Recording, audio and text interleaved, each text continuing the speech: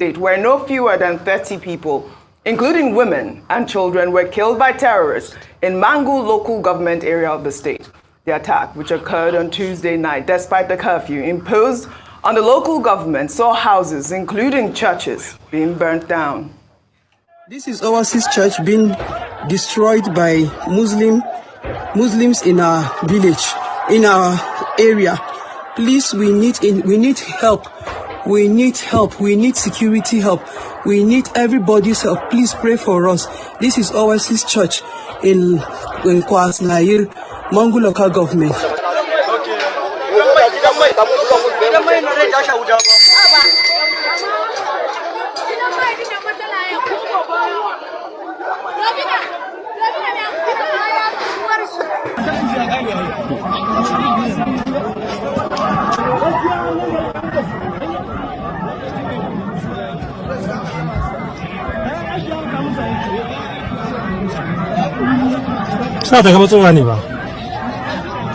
My heart goes out to the family members of those 30 victims who died. Yesterday, there was this rhetoric on social media. People were calling it ethnic cleansing or religious cleansing. Let me take this tweet from... All right, before you take that tweet, let me quickly come in. Good morning, good afternoon, good evening to every one of you, my people. It's good to be back here again. I believe we're going to start talking on time today. I'm going to be posting out a link shortly. But as you all can see what is currently going on right now in Nigeria, what is wrong with Nigerians? To be honest, I'm beginning to ask myself, what is wrong with us? Are we this quiet? I don't understand. How much can you be pushed before you can tell someone stop? How? Because the kind of things we take in Nigeria, then I'm beginning to ask myself, what is happening? How much do you want to be pushed before you can say stop? Eh? Under Tinubu, they slaughter people like saying a chicken. Anyhow, none of the elders that we know speaking for us. Rather, they're speaking for themselves. The one that is even speaking against Tinubu's regime, they are speaking against Tinubu's regime because they have not been given any appointments. Not because they care about us. See the situation we find ourselves. When we they talk that day, some of them say, no, why you they hate Tinubu? Why you hate Buhari? Why you hate Obaseki? Why look where we are today. It's very sad. Very, very unfortunate. We are going to analyze this. We're going to talk about this shortly. But before that, I'd like to quickly acknowledge some of you on the comment section, even though I've showcased many already. Mother of all, Mommy Diaspora, good evening to you, Mommy. Thank you very much for all you do. Thanks for your encouragement, your love, everything. I appreciate you. Thank you very much, Mother Patricia. I appreciate you always. Thank you very much, Martina Abasu TV. I can see you are with us today. God bless you. Thank you very much, Olga. I can see you right there. Osaga Daddy, good evening to every one of you. CXL, thank you very much for joining us. Ejidema just coming in. Thank you very much. Evie Jack, I can see you as well. Thank you very much, Mario Samoge. Thanks for joining us. Good evening to you. And I can see Nell James right there with us. Jacko Obedient is with us as well. Sagovo Konga is with us. Push Mom is right there in the building. Good evening to every one of you, my people. Lucy Eno, Stella Affini, and many others right there. Guys, do your part. Press on the like button. Help us to share. The situation in our country right now is not pleasing. Is not, in fact, it's really, really, really, really pathetic. You know, this is not like just normal suffering right now. See the way that they slaughter our people, God. I don't know whether I want to see the video where they burn a whole family, Christian family. I don't know whether I want to see the video, but the video is very gory. It's not what we can show. And I don't know whether any of my admins don't put out for inside the WhatsApp group. If not, I'll post it there. A family, father, mother, son, daughter. See as they're beautiful. They born all of them alive yesterday in Plateau State. It just be like saying a goat, you're the die. So you'll be like saying a goat, chicken, and all that. This is where we find ourselves. When we they talk, some of you were attacking me, attacking us on this platform. When you know that I have, at least by God's grace, I have option. I'm in United Kingdom. I can choose not to visit Nigeria throughout Tinubu's regime because I don't want to suffer. Even the people in Nigeria right now, both rich and poor, many of them that have the privileges and the how do I put it, on the resources, they are traveling out of the country right now. They can't stand it. In fact, the current situation in Nigeria right now is not about the poor or the rich anymore. It's affecting anybody that is right there. So it's crazy. When person wey no road, they show now road. Una know they listen. All you do, you insult us. You send us series of emails. Even as of today, we still have these people defending this satanic APC and Tinubu. Yes. Their common say is, oh, not be Tinubu starter now. After all, the thing that they happen for Buhari time. Can you imagine? You get video I go play for now. Just I'm gonna see one elderly man defending this whole thing. It's pathetic. Let's move on. I appreciate every one of you. Let's listen to Oshiomhole. Who actually posted a video of a man that was butchered.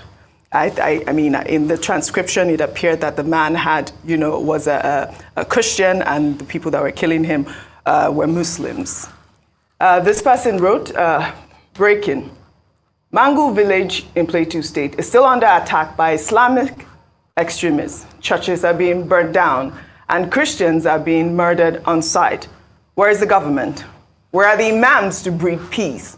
Nigerians in the Middle Belt are not safe. Well, Ufode wrote, it's really sad how Christians in Plateau State have been brainwashed into believing that any attacks on them are done by Muslims, making specific references to Fulanese. This dangerous rhetoric perpetuates prejudice and hatred towards Muslims and only serves to further divide communities. It is important to condemn all acts of violence, regardless of the perpetrator's religion, and work towards promoting peace and understanding between different religious groups. Blaming one group for the action of a few only leads to further violence and discrimination. Well, Sanwo wrote, killings are still happening in Mangu town of Plateau State.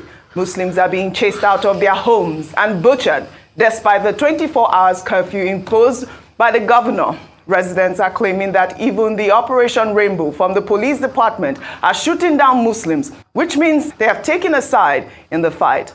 All these are happening under a watch of a Muslim president and vice president. That's the rhetoric online. Rufai, go ahead.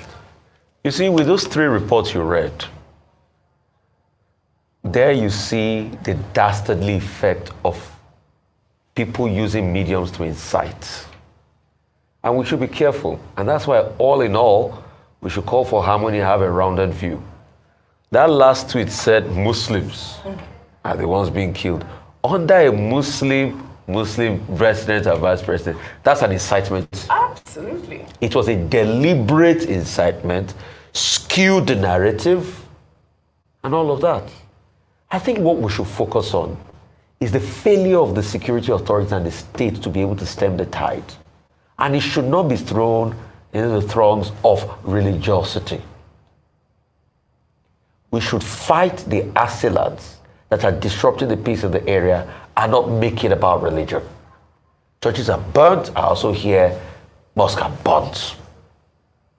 But what is most important is how can we keep the peace? Because you see, it is narrative like that under Muslim president. The family where I put for screen soon, now they born alive yesterday. All of them, both papa, mama, all of them, they born all of them alive. It's very sad. We are just quick to move on when things are happening right now in Nigeria. I don't understand. And you see, it is narratives like that that feed into our election process.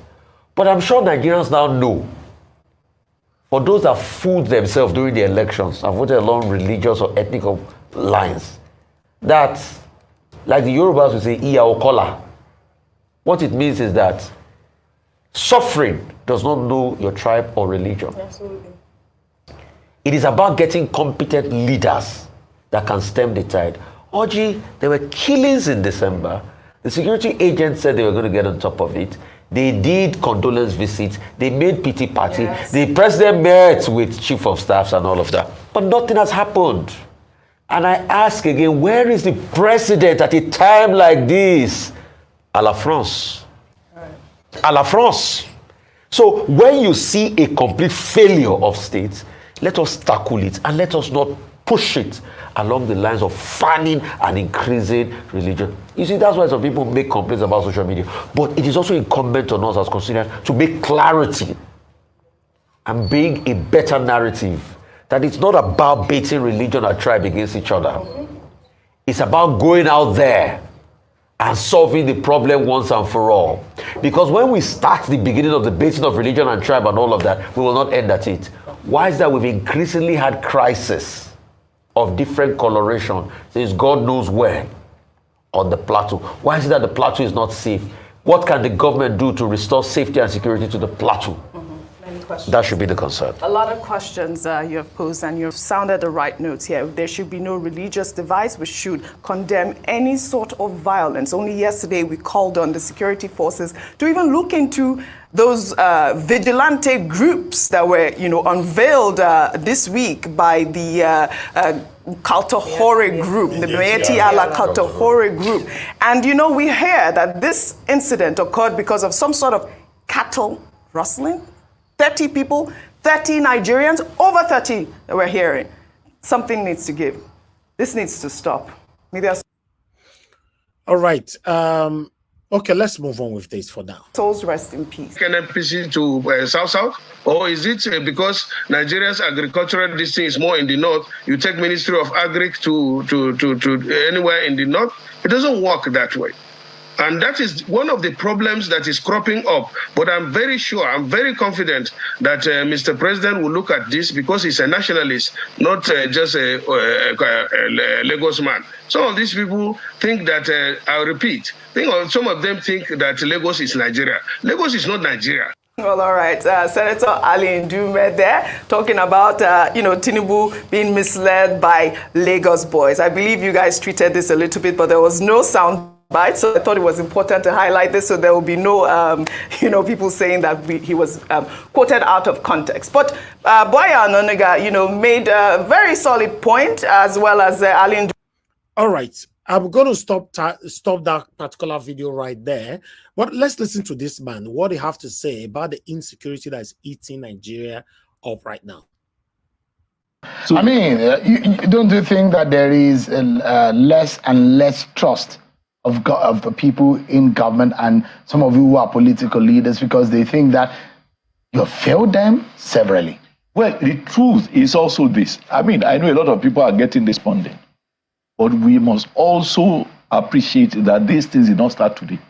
Nobody in his right senses, for instance, will say that it is Bola Ahmed Tinubu that created the insecurity situation we are in. The Buhari government promised that it's going to wipe out insecurity. But you see, you will recall. Although Mr. Adesina was saying that you didn't mean what you said. No, about you saying that Buhari does not. I never made any negative reference to Buhari in regard to insecurity.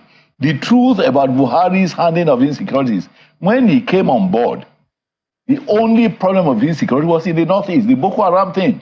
Before he came on board, 24 local governments in the Northeast were effectively under the control of Boko Haram. But within 2 or 3 years, he eliminated that. He got people, resettled in their homes. He got, the 24 local governments liberated, and, there was. But we had so many other insecurity situations almost across all the parts of the country. But is it government that is bringing about this? But government has promised that it's going to. Yeah, but they have always. There's no government time. Is responsible to secure the people. Let me tell you. You see, isn't that a failure in some sense? The crisis about insecurity is about war against a war of soft targets. Criminals will never give notice that they are going to strike anywhere. So there's no way to prepare for. What's the place of intelligence? And intelligence gathering. You would ask the security forces, not the president. But the president's role. Control. The president's role is to provide whatever they need. And you would also agree with me that the gunboats that the military before Buhari never got to buy. During Buhari's time, more than 10 of such were acquired. Even now, that acquisition of more gunboats, is good. Because I mean, I have also said, you see, when you are fighting insecurity, remember that some innocent people are in the custody of these criminals. If you just, think it is about a kinetic war, about a physical, bombing, those who are victims of insecurity will also get bombed. I mean, there's a reference when Mr. Femi Adesina was there on the launch of his book, and I referenced what you said about the style of leadership of Buhari. That just gives you an appointment, but he never even check on you, if you don't. But I have also stated with regard to insecurity that he did very well by liberating all the local governments in the northeast, which were then under Boko Haram. That's certainly you're not changing the fact that Buhari will give you responsibility and will never check on it. He gives responsibilities, but he's not too. With due respect, he's not very effective in supervision. Administratively, I'm saying now, not about the war. Of course, the war commanders are answerable to him, and I believe they were always holding, meetings with him to chart new courses and to make their demand. We have never heard of any complaint from the armed forces about they being, shortchanged with regard to, their requirements for the ongoing insecurity war. Let me get your view. Senator Alin Dume on this program spoke about the relocation, and he reacted to it, of some departments and agencies of government to Lagos. And he was warning the president about that he might have some political implication. What are your views on that? Well, Ali is my very good friend, and I respect his intelligence and his spirit of nationalism. But I want to say with due respect to him, I know a number of Northerners are taking this issue too personal. Look, Nigeria, the central bank being in Abuja, it's not in Abuja because Abuja is in the north. It's in Abuja because Abuja is the capital of Nigeria, and to that extent, Abuja belongs to all of us. For instance, nobody can drive any person away from Abuja. If any agency of government finds it convenient for administrative purposes to relocate any department, why must it be tribalized? Why must it be, made, an issue of north-south dichotomy? I think it is rather unfortunate, and it does not speak well of those who see this as perhaps, if wherever any department of government is, can anybody of any tribe be prevented from accessing it? So you think it's okay? I think so. I think so, and it's rather petty. How do you then douse the tension for those who think that this they need to be educated and to be reminded that Nigeria belongs to all of us. At our level, at the level of Senate, at the level of National Assembly, at the level of ministers, we should think as Nigerians. We should not, be, too, clannish, if I may use the word. I think it is unfair, and you wouldn't expect that it will be the president who will say, governor of Central Bank, take one department. Who would have as well, if that were feasible or possible, he would have well said, take Abuja back to whatever. These are departments, and for administrative purposes, any part of Nigeria would remain home to every department of Let's take a break now, Mr. Shido. Let me get a final word from Mr. Adebayo Shitu on the program today. Where do we go from here? There seems to be a lot of division in the nation under the President Tinubu's watch, and they're largely religious, ethnic issues. How do you think the president can deal with this? Well, just about 60 seconds ago. God would advise him, God would guide him, God would support him. Let me say this, as a Muslim, I'm trained to pray for all our leaders. Because if they get it wrong, all of us will be negatively affected. So I want to appeal to everybody in this country that the best they could do for Mr. President is to keep praying for him, because he's a human being like the rest of us. So that is very important. He needs prayers, he needs guidance of God, and he needs the support. Finally, to Mr. President himself, he must take the rightful action in redeeming the local government system in this country. The local governments are under a state of comatose because our governors, most of our governors, will not allow them to be. And nobody seems to care about it. We have a three-tier federal government. How would it be if the federal government were to start compromising the resources of the states? We need to go. Do you feel disappointed that appointments have not been fully... Well, it will come. I mean, You've not gotten any... Well, it doesn't mean I will not And get. you're very loud voice. Well, I did my best. I can assure you. But you're that, hoping for something, isn't it? Well, if it comes, I mean, I am not jobless, but if it comes, I will see it as an opportunity to further contribute to national development. Unayeram, so I don't know why they speak like this. When you see people like this, they are talking in favor of the satanic government and talking against the people that is passing through the excruciating pains. Then you know there's something they are expecting from the same set of people that is causing us the pains that we are facing today. He just mentioned that, yeah, appointment. Of course, I'm waiting. If it comes, I will take. But meanwhile, let's quickly divert. Pastor Ize-Iyamu, as yesterday, the Edo State governorship election race, yesterday we reported and the circulation going on that Ize-Iyamu were kicked out from the race. But he came on today, although somebody actually called me, say, oh, Pastor Ize-Iyamu, he go channels and he's still there, arise right now and all that.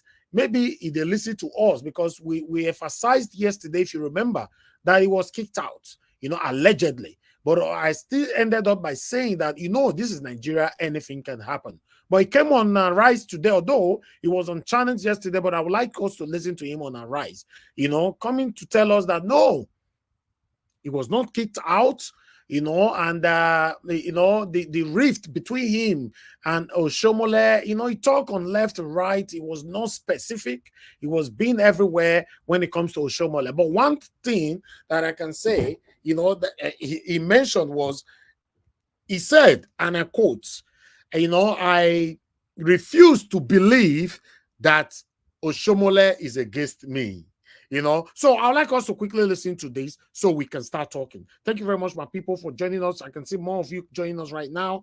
Do your part. Press on the like button. Help us to share. God bless you all. Let's quickly listen to the next, maybe 5 minutes on this. Then we'll start talking. The competition for who represents the top political parties in Edo State is one that will be closely contested as the search for who takes over from Edo State Governor Godwin Obaseki heats up.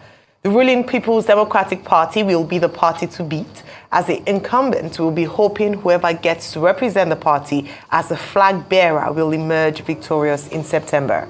However, the main opposition, All Progressives Congress, will be looking to cause a major upset to displace the PDP in Edo State, and one man that will be seeking to secure the ticket for the third term under the APC, or third time under the APC, is Pastor Osage Ize-Iyamu. The two-time governorship candidate has insisted that he is still an aspirant for the September 21, 2024 governorship election in Edo State. He was reacting to rumors of his disqualification from the All Progressives Congress primaries next month. Reports emerged that Ize-Iyamu was among the 23 aspirants purportedly screened out of contesting the party's primary elections by a Professor Julius Ihonvere-led committee in Abuja. Ize-Iyamu maintained that no screening committee disqualified him from contesting, even as he noted that allegations of interference in the party affairs leveled against Oshiomhole were baseless. Joining us on the morning show to discuss his ambition as he seeks to clinch the ticket for the third time under the APC is Pastor Osage Ize-Iyamu. Good morning and welcome to the morning show. Good morning. Thanks for inviting me. I'm honored to be here. Good morning. Well, good to see you again, Pastor Ize-Iyamu. I recall that, was it in 2019?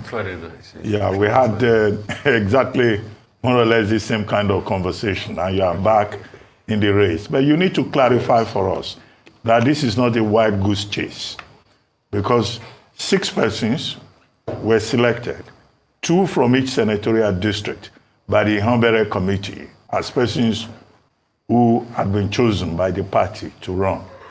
But you are defying the party, and was it yesterday you took the expression of interest and nomination form?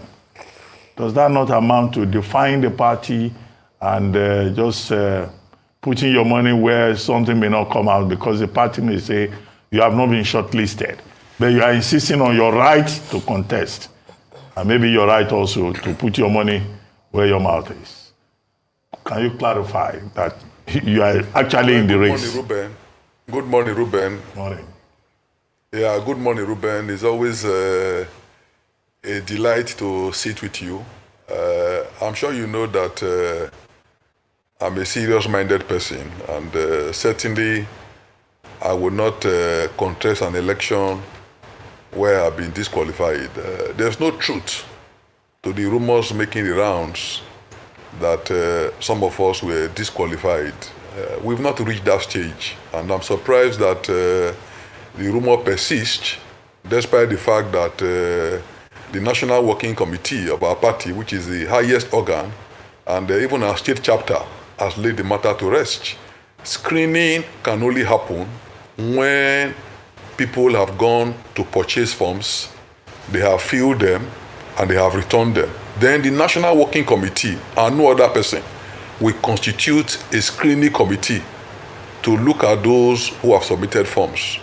Before now, we had not collected the forms, so we're not even aspirants properly so called. At best, you will call us aspiring aspirants. But the moment you pay for the form, like I did yesterday, I cannot actually answer the name of an aspirant because I have paid the expression of interest form, I have paid for the nomination form, and the party has given me the requisite forms to fill. So now I'm an aspirant, and it's only an aspirant that can be screened. And even when you screen, there is still a room for an appeal committee to look at any person who might be aggrieved by reason of the screening. All this have not been done. Screening will be done in February.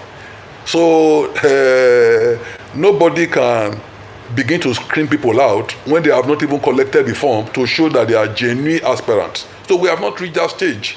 What happened that people are making so much fuss about was just a committee set up to interface, not screen, interface with the aspirants and make a recommendation, not a decision, make a recommendation. And of course, you know, they met with us, and you know, even before they made their recommendation, it was already in the public space, and many of us said, look, the integrity of the report is already being compromised, and we heard so many things, but I don't want to wash our dirty linen in public. What is important is that the national that should speak have spoken, and they have said, anybody that wants to go and collect form, please go and collect. And that will close on the 29th of this month. So nobody is bad. Nobody can be screened out. When it is time to set up a screening committee, the national said they will do so according to their timetable, which is in February. And then we'll submit ourselves to them. And if they disqualify anybody, we also have a right to appeal. And let me also say here too that the issue of disqualification is a serious matter. It's not what you do arbitrarily on the basis of your discretion. There are constitutional provisions which the party adheres to that will warrant somebody being disqualified, because if you disqualify somebody unjustly, he has the right to go to court. So the party is conscious of it, and APC is a well-organized party. So we have not reached the level where you are talking about disqualification. What is important now is those who say they are interested. It's not enough to just say it. Show your seriousness, go and pay for the form, which I have done, and a couple of persons have done. As at the last count, I'm sure around 7 of us have paid for the form. So that 7 plus anyone that will also pay before the 29th will now be the legitimate, genuine aspirants. Everybody who was saying they were aspirants before, we're just talking. You know, what makes you an aspirant is that you have collected expression of interest form, you have paid for the nomination form, and then you become an aspirant. That process is on. So it's premature for anybody to talk about disqualification. We have not reached there. If the party in its wisdom decides to disqualify me, I'm a loyal party man. You know, the moment they disqualify me, I'm out of the race. But I can tell you that we have not reached there at all. All right. Okay. Thank you so much for clarifying that. Even though The leader of the APC in your state, Senator Adams Oshiomhole, had said that he was back in that committee. So maybe my question then would be that how do you then gauge your chances in terms of the support of those who would be at the primaries to select or perhaps vote who would be the flag bearer of the APC in the state? And added to that would be that, as I mentioned during the introduction, it's your third term seeking office. What would you do differently now that Governor Obaseki has the incumbent factor, so he might be leveraging that? He also would be supporting, of course, the PDP flag bearer, whoever emerges. What would be your strategy different from what you've done in the past, especially now that you even still have to battle the acceptance and the support from your own party and then cross the hurdle of a cross-party election? Well, the reason why in my party it appears that we have a crowded feed is one, the general belief that the governor has not done well and that people need change. So because of that, everybody wants to offer himself for that position. And then number two, every area of the state also feels marginalized. They feel that nothing has happened. And so there are people that beckon to them to say, look, it appears as if until we have a governor, nothing will happen in terms of development. So let's also sponsor our own. So there's a big cry all over the place for their sons to become governor. So that is why the field is so crowded. But the process is simple. In the APC, we have three modes of doing primaries. One could be consensus, everybody agreeing to support somebody. The second one could be direct primaries, all registered members going to vote in their various wards for their preferred candidate. And the third one is indirect, where we have to elect delegates who would gather together in Benin, the state capital, and vote for their choice. But the stakeholders of the party met with the national leadership, and we voluntarily agreed that we would prefer a direct primaries, which means all the members will vote. So we're talking about members voting in 192 wards, of the state. I'm confident that I would get the ticket because in terms of name recognition, in terms of antecedents, in terms of trust, and in terms of who our people are yearning for right now, I think to a large extent that that will stand me out. I've gone around the 18 local governments of the state, and I can tell you that the reception I received in each local government, no other aspirant has been able to match that. So the issue is, I know my strength. I didn't just come out because I was so desperate. In fact, I took my time. But from all over the state, people kept talking to me to say, look, you don't give up. We all want you. Every time we see this government, we all realize that you ought to be there. And, based on their persistent call, I had to come out. So I'm very convinced that in the 192 wards, there's no way I will not have the upper hand. I'm convinced that I will win, and by the grace of God, I will win. Now, to your last leg of the question about what I would do differently. Well, twice I have contested, and funny enough, the first time it was in the PDP, and I'm sure you all know what played out. I won't go into that. The second one, again, it was in the APC. So the reality is that the two strongest parties in the state, at one time or the other, have given me their platform.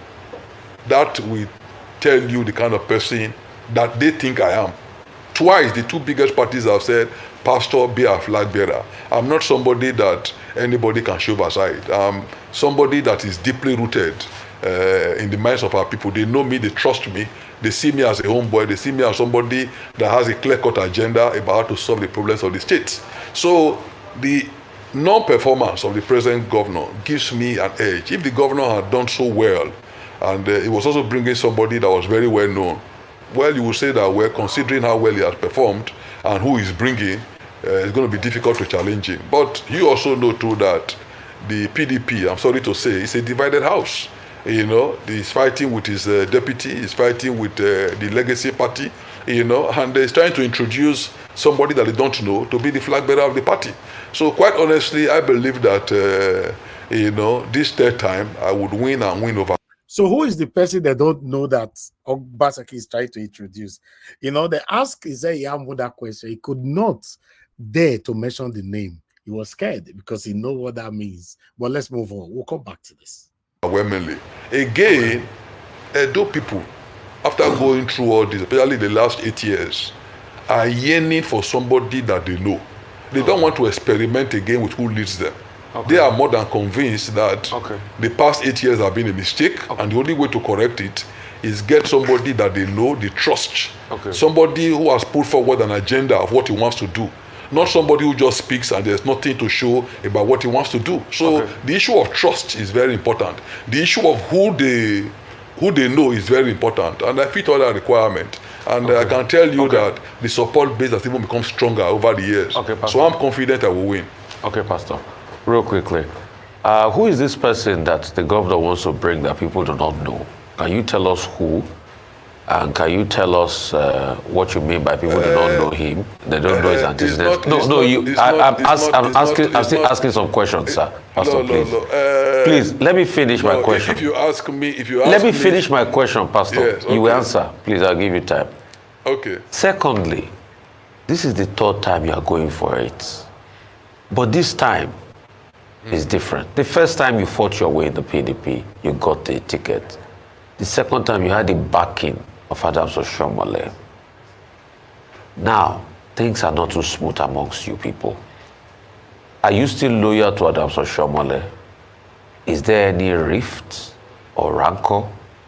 And how do you think you can surmount it this time when you are already seeing the signs that the ticket might not go your way? And lastly, if in a case the ticket does not go your way, will you still run with another lesser party platform? Those questions, sir. Thank you. Well, to answer, let me start with the last. Certainly, I'm in the APC. And I get the ticket, I don't get the ticket, I remain in the APC.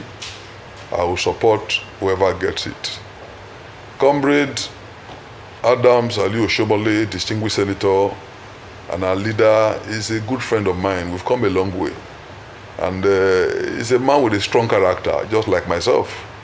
And anybody who knows our relationship will know that we disagree often to agree.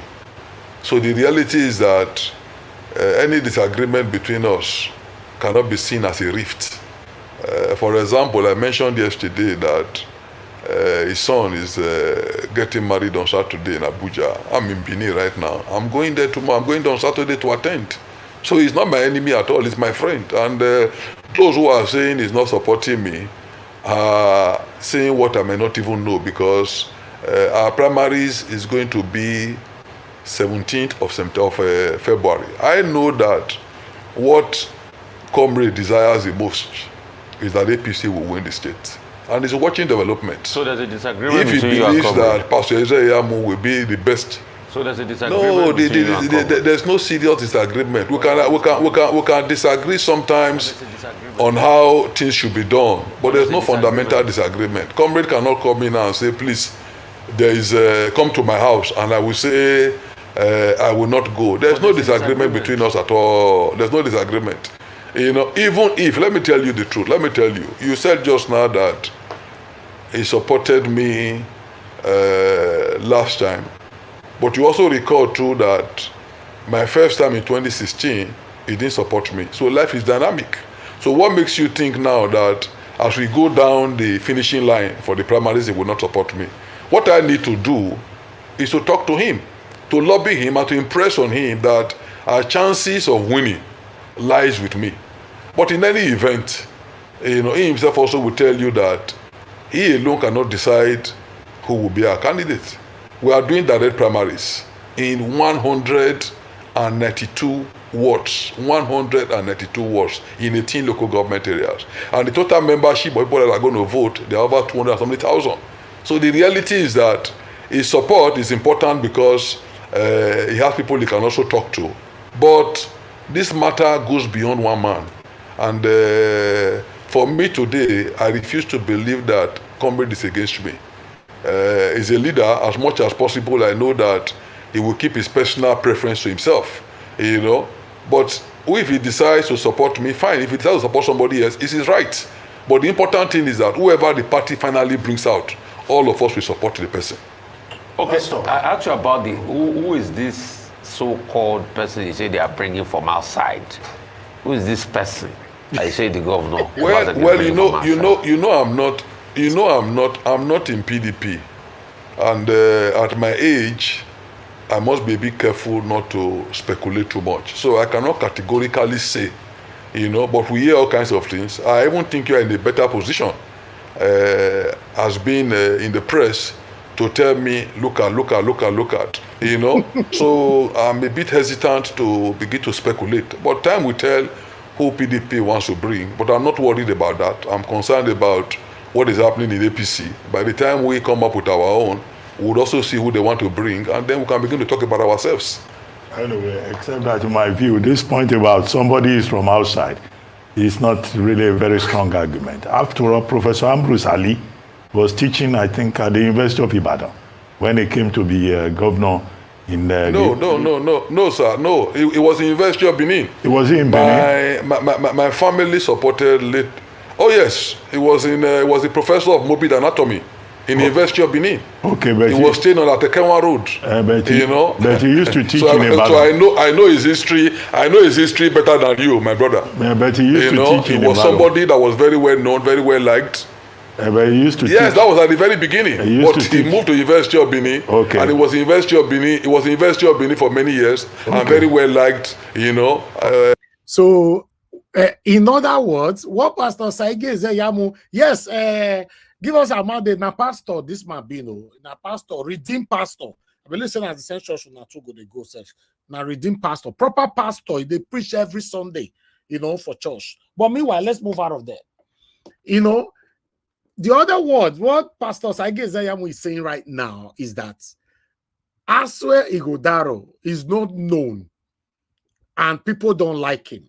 According to him, you know, so if Bruce Ali, people liked him and he was from Benin, he was living in Atekenwa Road and all that. So the question now is, Aware-APC, where you come from?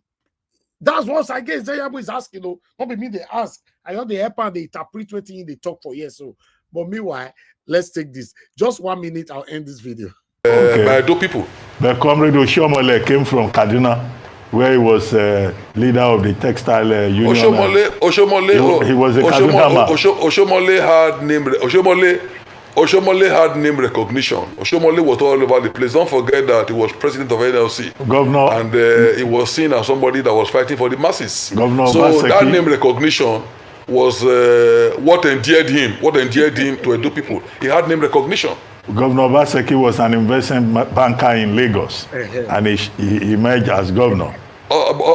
Obaseki, if you recall, Obaseki, with due respect to him, was an imposition that Comrade today is regretting. Comrade practically forced him on the APC at that time. And his election, I'm sure you remember that a day to the election, they had to postpone it. They cancelled it. I was at home getting set to move to my village when I saw a news break that the Edo election had been postponed. Why? They said, oh, there's no reason. Anyway, materials were already released by the central bank. All those were desperate measures to ensure that he won. So Obaseki is not a good example of somebody who came from Lagos and won. But I'm telling you that on the street today, in every town and city of Benin, they are saying, and they have a right to say so, that whoever they want to support as governor must be somebody who has lived among them, somebody that they know, somebody that they trust. That is their opinion. If you think it's otherwise, then you can educate me. But I'm telling you that all my feedback, people are saying, never again will they support somebody that they don't know. They want to support somebody who has lived among them, somebody they can trust, somebody that's accountable, somebody that will respect them, not somebody that comes from outside the state and wants to govern them. That is the general impression. Okay, but These people that people say came from outside the state, nobody has questioned the fact that they are bona fide Edo citizens who also have a stake, including people who may even be living abroad in diaspora. Nobody. No, let me stop that right there. So Ize-Iyamu is telling me now, that if me personally, Elvis, want to become the governor of Edo State tomorrow, so whoever that will be competing against me, we say that, oh, nobody knows me. I did not stay with them. I did not sit with them. I did not eat with them. I didn't go to the farm with them. What kind of statement is that? No, what kind of statement is that? Must I live with you in Igualiahe before I will become the governor of Edo State if I want to? You living in Benin City or Edo State, how does that make you superior than every other Edo indigents that lives abroad? You see, this is one of the problems we talk about here.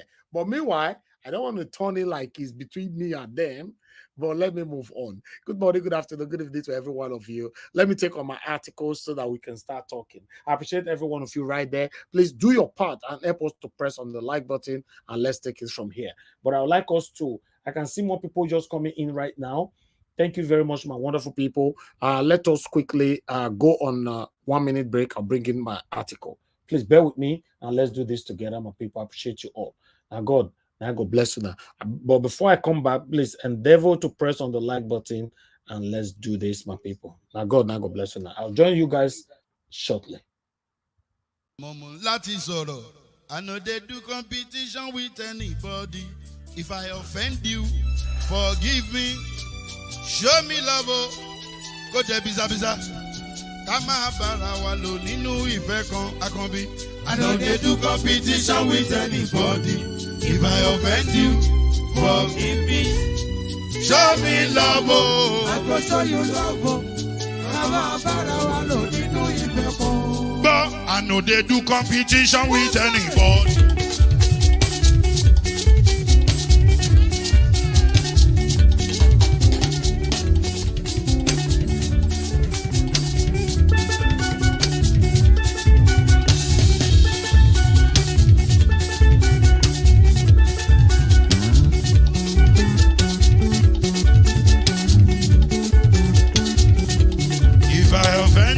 Forgive me, show me love, I go show you love.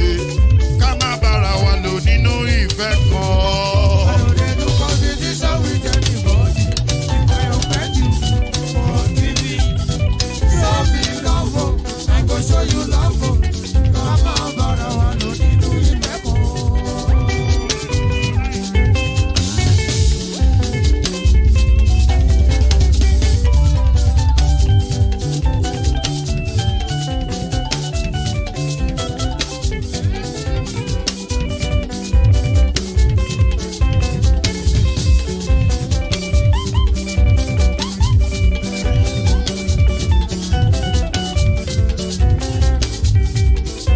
They do competition with anybody.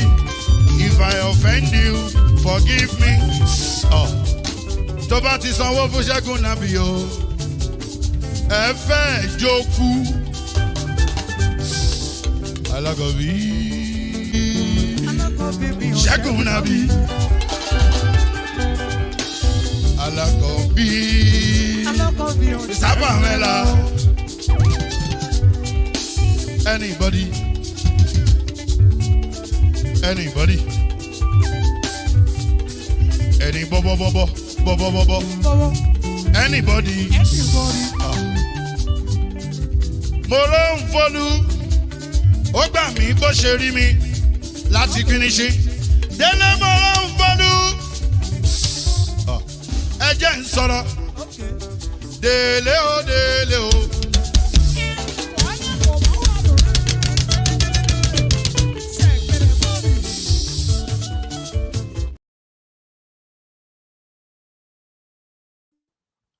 All right, all right, all right. Thank you very much, my people. Good morning, good afternoon, good evening to every one of you.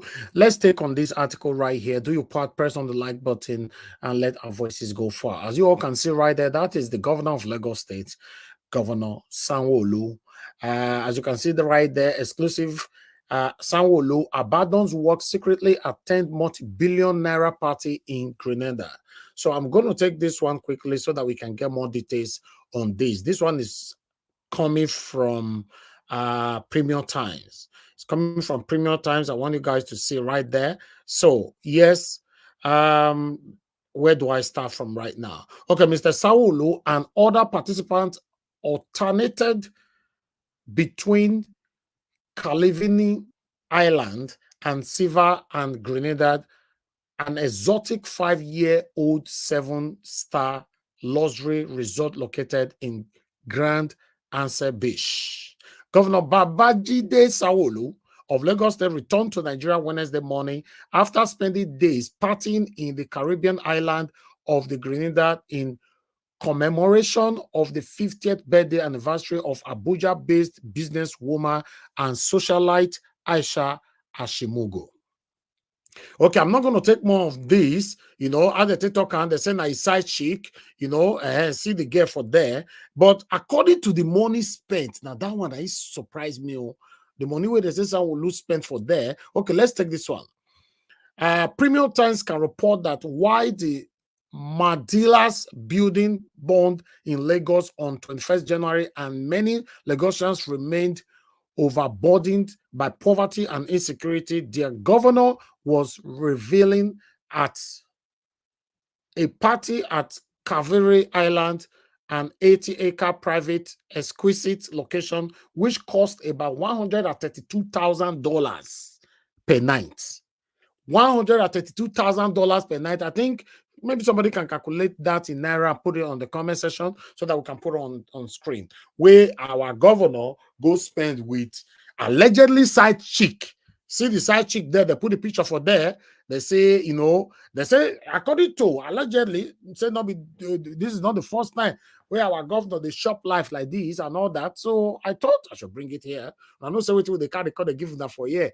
Now third party that what they can see them who call give una. Not be us. This one a mainstream publication. This is Premium Times. But meanwhile, I'd like us to move out of this quickly and showcase one more article so that we can start talking. Thank you very much, my people, for your time with us. I'm just going to take on the headline on this particular one, because of time, so that we can start. We already crossed 1 hour. Once we cross 1 hour like this, I don't want to spend more time in my presentation anymore. But as you can see right there, that is Afenifere. If I'm not pronouncing well, Afenifere. Yes. Afenifere sacked Ayo Adebayo as acting leader, constitute 21 members Elder Council headed by Shorty.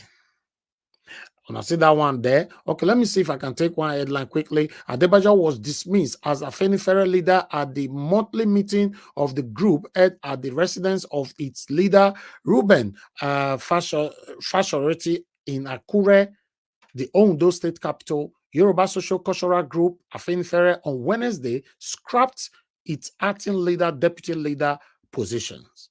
Ayo Adebayo had the acting leader position for blah, blah, blah, blah, blah, blah, blah. I'll leave that one right there. As I talked about before, I don't want to spend more time on this particular one.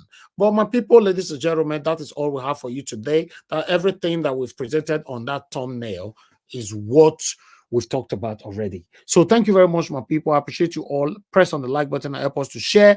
We are going to take it from here right now by calling in the first person that joined the panel today.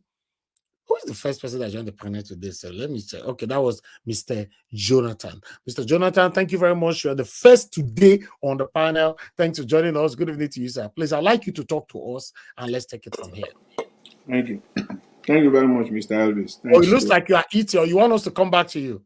No, I'm not. I'm just having my tea. Okay. Talk to us, sir. Thank you. Yeah. Thanks to everyone. Mr. Elvis, how are you doing today? Yeah, I'm very good, sir. It's just that it's pathetic with the story that is going on in Nigeria. I'm looking for we will report something that all will be jumping up and rejoicing here. But unfortunately, it's getting worse. Mm-hmm. Yeah, that's where we are in Nigeria, and things are not getting better. I want to welcome everyone, and greetings to all those that are on the panel and those that are listening in the comment section. Everyone, and welcome everyone. You see, let me quickly dwell on this Edo State matter. Ize-Iyamu, who is seeking, this is his third term, seeking to be governor of Edo State. I just want to say briefly, for me, what is it right now that this man has to be even coming out to say he wants to be governor again? Is it because he has money, or is it because it is his right? I have not heard this man for once in the last 12 to 18 months, how far my memory can take me, coming out to say anything whatsoever about the policies of the incumbent, whether those policies are good for the people of Edo State or not. Have not. Maybe somebody have something somewhere that he will bring out for us.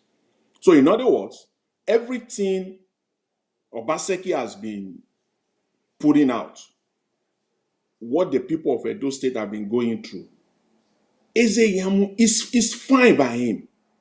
It's fine by him. Nothing. I don't want to dwell on their internal politics, party politics, who emerge or who does not emerge. My focus is on which candidate has the capacity. That's it. That's in the final analysis. That's what it all comes down to. They can do all their party wrangling, internal party wrangling. At the end of the day, it will boil down to who has the capacity to superintend over Edo State for the next 4 years. And this man can't. He has shown it. Nothing. We ask him even one question: what are you going to do differently? Of course, he's not going to do anything differently other than the fact that he just wants to be governor. I just want to have it, in front of my name, governor. And then at some point in my lifetime to be called former governor. You don't have anything to offer the people. If you do, this is not the time you will come out. You will have been consistent. You will have been coming out to say something consistently. Yes, Mr. Iyamu, you are desperate. You are desperate to be a governor, to become governor. You don't have Mr. Jonathan. Yes. This is the third time this man yes. They run. Now I do article they talk to school. This is the third time of him seeking to be governor of Edo State. You don't have anything to offer. If you do, you will have been saying something. We will have seen you. You will have been saying something. You will have been saying something before now, even passively, even if it is not in a proactive manner. You will have been out there. There is nothing you've got to offer or anything to do differently. You just want to be governor, period. So please, at the end of the day, it is the capacity, and Mr. Iyamu just doesn't have it. You are not going to prove your capacity to us in the next 6, 7, 8 months. We will have known your capacity before now. How do we know your capacity? Your antecedent, your position on every policies that the incumbent has taken. So that we can now compare your position now. Because it is now, you will now be coming against Obaseki. So what are we going to compare it with? People are not stupid. Again, politicians, please listen. What are we going to compare your position with now? So we will just take all you are going to say now and then run with it. And then you will become governor. And then it will be same. There is nothing to compare you with. At the minimum, people want to compare you with Obaseki. Everything Obaseki has done in the last 8 years now, running, almost 8 years now. What is your position contrary to those things? In a very, very strong way, then we will know. But there is nothing. That's why I say you don't have the capacity, other than you just want to be governor. So I just want to start by establishing that so that these people will know. You are just running just because you have the money and because it's your right. Yes, it's your right. You are a citizen. You are a member of a political party. Yes, it's your right. And then a lot of people are citizens too. A lot of people are also members of the political party too. They wish to be governor too, but they can't because they don't have the money. So it is then it comes down to it because you have the money to spare. That's it. You don't have anything for the people of Edo State, Mr. Ize-Iyamu. You don't have. Just forget it. And you don't have the capacity. I want to, just align and agree with Dr. Harun Ogoro. Everything he said in plain sight. That's where we find ourselves. I won't repeat him. I just want to agree with him in totality. The man that Mr. Sheung interviewed, the former Minister of Communication, Adebayo Shitu. See that man. If you all will recall, it was the same man that when Tudun Abiola was still one of the anchor of the morning show. It was the man, she interviewed the man. It always, you will remember that brouhaha that, happened between Tudun and this man, claiming to know everything. And they just use one word. He doesn't even know the meaning. And he's claiming to know the meaning of the word. And he said it was being attacked or being abused. And Tudun she had to go out and explain to him, no, I'm not abusing you. The word is not an abusive word. The word is only saying that to express yourself fully and more openly. That's what the word means. B-U-O-Y, boy. But the man took it differently. So what am I saying? This man always claimed to know everything and he knows nothing. He's just a politician. Became a minister because he's a member of the party. He's just a politician. He knows nothing. So, what's he saying? If it is good and all well, all of them will rush out and say, Mr. Tinubu, take all the credits. That it is Mr. Tinubu's handwork. But if it is the other way around, then you see the likes of Shitu coming out and saying it is not the responsibility of Mr. Tinubu. After all, there is a chief security officer in each and every state, so it is not the responsibility of Mr. Tinubu. They want to eat their cake and have it at the same time. It doesn't work that way. It deflected from the real issues. So if there is an economic success in Plateau State today, there is agricultural success in Plateau State today. Who takes the credit? Plateau State, for all we know it, is an agricultural state. Benue is an agricultural state. These people have land. They are full of farmers. You can see the landscape of this place, of these places. So if there is an agricultural success now, all of them will come out and be hailing Mr. Tinubu that all heaven must come down. But the crisis now, it is not Mr. Tinubu. Yes, you can see it is not his responsibility. He's nowhere to be found now. Who does that in a normal climate, in a normal society? Even if it is one of your citizens killed in such a manner. People died every day, yes, we know, for different reasons.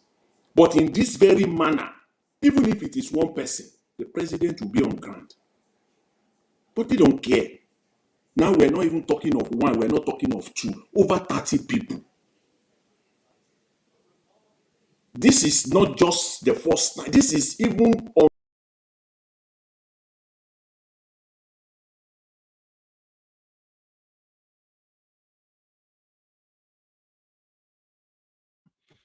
Mr. Jonathan, we lost you there. Please unmute yourself. Mr. Jonathan? Okay, we lost you. Can anybody hear me? I need to be sure if it's my fault. Yes, we can hear you. Okay, thank you, ma'am. Mr. Jonathan, you are unmuted, but we can't hear anything from you at all. Hello, can you hear me now? Okay, you are back. You are back. Okay, go ahead, sir. Okay. All right. So I'm You have 3 minutes more. Okay. Okay. So I don't know at what point did I went out? I don't know, to be honest. I don't know. Okay. But I know you're still talking about Pastor Ize-Iyamu.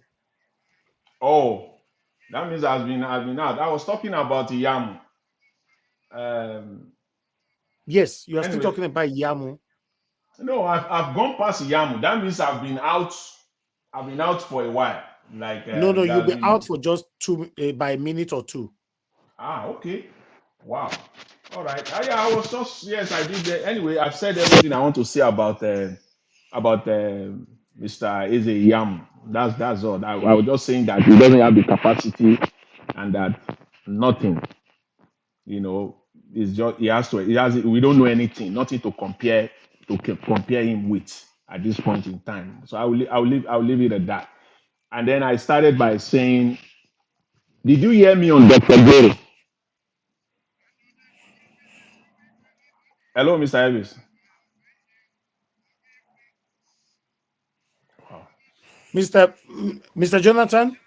Yeah, I think I just rewind back. You were talking about the massacre, the over 30 people that were killed.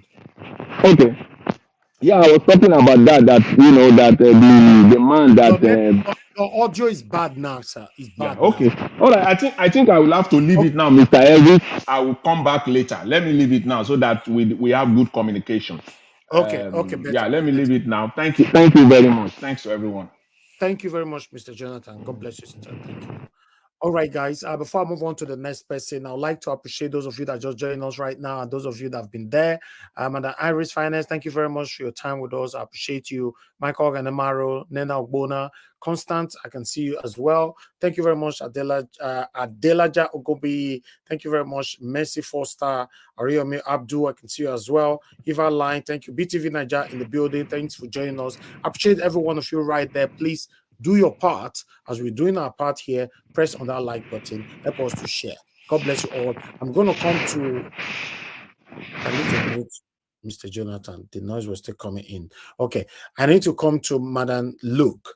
Madam Luke, thank you very much, for joining us today. Good evening to you. Please, I'd like you to talk to us. Good evening, Oga Elvis, Niger Watch family, and fellow panelists. Good to be here with you again. Another interesting session. Starting with esteemed guest Haruna Goro, who is always passionate from the northern part of Nigeria, to tell us exactly how we feel and how tribalism does not help solve Nigeria's problems. He still talked about the insecurity and hardship Nigeria is going through, and we all know that's going to get worse before it gets better. And about Tinubu fighting corruption, he categorically stated that Tinubu is a corruption genius, so we're not going to expect him to fight corruption because he has surrounded himself with all the corrupt entities that you can ever think of. Those with both foreign convictions and local convictions, and a trail history of cases resolved and unresolved. So there's no way corruption can be fought in terms of Tinubu's government. Buhari did not do it. Tinubu is not going to do it. Even Obasanjo did not do it. So it's a thing in Nigerian government that corruption, for you to be in power, you have to be absolutely corrupt. And that is why people like our principal, Obi, can never get there. Now we go to Arise TV with the Mango Village. I see now we have now started degenerating from, I won't say degenerate. We've now started crossing over from kidnapping and ransom to just pure mayhem, just burn down the village, burn down families, and just rain terror all over Nigerians. I don't know why Plateau State keeps coming up as a recurring decimal. This has gone on for over 20 years. Plateau State all over again. I know I'm not exactly sure what's going on there, or if it's just a base to set the whole country ablaze. I'm not sure. But you would have thought that since that's a hotbed, Tinubu would devote his energy and resources to make sure that that place is stable. Because if that place is not stable, it's going to creep all over Nigeria. We are having pockets in Edo State, Lagos State, Ibadan. This is, going all over Nigeria, and there's been nothing done about it. Now, when you come to religion, the people who are doing carrying out these atrocities, I wouldn't call them Muslims, because that would be an insult to the Islamic faith. I have lived with many Muslims, and we still have Muslims that live in our compounds for over 20 years, and we don't see this kind of behavior. So I think we need to remove that religious stigma. True Muslims do not act the way these barbarians are acting. Yes, they might be Muslims, but they are criminals.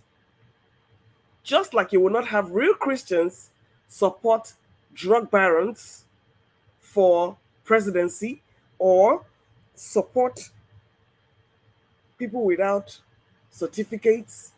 So you have fake Christians and you have fake Muslims. Everything just has to do with a criminal mindset. So whatever religion you practice has nothing to do with the criminal activity going on in Nigeria. It is a security issue, a purely security issue. And the moment you take that religion and tribe out of it and focus on these elements that are causing these problems, the better for Nigeria. All right? All this just has to do with destabilizing the country so that way the people can live in fear and can fight and they remain poor. This is all the game plan of the government, and that is how they will continue to rule. And with what's his name, Tinubu, and in France, and Bayo Nanuga and Ngelele challenging and defending his moving of all those parastatals to Lagos, they can deny all they want. We all know what's going on. Tinubu will take the most lucrative part of this government and store it in Lagos so that he can be under his control. The Northerners are not stupid. The whole of the Nigeria is not stupid. We know what he's doing. He's only consolidating Alpha Beta, like Madam Rita said yesterday, to turn that into another one-channel income for him and him alone, not for the benefits of Nigeria. So they can deny all they want. Adebayo Shitu, I don't expect less from him. He was a minister in Buhari's government. He is an Agbadorian. So I don't expect him to say anything less about Tinubu's government. Yeah, he's going to support his own people, and he's going to say whatever he has to say to stay for his own benefit, and also to make sure Tinubu fortifies his hold on the Nigerian economy. Like I said, it's all stomach infrastructure for them. So they will continue to work with Tinubu to make sure he remains in power because they gain. Edo State politics, I'm from Edo State, and the same marginalization that goes on around the country goes on in Edo State. So I had an uncle that was assassinated because he wanted to be a governor, because he was not a Bini person. He was assassinated all because he went to get a governorship form. So when it comes to Edo politics, I am not really interested in what goes on there. For simple reason, that born to rule mentality of the Benis is what always happens in Edo State. No other tribe is qualified to rule, and they will do everything in their power to sideline you. How Oshiomhole even got there, I don't even know. And you can see how they worked against him. So if you're going to go past that Oredo government and Ovia government, good luck to you. It's all within them. Moreover, why I'm not even interested The people of the vote of the people are not going to count. So I don't know why we're spending time looking for who the best governor is, candidate is, and who the best. There is not going to be none. What you're going to have, Edo State is going to be one of the G6 governors working for Tinubu, regardless of what party they fly. PDP, APC, they were going to go with Obey the Wind. These are cross carpeters from PDP to APC, one and the same. So it doesn't really matter who they field. From all the people coming out now, all of them have baggage. From Lucky Grenada, they're telling you that they have somebody they don't know, they cannot, somebody they don't sleep with, dine with, feast with, they're not going to vote for. Lucky Grenada was a homeboy. What did he do? Oshiomhole was not a homeboy, he was from another place. What did he do? They are all one and the same. All a bunch of morally and politically bankrupt set of individuals. So whatever they choose to do, good luck to them. But guess what? It is going to be an INEC and judiciary imposed governor, back to where we started from. So all I'm going to do is sit down and look. And coming to your Premium Times articles about Sanwo and his side chick, what else is new? He's the only one they caught, right? Tinubu is in France now. Do you know how many side chicks he's with and how much money he's spending? That is how our government officials roll. And as far as Pa Ayo Adebanjo with Afenifere, it's about time the man stepped down. He has tried his best for Nigeria. I think by now he should leave these tribal bigots who are playing internal games with this Yoruba nation alone and just watch and enjoy. He has done a lot for the service of Nigeria. And if he has been retired from the Afenifere, then so be it. He will always speak his voice, but he needs to leave them alone because at this point, there's no hope all around. Thank you very much, my people. Thank you. Thank you very much, Madam Luke. And other thing that I want you to also know, Madam Luke, you cannot become the governor of Edo State because nobody know you there. So we're in the same category because Pastor Ize-Iyamu just confirmed it just now that yes, nobody know you. We don't know where you live. You don't live with us and you don't eat with us. So, so we are not part of the people that will accept to become a governor of the state. Exactly. Very sad. All right. Thank you very much, my people. Let us quickly move on. I would like to call on Amashola. Amashola, thanks for joining us. Good evening to you. Please talk to us. Good evening, Niger Watch. Good evening, my fellow panelists and our guys at the chat point area. Every day I come here and we keep saying we don't know what tomorrow's news gonna be. Every day one sad story. Mr. Alex, Mr. Niger Watch, you can see that since they released and made those guys part of Nigerian Army, the repentant Boko Haram, the tempo of mayhem has just increased. And we keep looking, and Nigerians are just still managing because the I don't care attitude about Nigerians is the most painful part of the whole issue. We hate each other. I used to say it to people, but I was really feeling bad. Maybe I was saying the wrong thing, but it's obvious that we are wicked because it is not my family. It doesn't concern me. I don't care. Watching a full family being brought down for being a Nigerian, or is it being coming from the plateau that are not meant to exist? And then when they do all this wicked atrocity, they now pay into religious activities. It is the Fulanis that are doing their work. They just say the way it is. It is Fulani agenda. It is the Muslim agenda.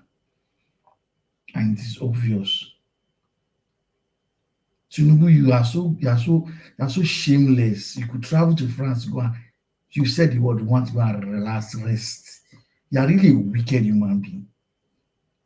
Your country is in shambles. Your country is not in peace. You have your mind to rest. When you were campaigning, did we tell you are meant to come and be the president of Nigeria and be resting? Are you meant to rest? You have not finished the tax, you are resting. Your vice has not. I've not since he's been there. I've not seen him come to say anything.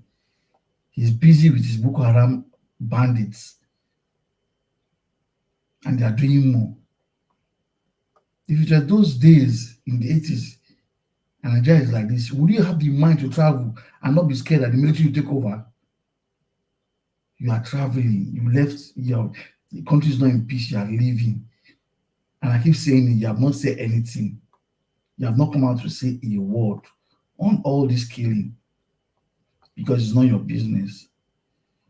Your cabinet are busy discussing about moving a department of CBN. It is just obvious that what will benefit you is what you're doing.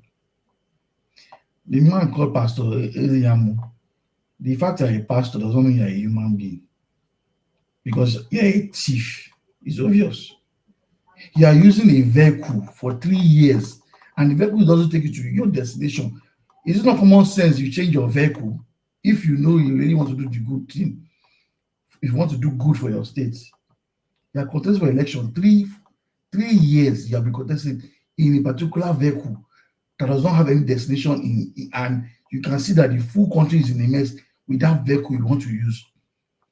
If you were really a serious person and you have the mind to help Nigerians, help your state, you shouldn't be the one talking about APC. You should be in Labour Party and dragging a seat in Labour Party.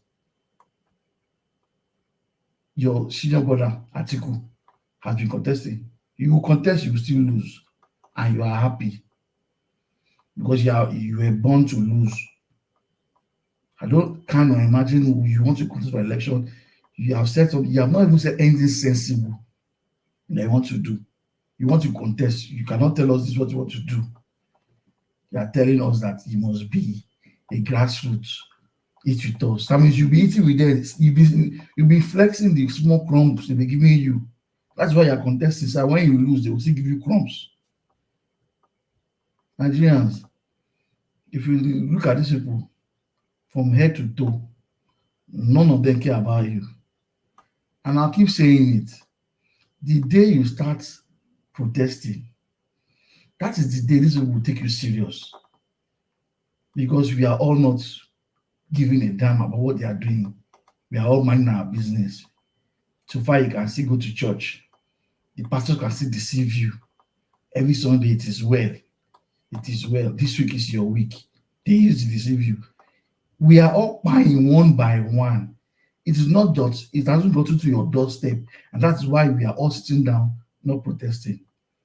My own advice for you all is to come out and advise yourself and be on the street and protest. Let this government know you are not enjoying it and it's not easy. Thank you, Nigeria Watch. All right.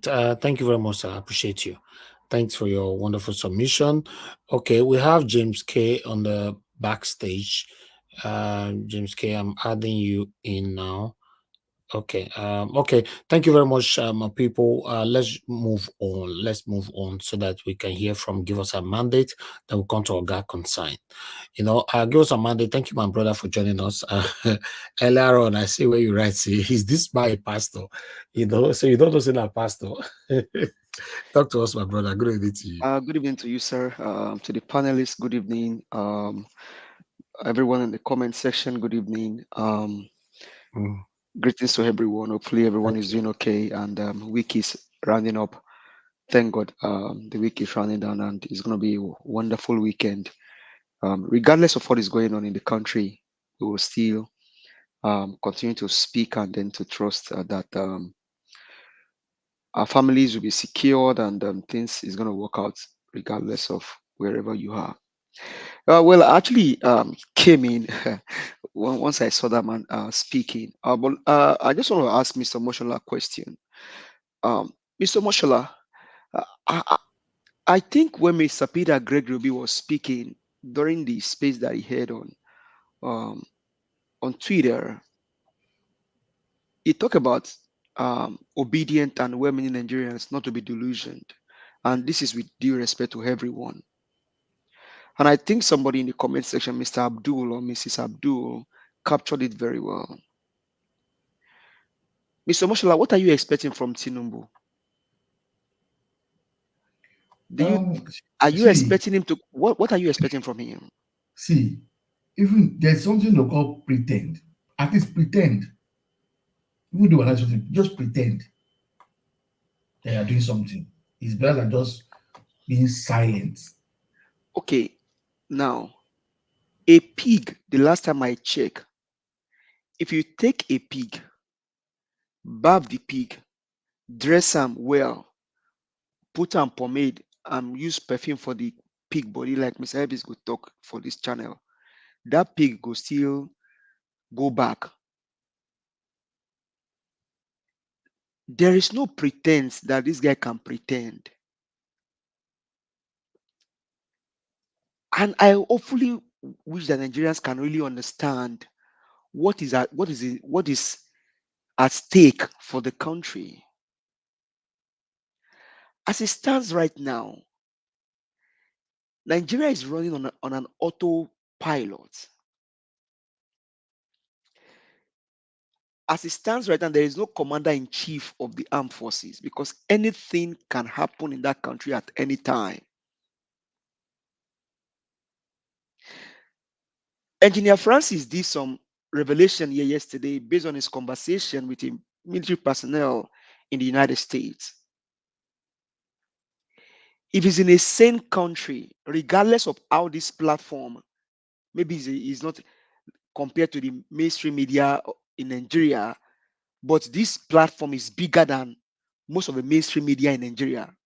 And I'm not saying that to make Mr. Ebis swell, no. There are some things that I would have talked about here, maybe 2 days, 3 days. That is when Arise or channels will be Arise, and channels even is not even out of it, it's out of it. But Arise will be talking to that news. Only if they can go and pay attention to what Engineer Francis said here yesterday, then they will understand what has befallen Nigeria. Now bringing that to the fact that if I call Tinubu a criminal drug baron, it is not an allegation. It is in the public domain. Mr. Tone told us here some days ago that I think in UK or London, when you see people wear expensive wristwatches, people harass them, collect the wristwatch. Now they pick some few Africans and then Nigerians were among them. They now started Googling Nigeria and they discovered that the person that they think is their president in quotes is an ex-convict, is a criminal drug baron. Now bring it down. What can you expect from a criminal drug baron? People are dying in Mangu, Plateau State, and some other part of the country. And the guy is jetting out to go to France to be back in February on the taxpayers' money. After the wife said that they don't depend on Nigeria money to live their life. Now the guy went to France. Was that out of his private money or the taxpayers' money? When people are lost, where people are a family of five was taken down in Mangu. I'm on a space right now, and then the anchor of that space is telling people how he is suffering from the PTS of Plateau. Now, this guy did not promise you anything, so he cannot say anything. The last time I checked, the Oro worshipper in Lagos State came out, defied their God, because the criminal drug baron had to be a president.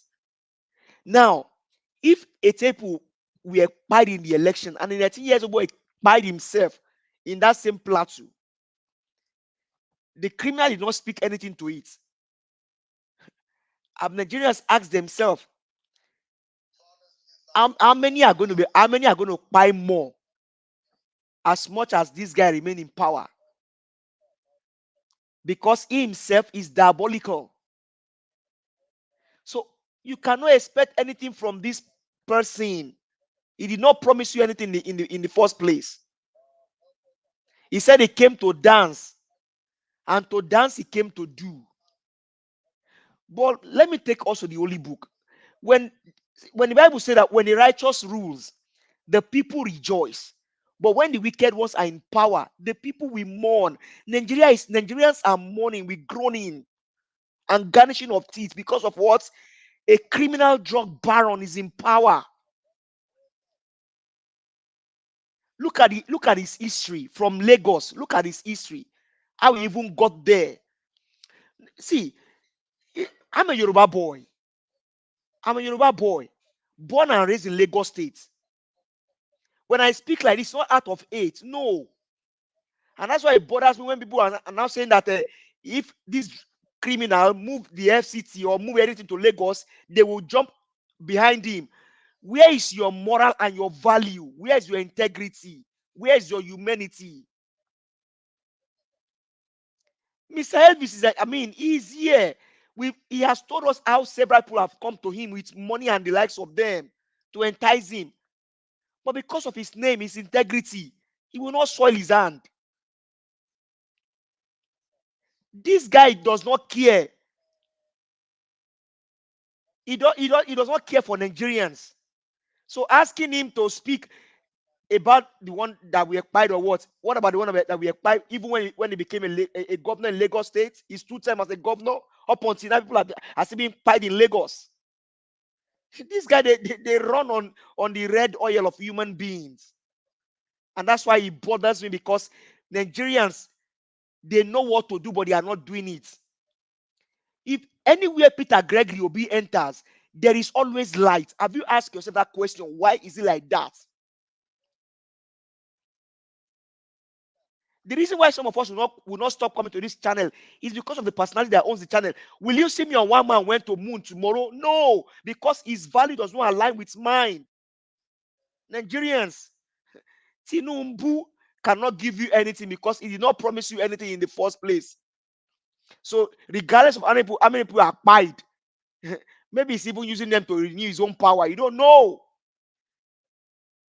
And that's why Nigerians need to arise. The last time I checked, they brought down Mandelas in Lagos State.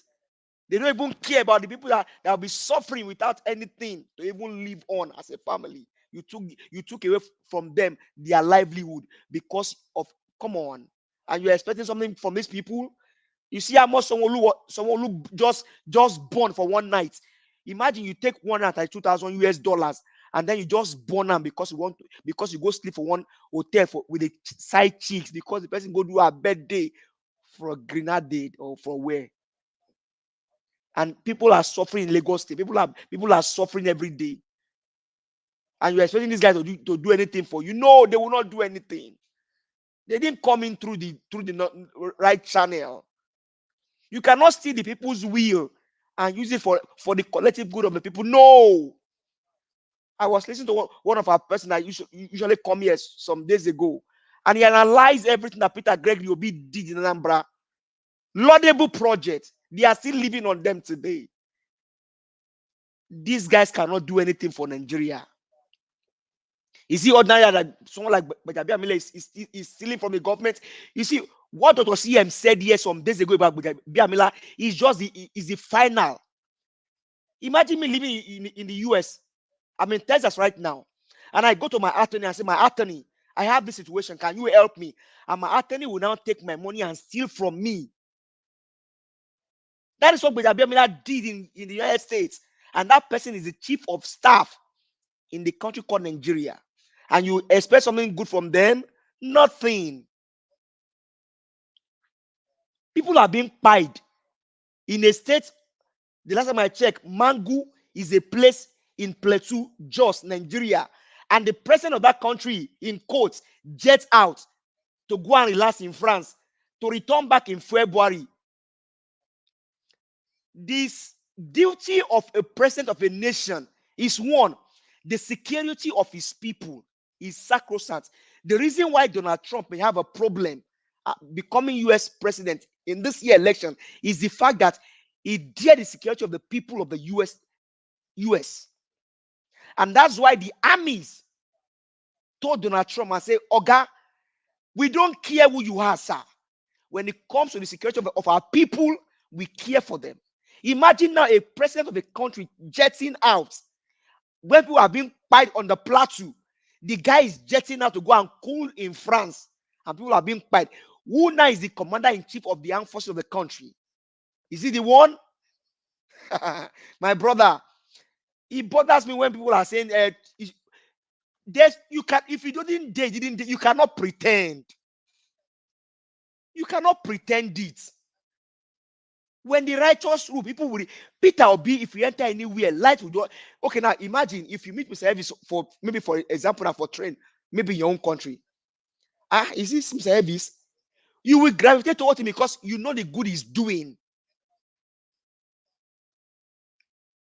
Now coming to Ize-Iyamu, people. Mr. Elvis, I asked that question because that prefix is being bastardized. And those people, don't let them carry you. Am I can't be more like his pastor? He say no. Don't let them carry you. Join body say now pastor. No. The template is there. What are your antecedents? Peter Gregory Obi template. Ize-Iyamu, what can you tell me to go and verify? Even though you have run for the past 3 years, I think by now you should just go and relax. It is not a do or die affair. It is not a do or die affair. Just go and relax. Just sit down. More so, you are behind Oshiomhole.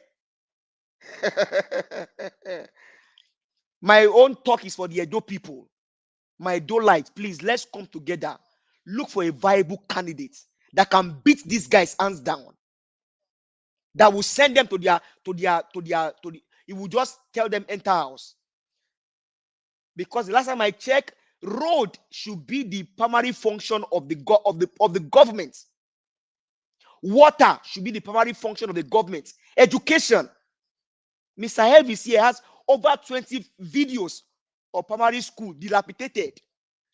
The one I saw, somebody had to go and volunteer to go cut grass in front of a school in Edo State. And you have a sitting governor. And somebody is saying that the governor tried his best. What's best? Can you show me which road Julius Baja tarred under Obaseki's 8 years? Is there any road, Mr. Elvis, that Julius Baja tarred during Obaseki's tenure or even Oshiomhole's tenure? Is there any road that Julius Baja tarred? Was there any contract given to Julius Baja under Obaseki and Oshiomhole? None. All na biscuits. You put your hand like this, you go to come quota. School, no day. Water, no day. And you say you are pastor. Hey, please. Just enter house. Please. Let's look for a viable candidate that can rescue the soul of Edo State. And my only reason for Edo State is because Uniben, that school alone gives me pain, because these are like Ivy League school in the United States. But these guys that got scholarship, they destroy every project. They destroyed everything. And you're expecting something from Tinubu. My brother, please, let's manage our expectation. Thank you very much, sir. Wow, that was a good submission. My brother gave us a mandate. I cannot even remember that you were here when we played that video when somebody volunteered to clear the grass at that primary school. Then was it primary school, secondary school? So yeah, that was a good referencing from you. All right. Thank you very much. Anyway, let's take some calls so that I'll come to orders right here. Thank you very much, Madam Origin, for calling in. Okay, I think we lost you. Okay, you are there. Okay, yeah. Thank you very much, man. Good evening to you. Please talk to us. Hello, everyone. I've just come to mark presence and to say hello to Dr. Haruna Gora, who is our elder statesman that cares deeply about humanity.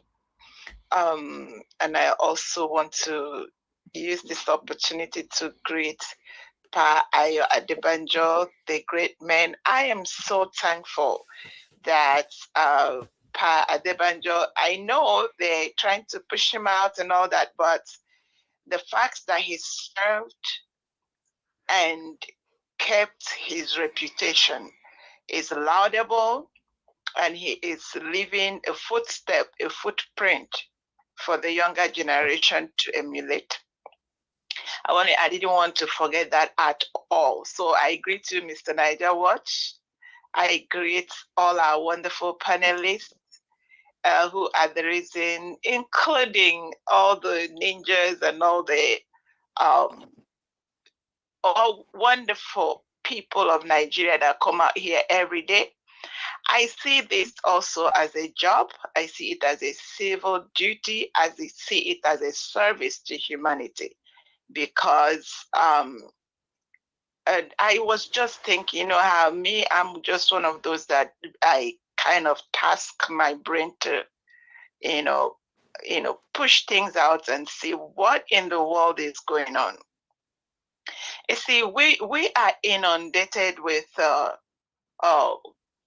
criminals.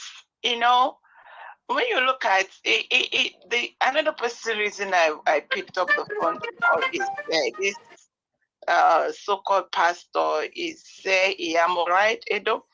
And when you remove the word pastor, he is Ize-Iyamu.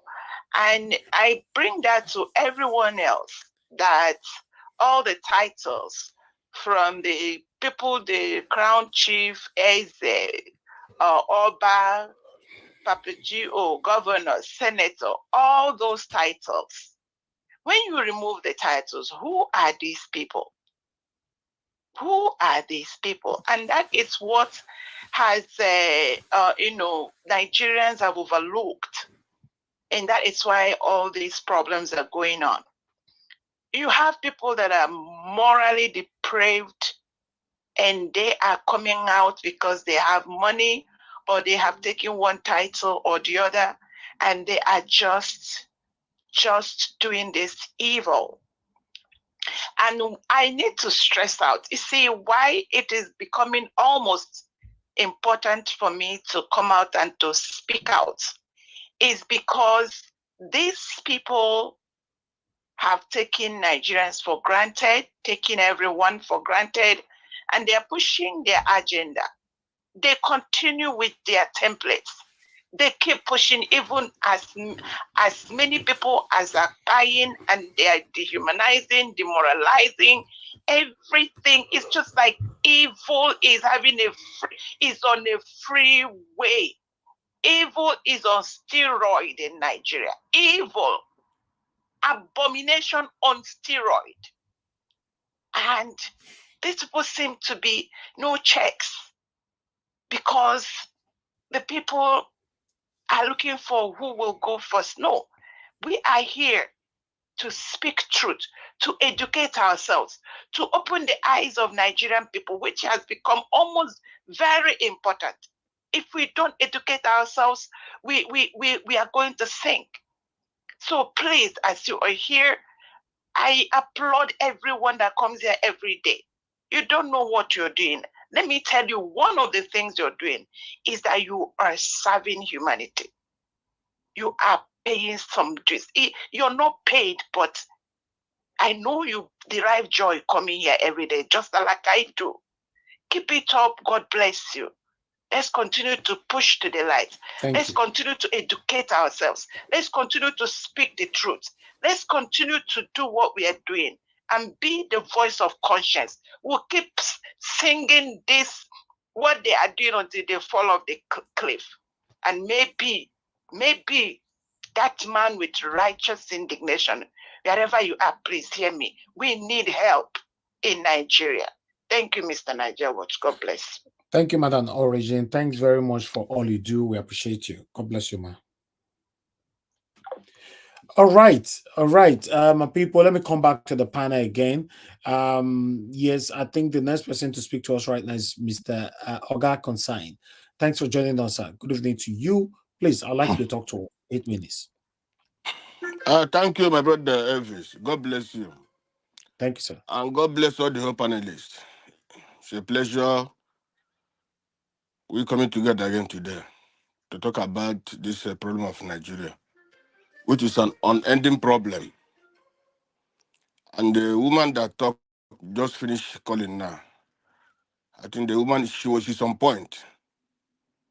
The place has been taken over by evil. Whether the devil is living in Nigeria now, that's what I don't know. But it seems like. Because nothing is working. Our young people, both the young, both the old, no more morals, no more value, nothing anymore. We see every day, it's like darkness is hovering over that place. It's unfortunate. Nobody is doing anything right anymore. But Dabanjo that is speaking the truth, now they remove him. That's how Nigeria, nobody, if you're a good man in Nigeria now, you can't stay. You can't last. If you're a good man in Nigeria now, if you're somebody who said the truth, no way. Obi You and are right. others were good. Oh yeah, You are Obi and very right, others sir. were good. Can I interject you, sir? Yeah, no problem. Obi and the Sorry, others were good. Okay. I should have said it maybe in my submission. Let's not forget that this story of Adebayo came out during the election, right? If you still remember properly, and that was when they had the fraction. Yeah, Now, I know. these are propagandas that they may be spinning. Let's hear from the Adebayo side of Afenifere first before we begin to help them spread their propaganda. Don't forget, these guys, they live on propaganda, they thrive on propaganda, and let's not spread their story for them. I am sure that Adebayo will come out with his own side of the story very soon. So let's not let them spread their rumor. Okay, my brother, you tell Mr. Dr. Elvis to put back my credit, my time, okay? Tell him. So You have it, sir. You have it. Go ahead. okay, thank you. God bless you. So from like we are saying, for me, I don't want to impose anything on anybody to say what you want. It's better anybody to say what. But for me, I think the most important thing is let us concentrate on this insecurity, because that is one thing that can overwhelm us if we don't take care. If you are not careful, honestly, if you are not careful, it will what kind of penal or what kind of penal of us. This corruption or what? That one has been there for more than 100 years. The country is corrupt. It's a corrupt country. But this insecurity, these militias, that is what we destroy that country. That is what we offend our families. Whenever our families are hot, it is going to affect us. That's why I'm only concentrating. Because the way these people are going, and that is why they bring in Tinubu. I said it earlier many times. How can people die in a community? A whole president cannot go there. That's why I'm still saying it every time. They know why they bring that man. They know why they put him there. Even now, the time of Buhari is even more better now. You see? Even the time of Buhari, Militiala didn't have their own militia army. Now, Militiala, I don't know who give them the audacity to go and make more than 1,000. These are Boko Haram, what they call them, repentant Boko Haram boys. That's what they go and they put together. Say they are their security now. What is this guy in River State? What if you go and bring out his own militia now? Then other people, every group can bring their own militia. What is going to happen in Nigeria? That's a big problem. Why should the government keep quiet? Mietiala, go and bring militias to be security, to guide the people, to wipe more people. I sent you a video today. I don't know whether you saw it, where the Christian leader in Plateau State was saying that the army fired about 3 people that day. Before that happened, army fired about 3 people that day. He confronted the army. Army said, no, it's not that man. Is not their member. This that. The man said, no, give them evidence that this is one of you. Now what they did was to hide that guy. Can you imagine a country? Is it important? I don't know how I'm going to call Nigeria a country. A country that the military personnel are fighting their people, innocent people, colluding with militias and fighting their own people. A country. Is the Nigeria a country?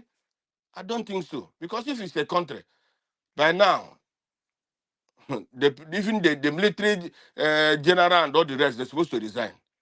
Or they're supposed to be arrested. This has been going on, and it continued to go on. Even there was a coffee, but still they did what they did. Burning churches and all the rest. But burning churches is not even a problem. Problem is, why are you buying people?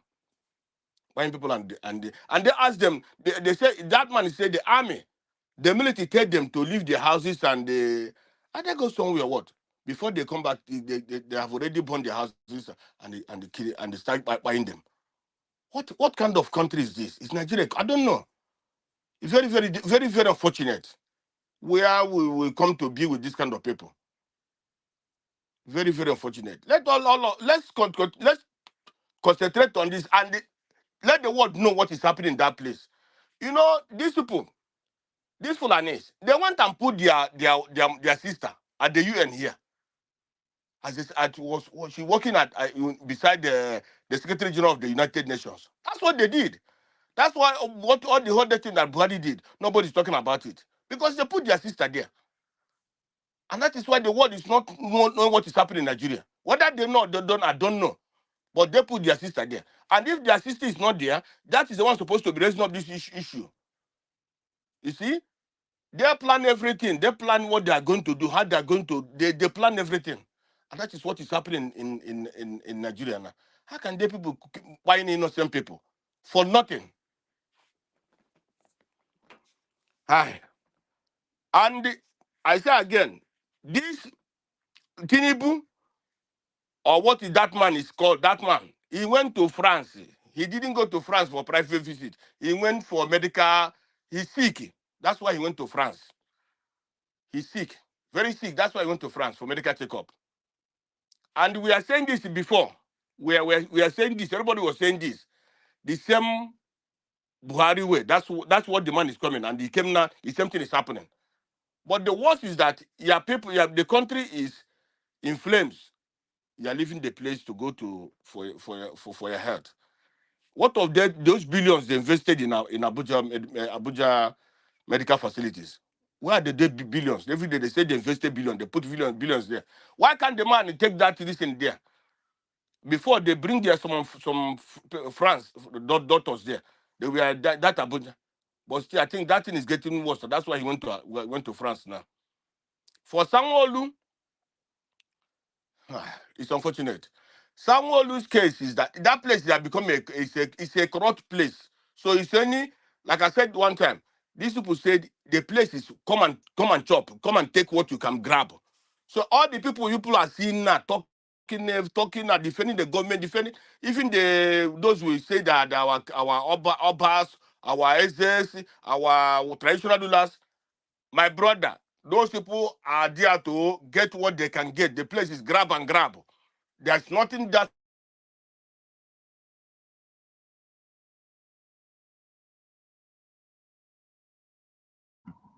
All right, we lost you there, sir. Mr. Consign, we can't hear you anymore. Okay, I think you've been attacked. Let's move on to the next person. Mr. Consign, please, I'm going to mute you because you lost your network. Okay, let me move on to the next person here. Let us get to everyone. James K, it's good to have you on the show today. Thank you very much, sir, for joining us. Good evening to you. Please, I'd like you to talk to us. You have 8 minutes. Unmute yourself. Yeah, Mr. Elvis, good evening. How are you? Yeah, how are you, my fellow panelists? It has been a while. Anyway, I want to thank you guys, all for the good job. You understand? Because, like, for me, I think it's over 6 or 7 months now, without coming online. But I always listen to you guys, because I have been busy with my studies, other things. Um, first of all, the thing I want to talk about is personal something. First, Mr. Elvis, because I tried to reach you, I think some days back, he didn't pick up my call. You know,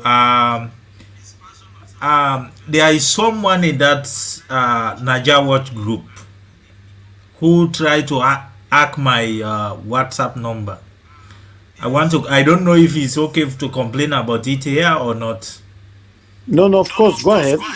Okay. What happened? This person tried to hack my WhatsApp number with a different number from Suriname number. He's a very responsible man, something like that. I still have the number with the profile picture on it. The guy told me that he said, "Hey, you are in Naija Watch group." I say yes.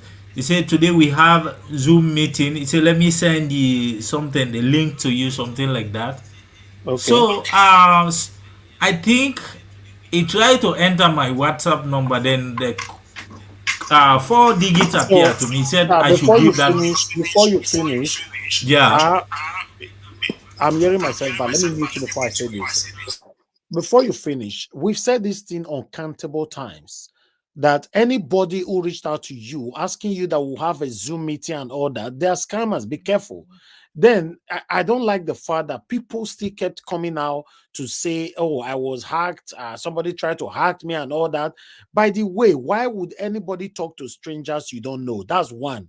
Then two, why would anybody send you a code for you to read the code back to them and you read it back to them? We're in a postmodernism where everybody's supposed to know what is right and what is wrong.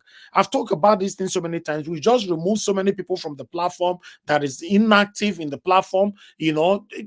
Still, we still having people that is coming out to cry all the time that you were hacked, you were this, you were that. So, sir, this guy sent you a code. He told you Naija Watch have a Zoom meeting and all that. Why did you believe this person, sir?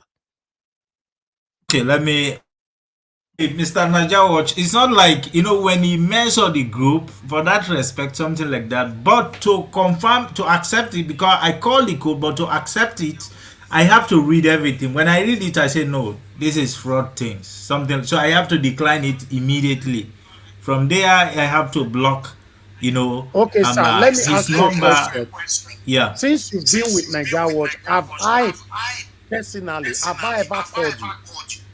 No, never.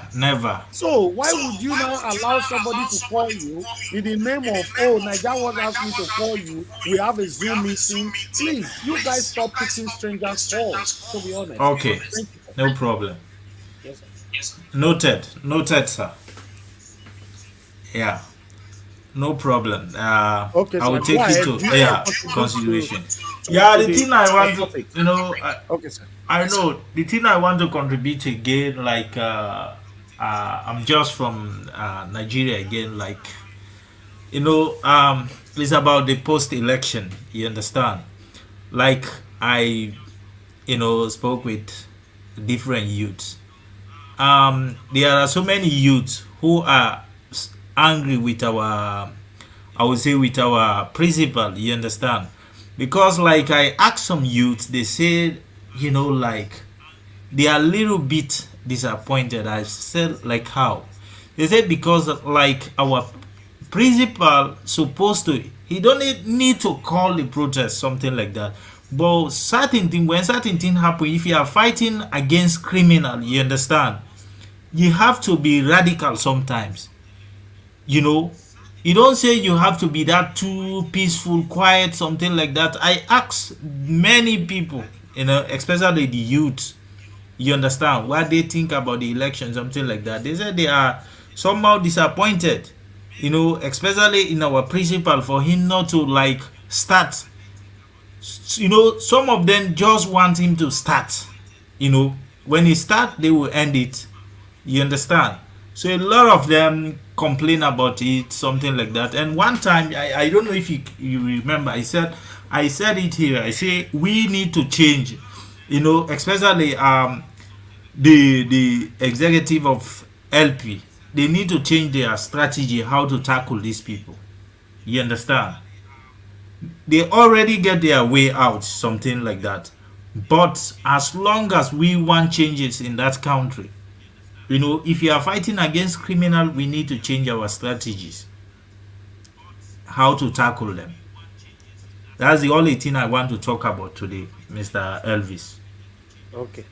Thank you You very know. much, sir. Mr. Thank you. Elvis, let me stop to that. Let me tell that man something, please. Okay. Okay, go ahead.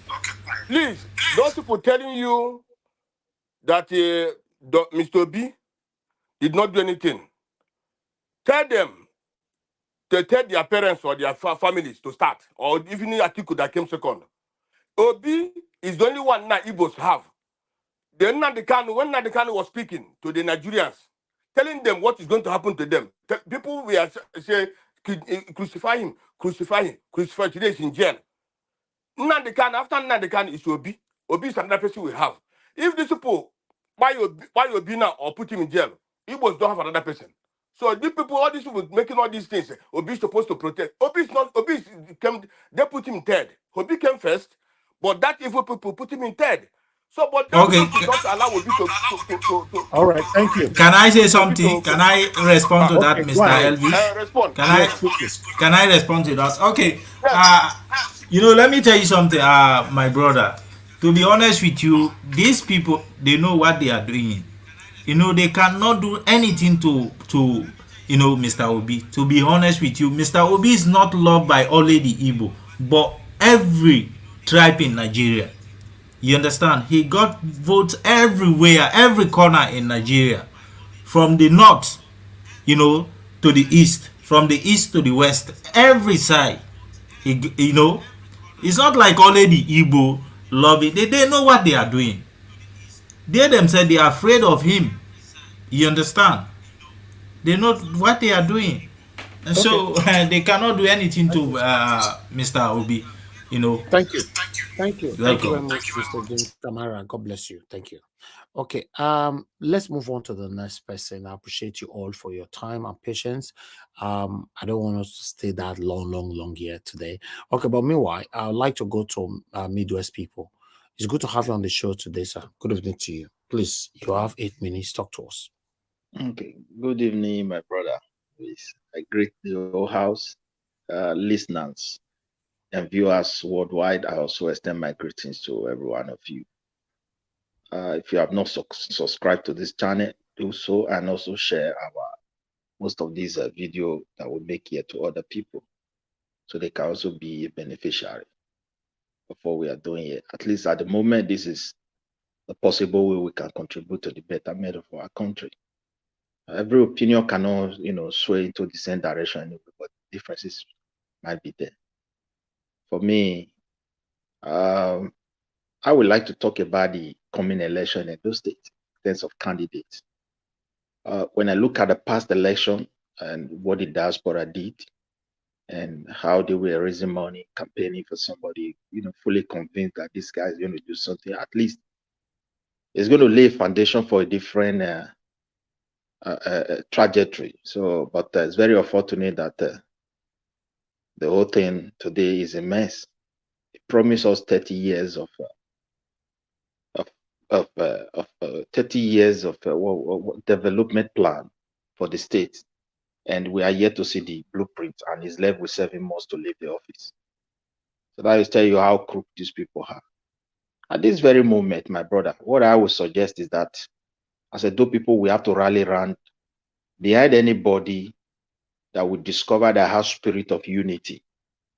It's not a matter of somebody who's coming to build our road or build schools, build anything. Nigeria was not designed for anything to be built. It was only designed for looting, particularly this 99 constitution. So it gave immunity to people to steal the entire country and run the country, which they have done. We must try our best to work and support and obey politician, someone that our people have been familiar with, people they have interacted with. It should be our goal, because what is coming to Nigeria is bigger than what we are saying. What is going on in Plateau State is going to spread, believe me, because I don't see the Nigeria government being able to stop it. It's not a problem of Tinubu. Nobody should measure in name. I have no support that.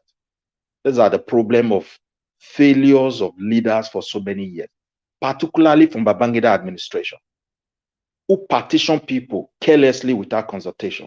And that is what is happening in that place today. Because all this state they created is very erroneous. And it did not promote unity.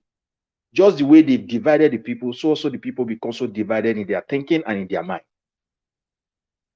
And now it's killing Nigerians. The army is overstressed. It's happening in Plateau. People are concentrating in Plateau. Tomorrow you will see news in Sokoto. You see the other one in Matiguri. How are the army? The army has not, they are not even trained for this kind of job. It's only when a country is near total collapse, you call upon army in everywhere. And we are getting closer to that. We must look for someone on our own interest, someone who can governize his own people, who has never stepped upon the head of everybody, and someone who doesn't even have intention to do that. Saying we're going to elect someone with credibility. Which credibility as far as Nigeria is concerned? Whom are we going to trust? Within the family, you do something with somebody, you are bound to regret so many things. You do with friend, it's going to disappoint you. You do with stranger, it's still the same thing. So a lot has been going on for years. We have, accept abnormality as if it's normal. And some of our behavior is not like, it's not in line with that abnormal thinking. We lost how many innocents today? Few days when it happened, or the beginning of this year, or prior to the ending of last year, where people were celebrating, everybody cried. And the government said, we are doing this special squad, special this, special that. Look at what happened now a few days ago. Do you see any possible way for Nigeria to solve this?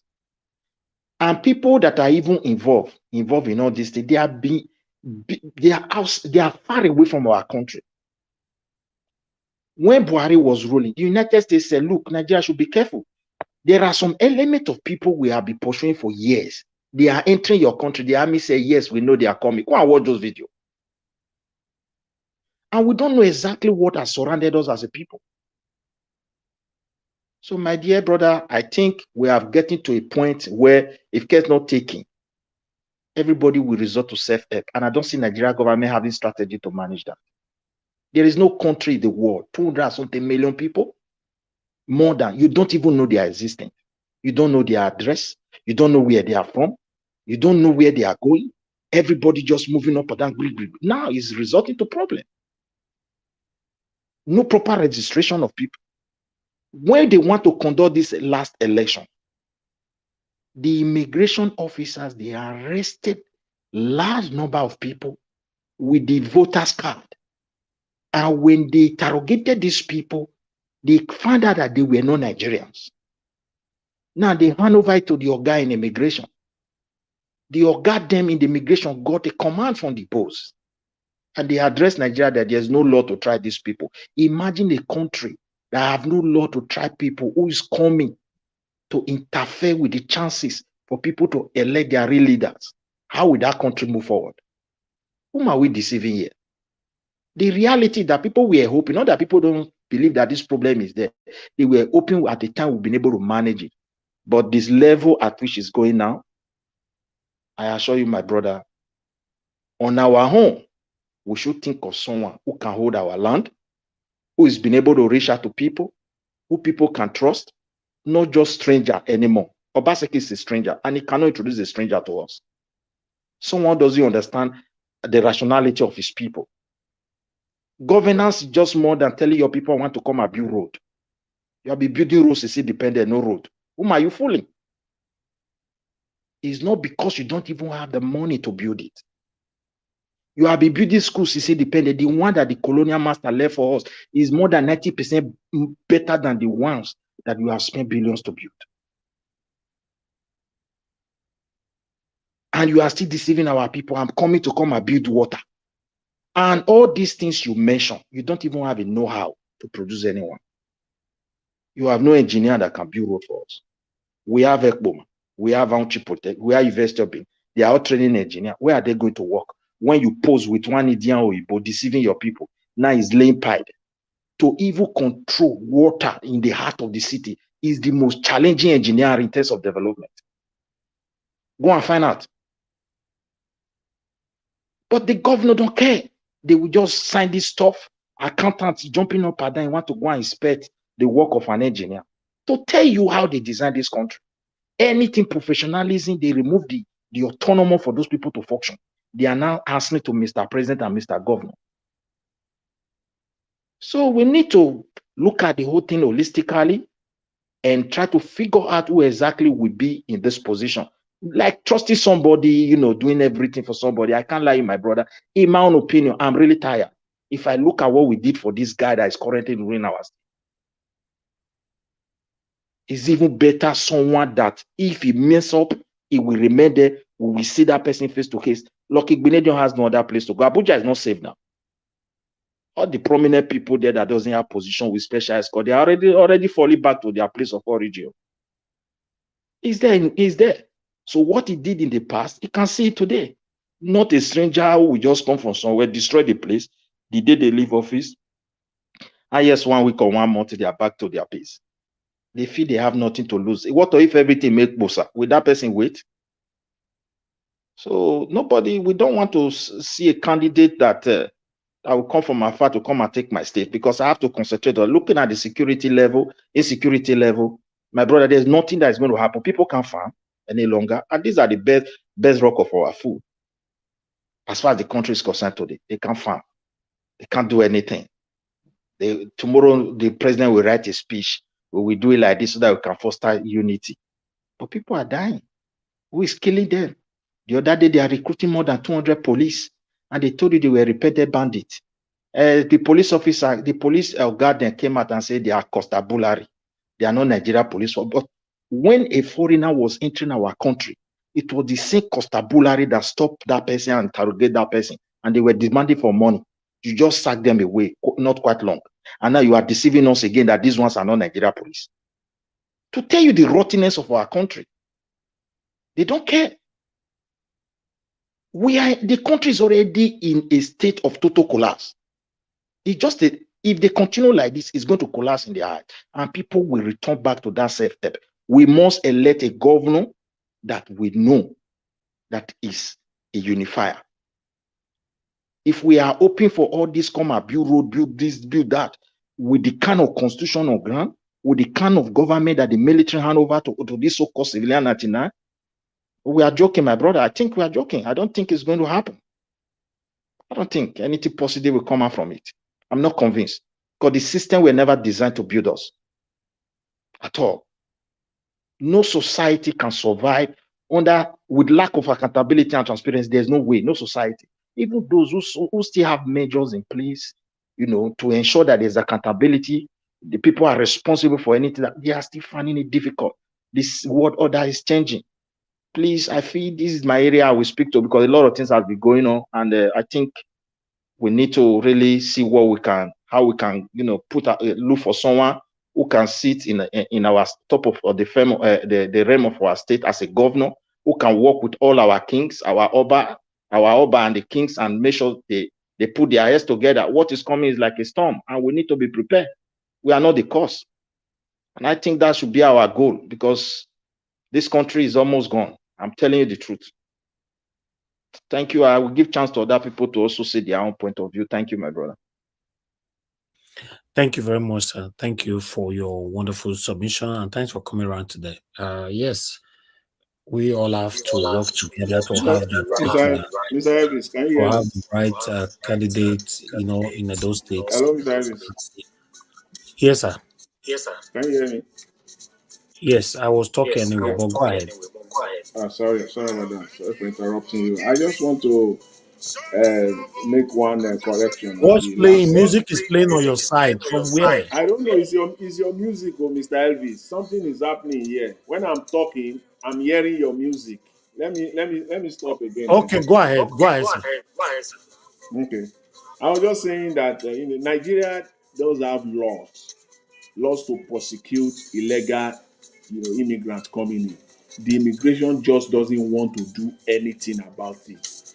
It is order from above not to do anything. Of course, there are laws. In fact, both fines and prison sentence, both, there are laws in Nigeria. They just don't want to handle it because they know what they are doing.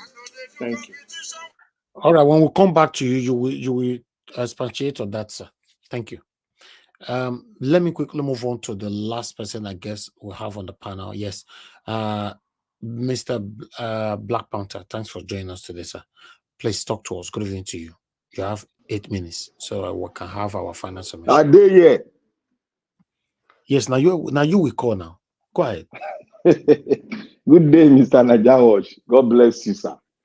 Thank and you, God sir. bless everyone that have spoken eloquently well. And we are and God bless the audience that are sitting down tightly to really understand and make a decision on how we're going to move this ship.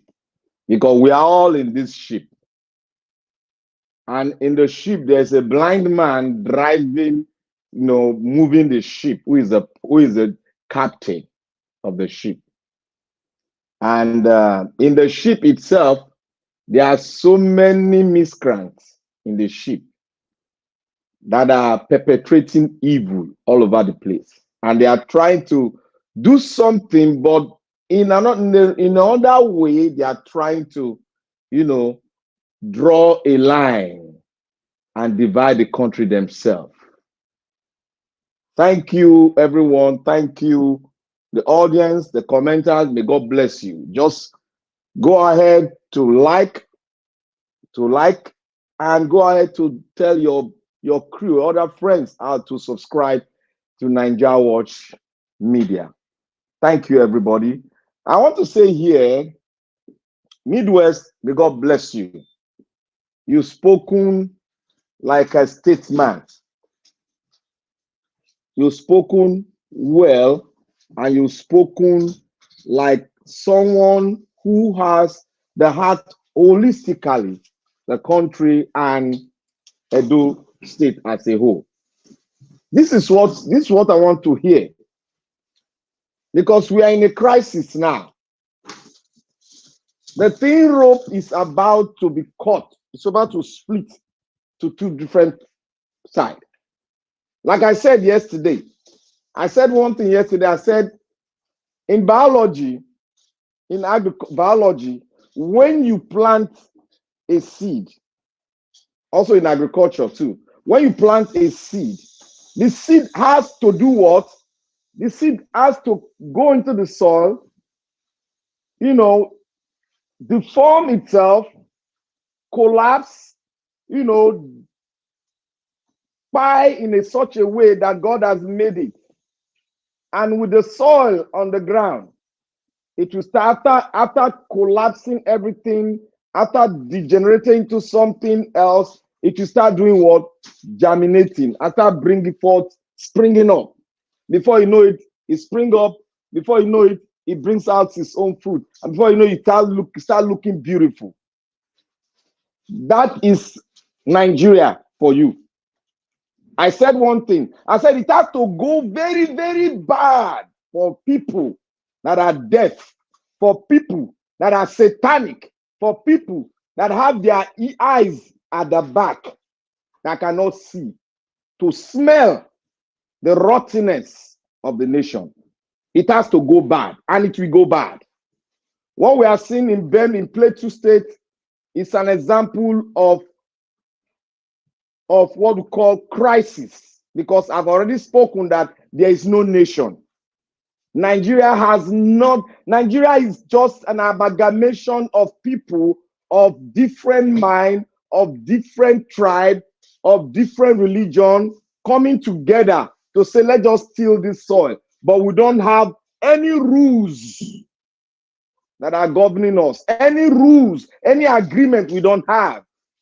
This is the only state I believe, except somebody who come, is the only country in the world that have not formed as a nation. that has not come out to say this is our constitution. Even the little nations we have all out there, Cuba, other nations, they have their constitution. But we don't have.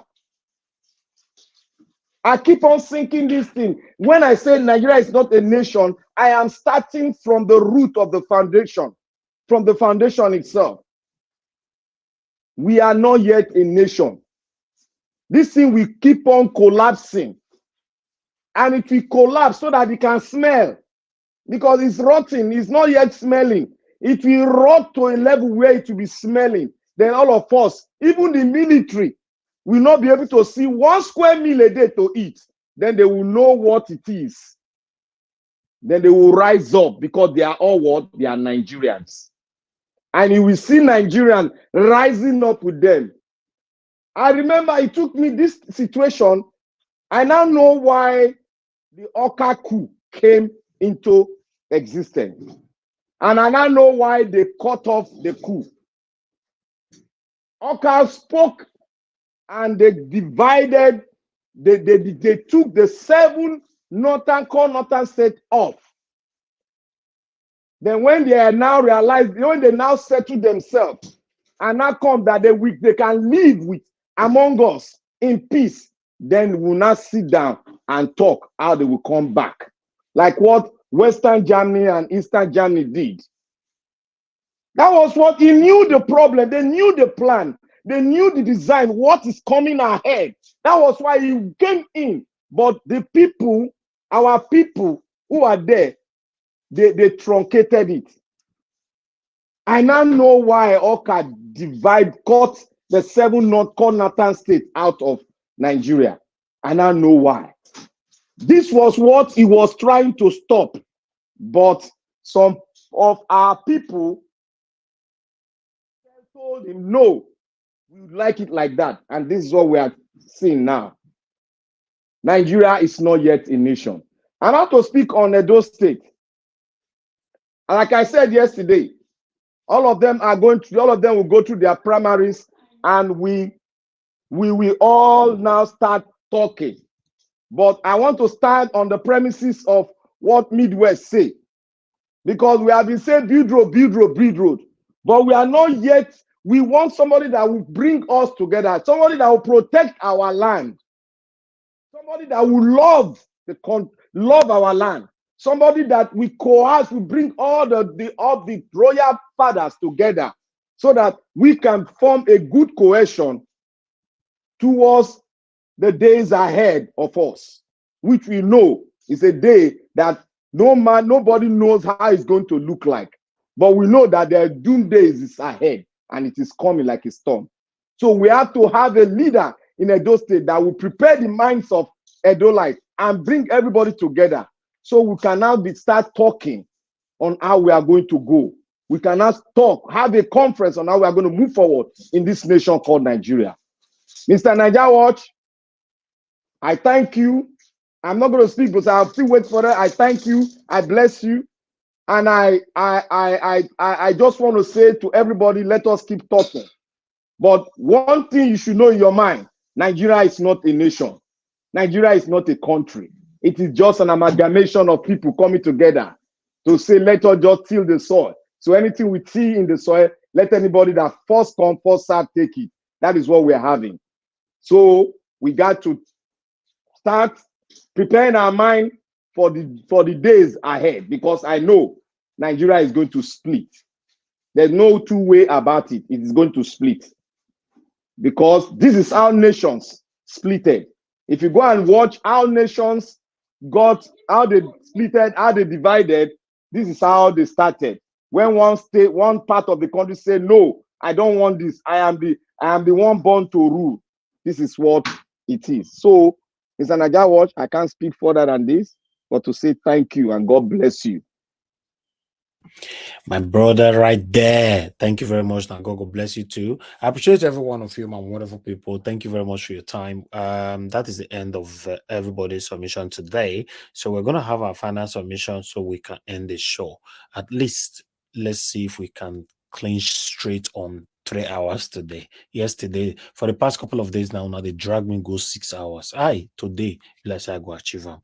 You know, even for my own brother to quickly finish submission today, Black Panther, you know, say today is a very beautiful day. Thank you very much for people. Okay, let me go to Madam Luke. Madam Luke, thank you very much, ma, for your patience and for joining us all the time. God bless you. Please give us your final submission. We're going to do for 4 minutes. Thank you, Mr. Niger Watch. Thank you, dear panelists, again for a very calm and informative session. Back to what we were saying, insecurity in Nigeria. We don't have any way out yet because the people who are supposed to be taking care of this insecurity are the ones perpetrating it. You can imagine if everybody in Nigeria that is in politics has a security detail. How many details? Police force, how many army, military? So who is there to guide the people? So that is why it's only in places like Nigeria you will find that the military and the police are engaged to protect government officials. And I mean, even those that don't even need details. You see them with their, of course, people contract private military and police force because it's a much cushy job. They pay more and it's less stressful. They don't even go to combat. So they rather go for private duty than go serve the country. So who is there to now serve the country and give them the security that they deserve? So we're always going to have a deficit. Agbadoda said he was going to recruit 50 million youths. Why didn't he start from his village? Has he recruited anybody to revamp the military? No. So this insecurity is still going to continue. And he's talking about jackpot. He can always be. And meanwhile, he has opportunity to jackpot whenever he wants to on the country's budget. So anybody that can jackpot free of will will not have any problem. It's people who cannot jackpot that are stranded in that contraption called Nigeria that will keep being agitated because they have no future. Nothing is working. Even when you work, you don't get paid. Even when you get paid, you have robbers trying to steal from your mouth. You can't farm. You can't. You can't do anything. You're just living in a perpetual state of hopelessness. So what are we going to do? We just have to keep talking. Those of us that are outside the country, we just bless God every day or whatever we worship to the fact that we have an alternative, because I don't even know what life in Nigeria will be like. I have not visited in 2 years and I don't even plan to even go there because I can't even feel comfortable being around those kind of things that remind me every day that we are going down and going backwards instead of going forward because we have a criminal contraption. So Mr. Obi has done what he wants to do. He has finished what he wants to do. Right now, people are disillusioned because the golden fleece and that holy grail is getting further and further and further away from the people. And the more this Agbado and APC entrench their satanic tentacles into the jugular of Nigerians. So it's just to continue and keep talking while we watch and see corruption and insecurity ravage Nigeria to the ground. As far as the politics is concerned, I will say it again, we should learn to remove the logs in our eye first before we start talking about practicing oneness. Even in that Edo state, we are not one. And I'll keep saying it. Only certain people are good for that governorship. If you look at the history of Edo State, from there till now, it has been strongly the birthright of the Benin. Only very few tribes can. Shuaibu is going nowhere. Anybody else is going nowhere. When all the contestants come out, you see it was a Bini. Now, I won't even have a problem. Madam, please, I don't agree with you. Which Bini don't finish, rule? What do you mean by that? I finish, I beg. No. You keep on attacking Bini. I have to correct you. Don't stop. We are one. No, we are one. We are one. Stop it. We are one. Bini is not like that. I said okay, all right. Please give please let us finish our submission. I'm trying to tell you we're not one. I'm trying to tell you why not we're not. With the fact that we saliently keep quiet doesn't mean we're one, because some of us don't like trouble and we just like things to just go with the flow. Let somebody from Esan come and take that ticket. Let somebody from Onwa come and take that ticket, or Akoko come and take that ticket. Even if he's the best person to rule, he will still suffer what to be suffered, is what I'm trying to tell you. No, we are not one. Deal with it. Edo is not like that. You lie. Stop spelling our place. Talk about your you don't place. We're not use from word Edo. of lies, sir. It's rude, please. Sorry, You my can brother. disagree. Don't She use should the stop. word you Look, lie. Naija was my brother. Look, It's my opinion. I know, some but of these you people know, come here to you come and can't be tell anybody demonizing you our lie, people, sir. I and it's not a apologize good for that. thing. I'm not demonizing I'm your sorry people. for that. I'm sorry anyway. I'm Excuse sorry me. When you are for saying using our that people, word. when you are saying Don't our take people, Edo out of your list. Edo is not your problem. You are not from Edo. Excuse me, sir. Oshiomhole is not an Edo person. He's a tailor. Edo people donated money and make him a governor. Have they done that in your place? Can you hear yourself? Huh? He has no money. What do you Nigerian mean she's politics not need from money. Edo? How do you know where she's from? Okay. Why do you say Esan people have no rule? Where is Ali from? Ali is not an Esan person. Excuse me. Okay, all right. Midwest people, please. I have to mute you, sir. When it gets your time, you can speak, please. Thank you. Excuse me. You've taken from my time, so I need to proceed with what I was saying. Round up, Madam Luke. Round yes, up I in will 1 round minute. up. Thank Thanks you. for the interruption. I said we are not one. I said if you take away Ambrosali or Oshiomhole, you are saying Oshiomhole is not from Edo State. What did I tell you? We that come from Edo North, we're not part of Edo State. So let me tell you, it has come back to bite you in the ass. When you practice what you preach, then you will move forward. So when the primaries come, now tell me how many people are there feeding tickets, and let me come back and tell you. Thank you very much. Thank you very much. Please, guys, if you don't like what people are saying, when it gets to your time, you now use your time to interject them, disagree with them. We don't have right to insult anybody, not you, not him, not her, not me, not anybody on this platform, directly or indirectly. Yes, but you have right to disagree. You have right to object. Yeah, that is fine. Please, thank you very much. Let me move on to. Yes, Black Panther, never reach your turn now. Just wait. Let it get to your turn, please. Just wait, sir. Wait, please. If you get what you want to talk, if you get to your turn, you use your time to talk. Give us a mandate. Please give us your final submissions at 4 minutes. Mr. Elvis, I should go now. Mr. Jonathan. Yeah. You want to give your final submission now? Okay, when you are ready, you can call me when it is. I'll call you after. Give us a mandate. Thank you, sir. Okay. Give us a mandate. Go ahead. Give us a mandate is not available. All right, Mr. Jonathan, go ahead. Just give us your final submission. 4 minutes. Thank you, sir. Okay, all right. Yeah, I wasn't communicating earlier on. That was maybe because of my network or something like that. I don't know what happened. You have 4 minutes, sir. Work with it, please. Thank you. Yes, I will do that. You know, the submission I made earlier on was with respect to Mr. Ize-Iyamu, and I believe I did make that clear. You know, but I also want to add that Nigerian politicians, there's this problem that they have. I believe that most of us know that they have this problem, but the politicians themselves don't know that they have this problem. Perhaps if they do, maybe, just perhaps, they will do better. They have this false belief that there is money to be stolen once they get into government, into office. They have that from day one. You can even, all of them, even those that are coming out to be candidate or aspirants, the ones to be governor, this and that, there is this thing on their head, inside their brain, that there is a lot of money to be stolen once they get into government. The truth is that there is no money. There is no. Have you ever seen an armed robber going into to rob a house where he know perfectly well that there is nothing for him to steal there? He will not go. An armed robber will try to go to a place where he knows that he has a lot of, money or items to loot, to take, to cut away with. Ordinarily, an armed robber will not go to a location where he knows that there is nothing, because at the end of the day, he will have risked his life, his effort, and everything, and probably even be caught.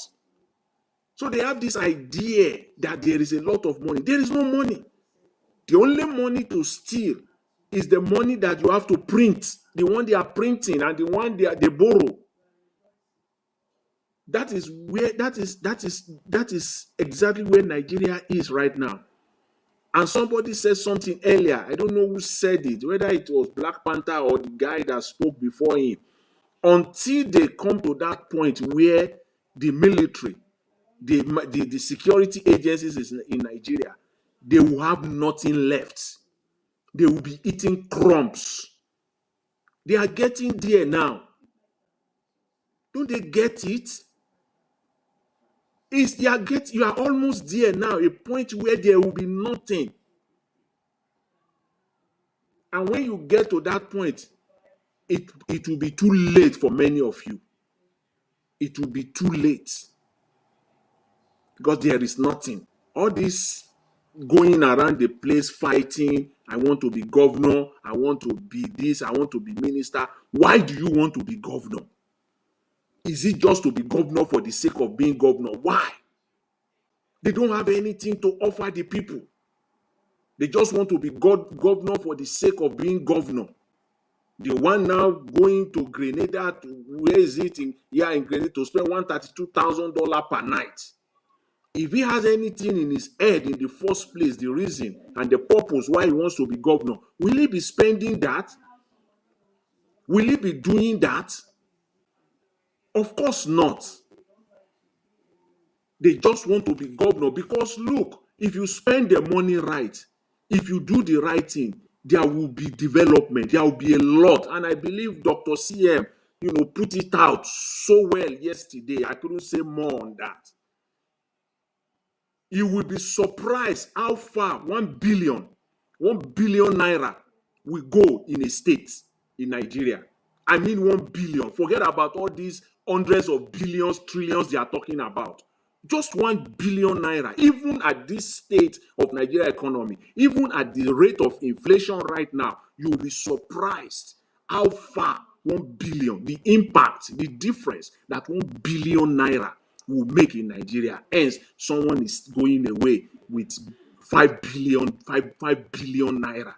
So one person is being amount of close to $500 million is being deposited to an individual account.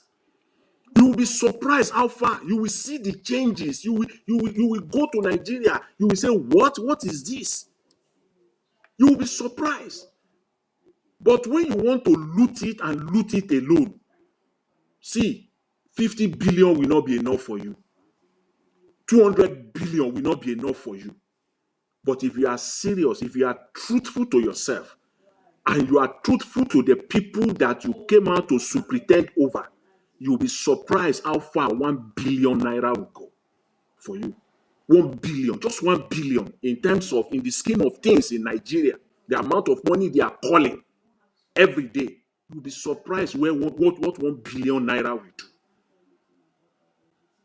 How many cottage hospitals you will build with 1 billion? I will leave it at that today, Mr. Nigeria. This message is just for Nigerian politicians, those that are all coming out, they want to be governor. Please get this straight into your head. Let this sink in, and not just to be there for the sake of being there. Thank you very much, Mr. Elvis. Thanks to everyone. All right. Thank you, Oga Jonathan. Thank you very much for that explanation. Thank you, sir. Okay, let me call on the next person to talk to us. Mashallah, please give us your final submission, sir. 4 minutes. Thank you. Yeah, my final submission. Mashallah, I did IHS guy. Let me continue from where Mr. Jonathan stopped. Governors and politicians, let me help you out, because the major problem people have is you don't have ideas. Your own is how to steal. How many 100 million will you have in 1 billion? Just imagine that. Just imagine you have your state and you can convert your state to a construction site. Nigerians don't have houses to call their own. They work hard to buy. You have this 1 billion, 2 billion. Do you know how many carpenters you will employ with the billions of money? Do you know how many bricklayers will work? Do you know how many people will supply sand and granite? Do you know how many companies you would make busy by converting your state to a construction site where you are building houses and you are building roads. Do you know how many engineers you will engage? Not to talk about the architect, the accountant, quantities of yours. But because you people don't have ideas, if your own is just to steal. Do you know that if you have ₦1 billion Naira, you can go to each local government and just say, build just a mini clinic. And there's no how you build a mini clinic with ₦1 billion Naira. You build clinic, you provide facilities, you employ doctors. Because you don't know, you people don't have ideas. And if you have that 1 billion and you want to steal, you can steal, no problem. But you have people are working, you have provided facilities for them. Everybody's happy. But the problem you're stealing is that you are stealing Nigeria dry. The Naira is getting worse every day. And the more Naira gets worse, the more billion you'll be stealing because you don't have intention of spending the billions in Nigeria. Your eye is outside Nigeria. And that's why you are having problems. Because if you are stealing to help Nigerians, all these billions, we will see it because you will not go and hide the billion under your mattress. You would have engaged somebody doing something with the money. So it's that time you change. Nigerian Army, we are watching you just continue recruiting touts and bandits into the Nigerian Army and be creating the problem. When Nigerians are ready to take over their country, they will come out and protest.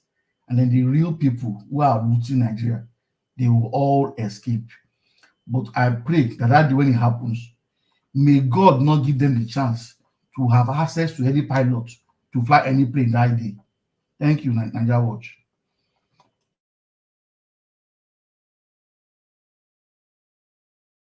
And that was, I don't finish you. Black Panther, I hand over to you.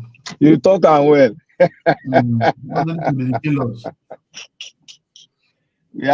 We have more looters than human beings. Yes, now that's the truth. That's what is in their character. Their character is to loot. Okay, Black Panther, you please hold on. I have somebody on the phone. Let me take it from here. Thank you very much, Madam Origin. You're calling back again. Please talk to us. Good evening to you. Yes, please. Thank you, Ms. Oga Jonathan and Moshala. You guys, I mean, today is another great day. I just want to add something. You guys talked to the politicians and the ruiners. I want to talk to our people, the Nigeria people. You see, one of the greatest positive that came out of these stolen mandates is that Mr. Peter Obi took all the levels of redress. Nigeria people have been pushing for good governance, pushing for the right person, and they have been lying and bamboozling us. We didn't do enough. All this time around, all the enough was done. And what this did to us is to open that mirage. You know how we have been in this mirage, it go better, one more leader.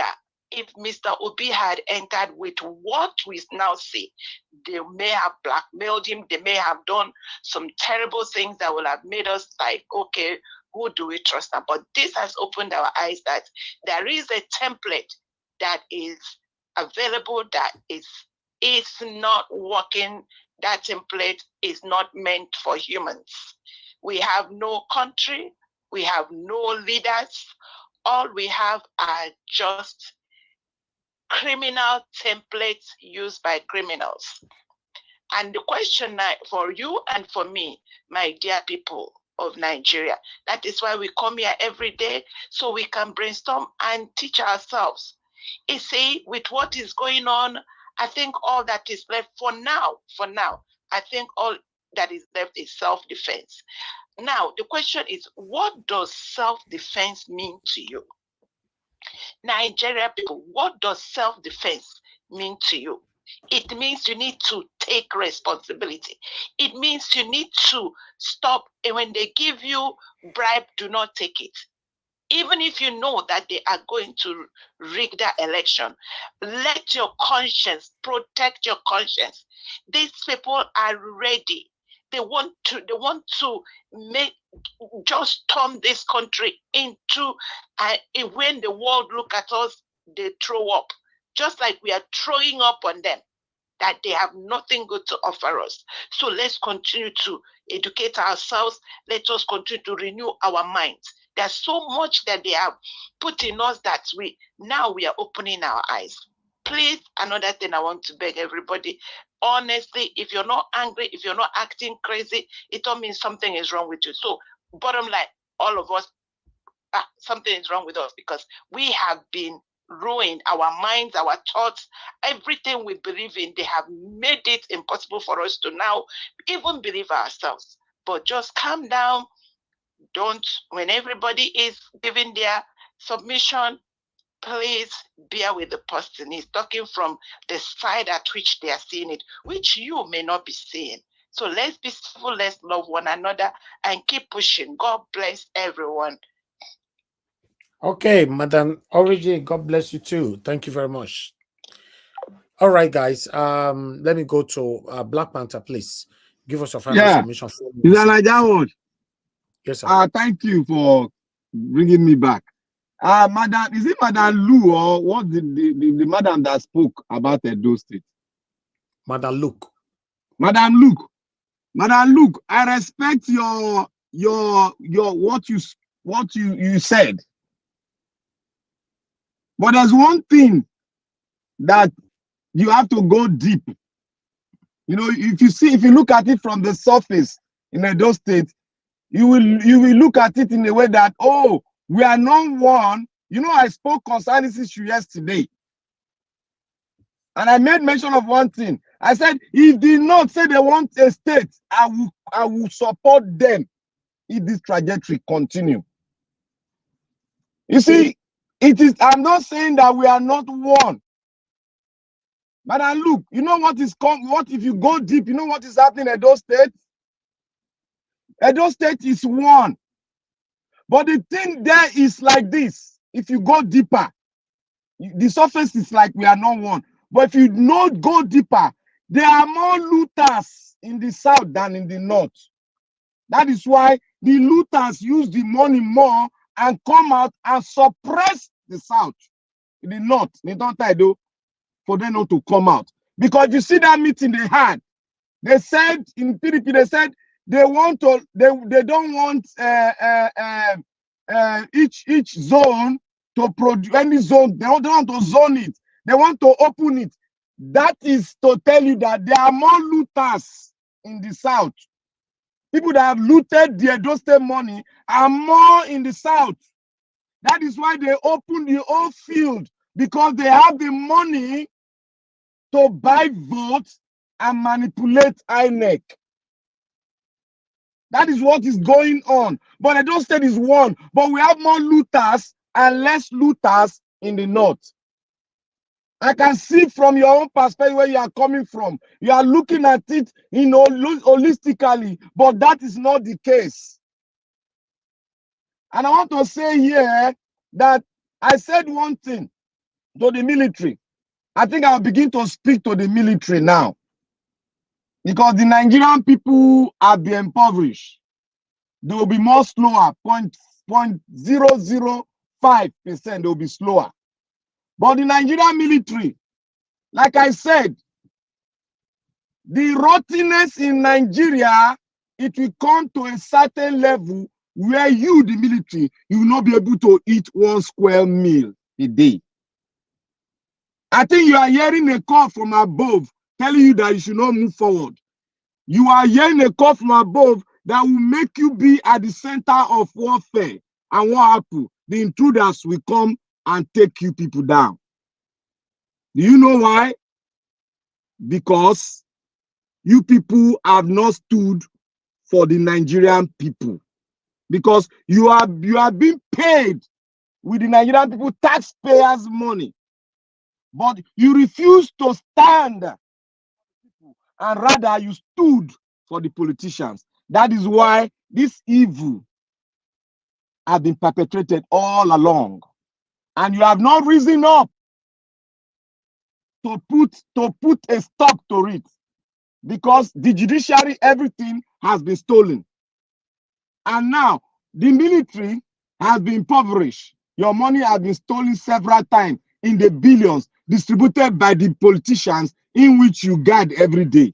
But I want to tell you, your 2 square meal has been reduced to 1 square meal. So you guys rise up, because I know you guys are divided already. Rise up and defend your fatherland. Take it back by force. Thank you, Mr. Naija Watch. All right. Thank you, Black Panther. God bless you, sir. Mr. Chris, you're on the phone. Good evening to you, sir. Please talk to us. Good evening, sir. Mr. Naija Watch. Good evening, everybody in the panel and the comment section and those people watching us from all over the world. My name is Chris and I'm speaking from Dublin. Can you hear me? Yes, sir. Okay, good evening, sir. Mr. Naija Watch once again. I think I just want to comment on the issue Madam Luke raised. In all sincerity, I know Midwest people, I don't know, he's entitled to his opinion. I think the same way with Madam Luke. But having said that, I think Madam Luke was right.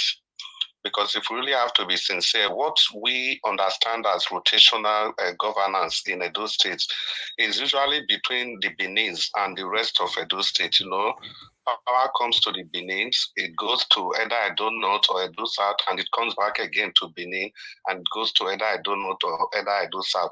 I think Madam Luke was absolutely right about that. But in all, having said that, I think the best approach to governance ought to be the best candidate and not where the person comes from. Personally, I'm Benin, you know, but that doesn't mean that I'll keep supporting that power should only come from Benin. But power should be rotated between Edo South and the rest of Edo State. Yes, given that the people, the Benins, they are 65%, and Edo North is like 18%, and Edo Central is like 13% or there, but these are approximate values. So what it means is that at every election, the Benis are in a prime position to keep winning such elections. But I don't think that will be the best prototype to move the state forward. So the best thing ought to be the best candidate, irrespective of where the person comes from. So that's just my humble submission. Good evening, and thank you for the opportunity to contribute. Thank you, Mr. Chris. God bless you, sir. Okay, let me go on to the next person quickly. I guess you guys can hear me, right? I'm calling on Mr. Consign. Please talk to us, sir. You have your 4 minutes.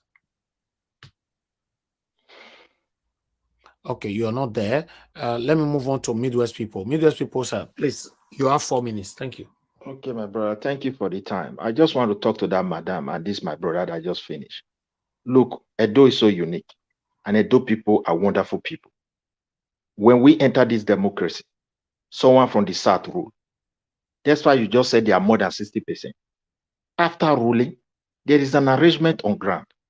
Looking at Edo South, that look, when someone from Edo North ruled, power must come to Edo South before it will not go back to the next person. This was the arrangement they have. It's not like they have it somehow as a gentleman arrangement. Now, because they have agreed on that, it's not that there were no viable people from Edo South to take from Lucky Grenada. But because of that arrangement, gentleman understanding, Osumbo from Edo Central contested. But however, because of the way Lucky Grenada has ruled, it was just like this Obaseki. Edo people were so disappointed. So they have made up their mind. Anybody this man supported, it will never be in that seat. So they also were now looking for someone. That is how the power went to North. Nobody is saying when North ruled, they are bypassing the sun. No. So someone from the North, they put their heads together and they found Oshiomhole was introduced. He has no money. He has no population, just as you have just said. The Edo South people invited him. He was not even knowing the politics of Nigeria, apart from union. They can pay for him, they supported him financially, and he won the election. Which other tribe has done that in Nigeria? If any tribe have ever supported a person, would this country be like that? There's no way. And Oshiomhole has ruled. When he ruled, he got popularity. And that popularity, he made mistake. He was the one who brought Obaseki to politics by himself, in the presence of the good, the bad, and the ugly. Because arrangement is there that power must come to South. He has left South, he must come. So that nobody will be a shitted person. Before he will not go back again to the next person. So he brought this guy in. And this guy administration has been a disaster. It's not I don't call Obaseki a Edo person. No Edo person will behave the way he has behaved. So he doesn't know the culture. He doesn't know the way of life of the people. And he was not there to contribute. Now, let's put that one aside. As I said here, I'm not saying Edo person should be my next governor. I didn't even mention it. I want an base. But again, it's very clear now. We don't care whether power will go to Edo Central or not. But if it is a foreigner they are going to bring in the name of Edo Central, it will never rule Edo State. We don't care. So that is not division. Division is everywhere in politics. But when it comes to unity, we are one. We don't have problem with one another. From the day of Bende, there is no government in Nigeria that have history like that of Bende or Midwest people. I tell you that. In the West, immediately after independence, Akitola and Awolowo, the entire battle, we know the cost of that to Nigeria. When you go to East, there was nothing like unity. So don't compare us with other people. Some people come here, they want to bring us down and be saying whatever that doesn't make sense. They have no history to back it. Edo, Delta State that is rotated today, they were among the same people who discussed that rotation. Because Nigeria never allowed us to create provision to solve everything. If we want to have the best among us, we should go and create a province based on ethnic nationalities and let people have where is their territory and have some administration. Whatever you do for these people, you should be accountable for it. Then we will now know that that trust is there. If you don't do for me, because the resources is not there, the next governor have to know that something have to go to that region. Not like putting it together. Someone from Edo South is ruling. My people don't have primary school to go. And now Nigeria is not like a battlefield. You want us to bring someone who has his marshal outside that never remember his people one day. No single boy. Nothing he has done for his people, and he has never been a poor person. Now he want to rule. Now this is the time he want to. He can't even say Sanwo. May God forbid. We don't need those kind of people, man. Mr. That's Midwest. my own point of view. Thank you. Mr. Midwest. No, please. Please, let me correct it from. Please, Mr. Evans. This is the first time doing this thing. I don't like somebody referencing Delta State. Delta State is in bondage, and please don't use it as an example. Group of people come together and say we will rotate, and there's no difference from the rotation. Okay. See, but I want to put something before you. You see, do you know what rotation did? Nigeria, as I said earlier, I analyzed my country. It was never designed to even succeed. Those who wrote those constitution, I don't think they were even Nigeria, 1999 constitution. So for people to rotate is to die the tension. If, for example, power is being rotated fairly in Nigeria, with this situation, we will not blame Hausa, Hausa will not blame Fulani, Fulani will not blame Igbo, Igbo will not blame Mr. Midwest. Oh, please let him speak now. We don't have time for this continuous interjection. Please. You have 4 people from one family in one state, and the 4 of them are thieves, and decided to rotate it, and there's no change in the country, in the state. All right. That doesn't make sense. Let me ask you a question, Mr. Midwest. Please. Yeah, if they restructure Nigeria, that is why I told you, the way it is now, it's just for stealing, and the government will protect you. You who claim to be good, people, if they put you in office today. Midwest people, please. I want to ask you, you are talking about foreigner, you can't wait, you don't want a foreigner to come and rule at those states. Somebody will build his house somewhere else that have not built a boyhood at those states cannot rule at those states. What do you mean by that? Let me just make it clear. Like the current governor is not an Edo man, it's very clear. He can't speak the language. That is why in advanced so because world, he cannot speak the language. Wait, let me clarify myself, please. You asked me a question, I'll go somewhere. There is no country in this world. Once you cannot speak their language, no matter the language, whether you are fluent in other language, it's an official language, they will never accept you into that leadership circle because they feel you never have the feeling of that land. And Can I concur? I want to concur. That thing you just said is absolute, is not correct. Can you imagine? It's not correct. Then where do you put the state of citizenship? So you are telling me, if a man is a citizen of a land, you are saying because he cannot speak the language, he cannot be a governor. That's absolutely not correct. So you are telling me that if my child want to go and rule in Edo State now, people like you will be the one to stop it. Wait, Naija Wash. Just because it doesn't speak Benin.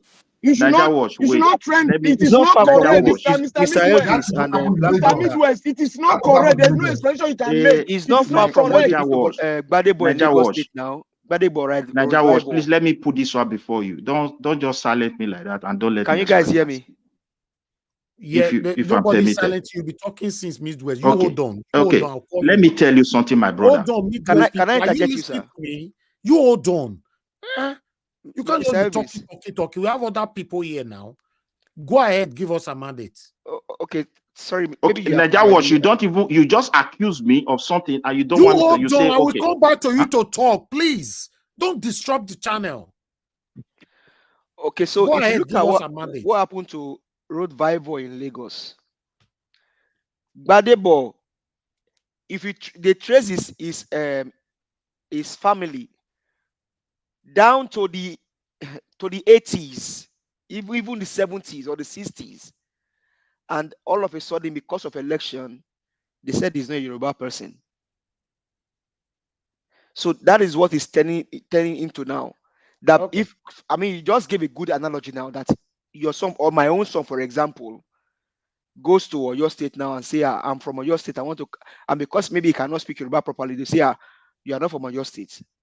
that should not be. So I want to come back to you again, Midwest people. You are telling me that any Edo sons and daughters that cannot speak Edo language cannot rule the state. You are saying this. Please answer that. Naija Wash, listen, my brother. I want to put something before you. Any country in the world, no one has ever developed just on its own without looking at other people. Because the same problem you're going to face, other people have it, they have passed through it. You live in a foreign country. Can you point to one country where their indigenous language is not serious, even when they have an official language? It's because of knowledge. What is our official Many language things. in Benin? Listen, my brother. In Edo State, please. You answer that. What's our official language? See, no, maybe you are saying Edo. I'm not saying Edo language. Please don't. No, you just say that now. Wait. You said if somebody is an Esa, wait, get my statement clear. Let me just put people that one. In Edo, we have many languages there.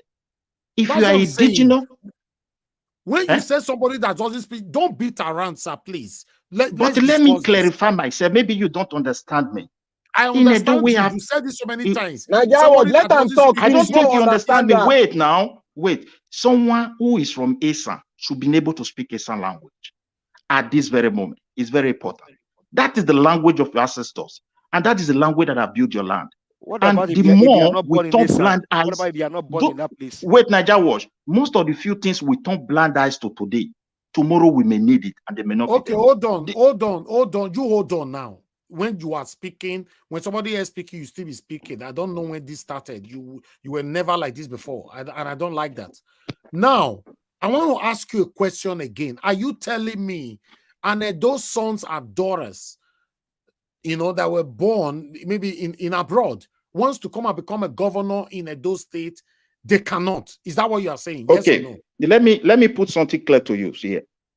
You see, when a country or a group of people find themselves in some certain situation, they look for a way to manage. If someone of Obaseki age cannot speak Edo language, or someone from Igodaro, the first thing he will do, he will make it clear to Edo people why he was not able to speak that language. Did your father serve in the army? You can be exempted. Did your father work somewhere else that was so far away? Can I interject? Now, the children that is born here, wait. The children that is born outside the country. Can I interject? I want to answer that your question, Evie, so I give chance to another person, please. Don't let me put this question. Yes or no? Children, wait, a child born outside the country there is something that has affected that child. He was not born in his father's You are land. That going is an wrongly. excuse. You are going too deeper, and it's Mr. wrong. Midwest, Can Mr. I Midwest, interject him? Mr. Midwest. And that Can I reason, interject him? that You are wrong. and that reason should be explained to his people that he want to come and govern. That is my lie. reason That why is I a can't speak lie. this You language. are wrong. You are wrong. He holds nobody explanation. His ancestors was in that land, and you and I will be ancestors tomorrow. And he has no explanation to anybody, as long as his father is from that land. I'm so If surprised you to know, hear this. wait, He my has brother, let us not be. We can argue, we can You are differentiate. wrong. But You are wrong. one thing I want to tell you, you are wrong. Niger This Wash, is you asked me the 100%. question, How who can is you a say that stranger? a A stranger you is say someone that in who 21st century cannot be a governor? That's an wait, insult Niger Wash. for all of those See, indigenous all these things, that we say lives abroad. we can keep saying it doesn't matter. Can you tell me why Godaro cannot speak a son? Mr. Midwest. Because You cannot use that. Leave him alone. Niger Just Watch, leave him let me- alone. Check No, other I want to give- qualities if he I want has to give him- I want to give an if he's example qualified. now. Not because he Mr. doesn't Midwest. speak Benin. No, What's I want to wrong give an with example that? now.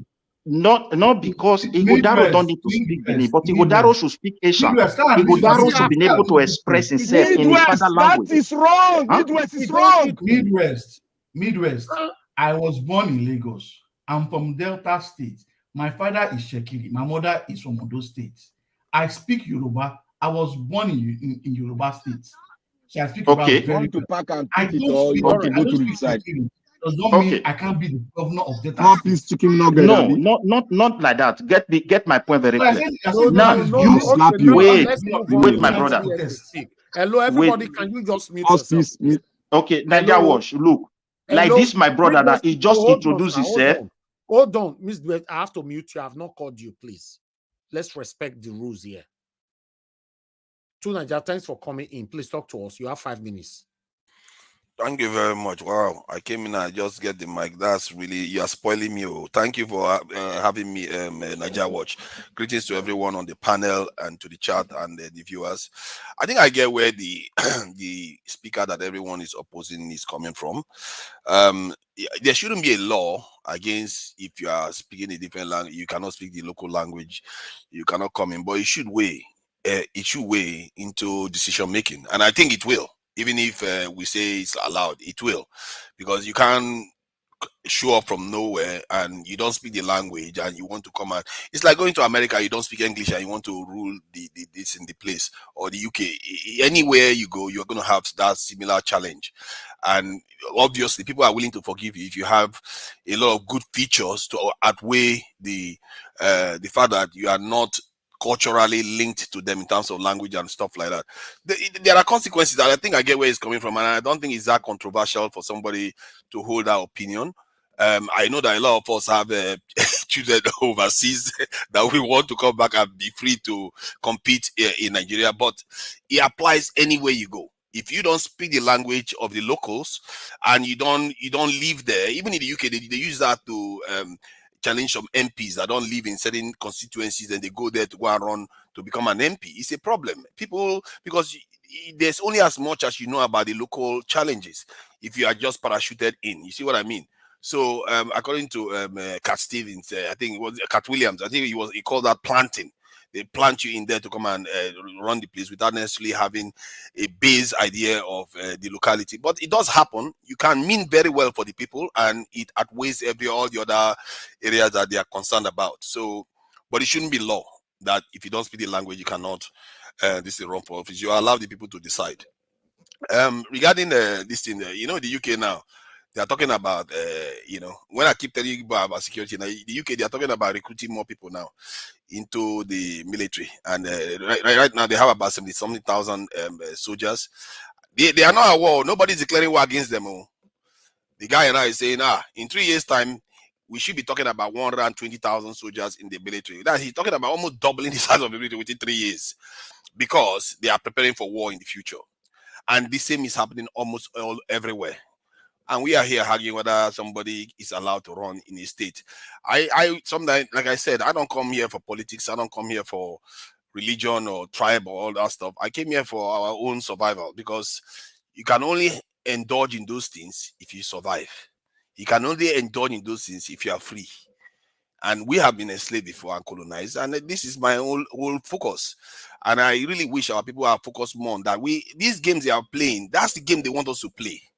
Because we are not focusing on our biggest problem, which is our ability to be free, to prosper as a people. And this is why I always go back to that. So I will try to be reminding people of this. Maybe now it's not going to be possible because everybody is talking about politics, but in some day in the future, near future, it's not going to be that long, we are going to be reminded of some of this I've been saying, because the whole world is preparing for war and we are here arguing with each other. That said, I hear what Black Panther was saying. Black Panther, sometimes the way you argue, you just disagree for disagreement's sake. What that gentleman was saying wasn't that controversial. What he was saying, if you just thought about how they behave in the country you are in, you find that it's not controversial at all. They do that all the time. Even in America, you have people arguing that you're not from the state and you want to come and be governor in that state. People do that all the time. And if you don't speak the language of the people, can you imagine going to the UK? You want to go and run any part of the UK, you are speaking this in the Idu or speaking Yoruba language. Nobody's going to elect you, no matter how you have to literally be. What are you talking about? What is our official language in Benin, in Edo State? Official language is Edo language. Thank you, Mr. Edo language. No, there's no official language in any state. We don't use English. We don't use Benin language to rule anybody in Edo State. It's English. Yeah, okay, good. If you make it English, that's one thing for you to make it English, but it's still Nigeria is not local language. Make it English. There are two languages in Nigeria. It is English, French. We have thrown French away. It is not English. Which is a terrible thing. This is why our dominant culture is not our own. Our dominant culture is Western culture. And if we even implant it from overseas again, it's not a good thing. Can I interject? You have their you only have 5 minutes. When it gets to your time, please. I don't have time of interjection at all. I'm sorry. Every stage. Mr. Naija, he made mention of my name. Yeah, when it gets to your time, you respond. Thank you. Tunaja, go ahead. I don't every state should be able to have their own official language. As a matter of fact, Nigeria should have at least 10 official languages. They do it in African countries all over the place. Zimbabwe has one of the highest official languages, and South Africa has many official languages. I don't know why we don't do that. We are still stuck with the British English language. You know, this the argument, I want to narrow it down to the argument. The argument is that if you don't speak the language, you shouldn't necessarily be able to become governor. I don't think that is the case. You can't block somebody from becoming governor because they don't speak the language. That's I may not right. ask, just a minute, who is not speaking Edo language, first of all? I think it's Obaseki or something they were saying. Okay, hold on. Chobala, please, hold on. I don't need just a question. Tunaja, 1 minute left on your minutes. Thank you, Niger Watch. So I don't think it should be official that you are banned from running for office because you don't speak the language, especially if you can't help it when you are born overseas. So it can be official, but the voters have to take that into account, because if somebody is coming parachuted in, it could be anybody from that is parachuted in by Jagaban, and then he wants to come around the state without speaking the language. You have to take that into account and weigh that heavily. Even if English is our official language, we should be promoting our own language. The fact that we are not even doing it up till now, we are really behind most of African countries. African countries, they have multiple languages that are local to them. So that shouldn't be a controversial issue. We should embrace our own. And most importantly, even if you forget everything I've said, we have to start making our nation strong. All right, by working together, that's how we do it. Thank you. Thank you, Tunaja. Thank you very much. All right, I'm moving on to the next person right now. According to the panel, okay, Teobala, please talk to us. You have 5 minutes. Good evening to you, sir. Okay, Teobala, you are not there. I don't have time to waste. I'm here. Okay, then please go ahead, sir. You have 5 minutes. Thank you. Okay, first of all, the aspect I really want to discuss about is the problem we are facing in the country that lack the political will to solve the problem of insecurity we have been facing over the years. Like, sometimes I'm wondering, is it that the government of the days or people who are in the different helms of affairs in different sectors or whatever don't want to eradicate the issue of insecurity we are facing in the country? Like, how can a group of people or an individual can just enter a community, then commit all forms of atrocity, go home or go somewhere hiding, or people be kidnapped? There is no trace. of the image of the people, how they enter into a community and how they go out, all sorts of things. There's no trace of such in this modern day. As in, sometimes it baffles me. Like, why? How is it happening? So the issue of insecurity in Nigeria is as simple as ABC if they really want to solve all these things. I remember it was last 2 years or so. They said they bought CCTV camera just for the city of Abuja. Up today, we don't have any trace of all those CCTV camera. You know, houses in Nigeria, it's your streets, no trace of camera. Because if you want to first of all fight insecurity, these are things you put into consideration. That is the reason I've been saying all these things. A country without lights, no constant electricity, there's no any sort of things that can aid all this stuff or that can curb all this insecurity. They are not putting into consideration. Then we are still saying we want to solve insecurity problem. So it's something that they need to come up with a realistic plan, And going back to the issue of governance or who want to contest election, who is not speaking the language, I don't know. It's Obaseki only for election at this point. I remember in the first person that actually make a submission here, he said something when Pastor Ize-Iyamu was trying to come up with his own agenda that he want to contest for the governorship position. That over time he has been silent. Like, he has not been criticizing the current governor, what he's doing, or the government, what they're doing or what they are not doing well, but he just want to come out of the blue right now that he want to come and rule the nation. Just like what Mr. Peter B is doing currently. Is okay, every policies plan that the current government of Tinubu is doing is trying to checkmate them in step by step. These are things when you do. When you come out at the end of the day, say you want to rule, they'll say, okay, these are the plan this guy has for all, this man has for us. But you are not doing, you have been silent for the past 8 years. Silent. I mean silent. Now you want to come out, say, okay, you want to rule the nation, whatever. Whoever that is contesting, these are things they should be doing. That's checkmating the government of the day. So with the regard people saying the person don't speak languages or whatever, I really don't, like you ask a question, I really don't know the official language of the Edos, But whether we like it or not, at least I think the official language should be Benin. At least I think that is where most of the Edo originated from. Even the Asian, they all came from the Benin. So I don't know, but I don't know about language. I don't know about history regarding language or this area. Thank you. But most importantly, coming down to this 2024 election in Edo State, at least anybody that want to rule us, we should be asking the right question. Like the journalists, individuals, and all of that should be asking the right question. What are you doing for the people of Edo State? What is your agenda? That's why whether you grow from who or you did not grow from who, that is not important right now. That is not important. It's not important. It shouldn't be. Yeah. What is your agenda? You can't tell me that my children in abroad cannot rule, cannot become the governor of Edo State. I will dispute and kick against that. I don't know what they're talking about. They are not talking about the things that matter to the people currently. They are just saying things that are irrelevant. They are already bringing discrimination into this already. Must somebody live in Upper Sakmoba Road before they can become a governor of Edo State? Must somebody live in Ogida before you can become a governor of Edo State? Because one person that doesn't speak the language did not perform well to the best of your own knowledge, then everybody else that doesn't speak the language should be ruled out. How does the language build our primary school? How does the language? Funny enough, I don't even know anyone that is not even speaking the language. Excuse me, Naija Watch. Naija Watch, please. Wait, Naija Watch. If you permit me, your language is your identity. I don't have official language. It doesn't matter. Okay, if my language. Mr. Midwest, you don't do. Let me tell you the matter. Which one you language they talk self. Let me say one thing here. You people are dividing yourself the more.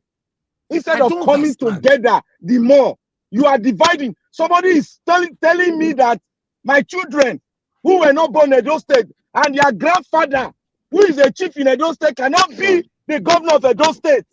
What are you talking about? Brother, listen. It's not by shouting. It's not by shouting. We will tell you the reason of that. Let us divide it. Let us divide the Edo State. Let us divide it. And He did not divide the Edo State. Listening well. He did not say because he could not speak Edo.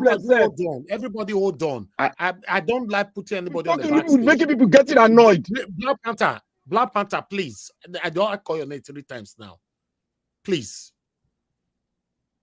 Now, Mr. Odua, you say you want to tell us why somebody that doesn't speak the language can never be a governor of Edo State. Please tell us.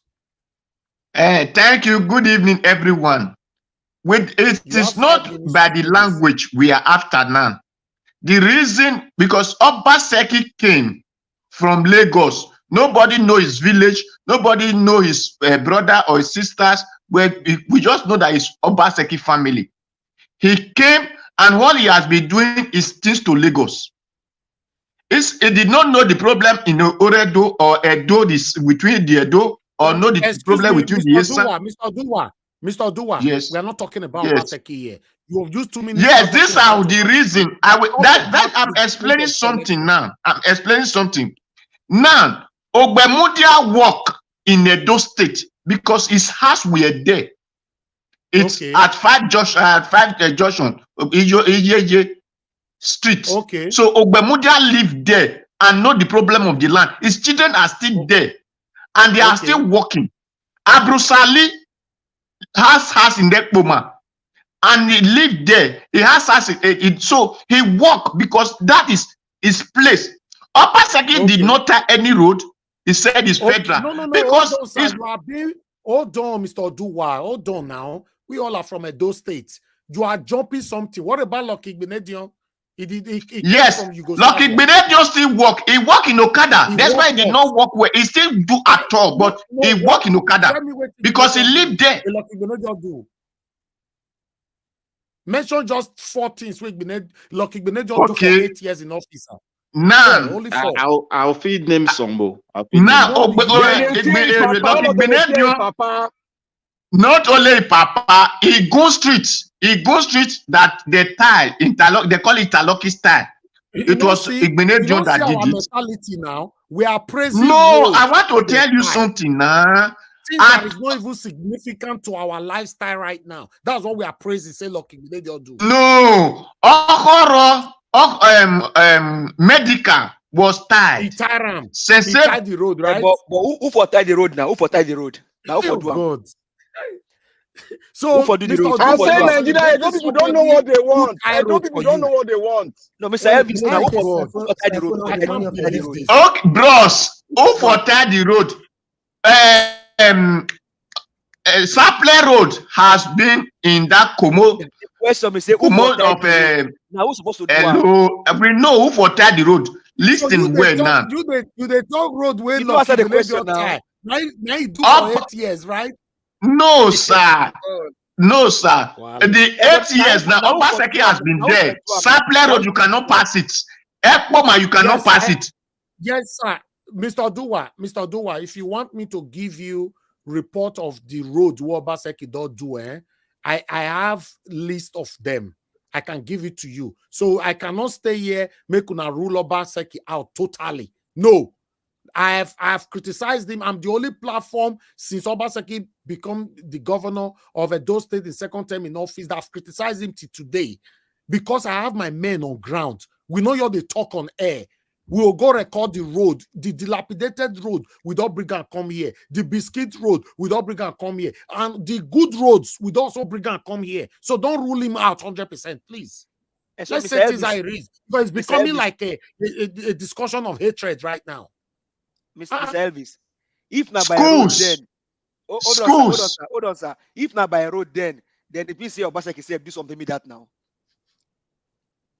If you have to, even the schools where they talk, Mr. Odua, there are so many dilapidated schools where Obaseki fail as well. I don't bring and come here. There are also good school where you do. I see bring and come here. You know say I know you they talk based on say I want to talk. All the videos is on Naija Watch. So if you are saying somebody did not do enough, that's not a problem. But when you are saying not do at all, that's where the problem lies. Okay, sir, can I say so? Can I go on now? No, Mr. Black Panther, please let Mr. Odua finish. Mr. Odua, okay. 3 minutes left. The reason the reason that a new government come is not to come and spoil what is on the ground before, is to add to what they have in the ground. So when we find the people who came from outside to the state that's supposed to be adding new development to the land, just come and put the money and go away. After their 8 years, then we go away. So how many people? When you say people, it be like say don't reach 2 or 3. How many people? So from outside? Since Ogbemudia left office, except for those who did not meet the government of Ogbemudia, like we who have experienced the lineage of Ogbemudia, know that the government that has become me are worst. Now, especially those who just came from Grenada, Lagos, or from the north, just came and now worst. So these are the reasons. If ESA is producing person, we want ESA to produce person, but let him produce whoever that have house in Eastern land or in a house there. Why must you have house there? If not so, make go because tomorrow now. Sir, if you have house there, if we have the mind to give them lights, if we have the mind to give them good roads, if we have the mind to give them water. Don't worry, the matter does settle, sir. Mr. Do I go buy house tomorrow? Mr. Naija Watch. Wait, I think all the aspirants right now, I don't know who they are. Majority of them which have been able to resell, they have houses. Both in Benin, in Nation. All the candidates in Benin, they have houses in Benin. All the candidates in Nation, they have houses in Nation. Okay. Thank you. Let me move on to the next person. Engineer Francis, unfortunately, I can't bring you in now because the screen is full, but I know you're on the backstage, sir. Thank you very much. Okay, let me call on Mother Rita. You know, Midwest people, I will come to, do you want to say something quickly, Midwest people, or you want me to come back to you? Yeah, I wanted to reply. You know, I was trying to figure out something. Yeah, what I want to tell people is, what I want to tell you, like that brother that said, if they like, I say people cannot speak Edo. No, I didn't say so. If you are from Edo or you grow up in Edo, speak the language. Then if someone is an Esa, please stop interrupting me. I just want to express myself. It's not good like that. Now, if someone is from Esa, he can speak Esa, and there is no language from Edo State that is not unique. We love ourselves, and we don't discriminate against any language. I've never seen it in that land. I can testify to that. But however, in a global setting, let's talk about knowledge and not what we assume. United Nations, Italy today, they are even spending money to teach people language of origin. It's because of tomorrow. And now, the only identity I have as a Nigerian is because I'm Edo. The government has not been able to identify me. And now we want to restore those languages. It should be a priority, and we should be proud of whom we are. And if someone is coming to rule us, for example, the person cannot speak the language. Like what this my brother just said. One guy said here he was born in Lagos and is from here. You have to introduce yourself. Tell the people why you cannot speak that language. Not for you to put that language secondary. It may be very easy for you to put it secondary. But that thing you said that doesn't have value today may have value tomorrow. Nigeria is already like and the global setting. And Nigeria people is Midwest people. Your 2 minutes don't reach. Let me quickly ask you a question so that you go give me 2 minutes too, because I don't collect more than 2 minutes for you. Now let me please. Midwest people, I understand what you are saying, but I'm still disagreeing. I asked you a question just now. My children in abroad cannot become a governor of Edo State. Is that what you are telling me? Are you denying me my right? They can. But that does not mean those your children will not be able to explain the circumstance why their mother tongue is not in their lips. You see it now. Yeah, but you see the condition. Mr. Naija, you see the condition. Naija Watch, I will allow this guy to express himself. Wait, Naija Watch. Which By guy? the time Which he guy does you talking that, about? Which guy? This our brother that is talking there, that he should give me some space. When he does that, he has recognized the value of his mother's tongue, though he cannot speak it. He has missed it. He attached value to it, not for you to treat it as an inferior. We have done that before, and if we continue, I see the chances of it coming to hurt the people of that place. We don't know what tomorrow holds. Okay, I'm just telling you the truth. truth. All right, you know, Midwest people, before you started, let me tell you, because you know, when we accumulate so much hate for a particular person, no matter whatever that comes from that person, hatred must circulate them. You know, it will overshadow them. You know, you started by referencing Obaseki today. Obaseki doesn't have anything to do here. You understand? Why do I bring decide who wants to be their governor? Don't bring it in if he cannot speak the language. He cannot be a big governor. In fact, if I'm not mistaken, we have a lot of aspirants from in this particular election, upcoming those state governorship election, that lives in diaspora that want to become a governor. Are you going to tell me that these people, their rights should be truncated just because they didn't live there? Like you said, that is not what I'm saying. That is not what I'm saying. That's not what I'm saying. And any of those aspirants in abroad, I don't think any of them were born in abroad. They were born and brought up as a Benin, as a Sanwo, as a whatever tribe they are in that place. And I feel with their age, in the days of Obaseki, everyone who grew of that age that doesn't speak our language is very rare. And the reason why they don't speak it, they should explain it to the people. Let the people know. Can I ask him a question? Can I ask you a question? I don't know you understand now. Can I So you ask can you a be question? exempted. 30 seconds, please. I think the way he's explaining let me ask a question now. I beg. You can't call me. I Somebody's beg. already requesting things. A black Okay. Panther, go ahead. You have 1 Mr. minute. Midwest, if the person refuse to give you any substantial condition, what will you do to that person? Let me answer that. That is the reason it should be rejected. Not be you. It should be also rejected. It should be rejected because it does not have the value of the people in his heart. Okay, it should be rejected from his own country. It should be rejected. As him reject his people, why did him reject his people by abandoning their language and call it inferior? See, make I just tell you now. Northern Edo State. Why did you speak Yoruba as a Yoruba man? Why did you speak Igbo as Igbo man? Why did you speak Hausa as an Hausa man? Stop talking on my voice, I beg. You people have gone to tribalize. You people have gone to destroy everything. This is not tribalize. This is knowing yourself. Your language. Forget about your language. Face the reality of time. This is reality, sir. This is reality. You are not even in one unison.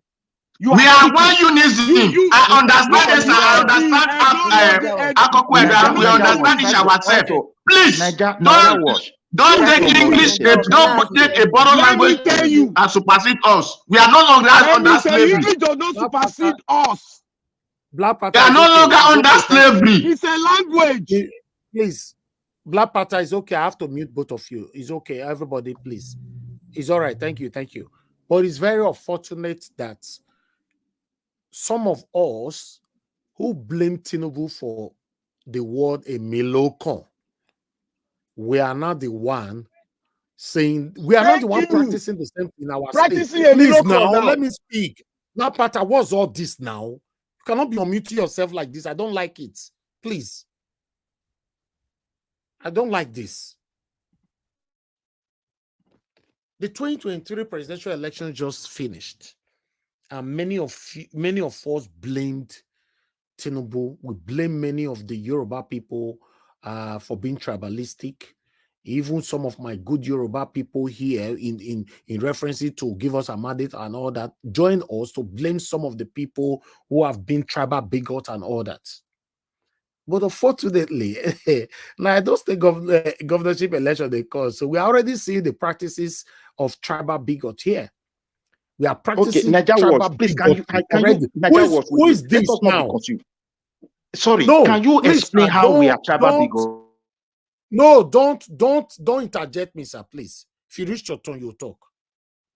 What you have right to your opinion, I have right to my opinion. What we are practicing right now, for anybody to say that if you don't speak a language, you cannot be a governor, is a practices of tribal bigotry. Simple. It is. Because you are telling me, because you know one thing that we must understand here, when you guys are talking, you are not listening to yourself. It means automatically everybody that is listening to me right now, if you live abroad, with that statement, your children have already be denied prospectively for even saying it that he wants to run for any political office in your own state. Yes, that's what it means. That's what it means. They have denied your children already. it's something that I'm against 100%. 100%. Even though somebody don't understand the language, you cannot speak it as long as you be Edo sons and daughters. You can become the governor of Edo State. That is what I stand for. I'm not coming here and be saying that because somebody doesn't speak a language, is a foreigner. Najawash, I want to ask you a question.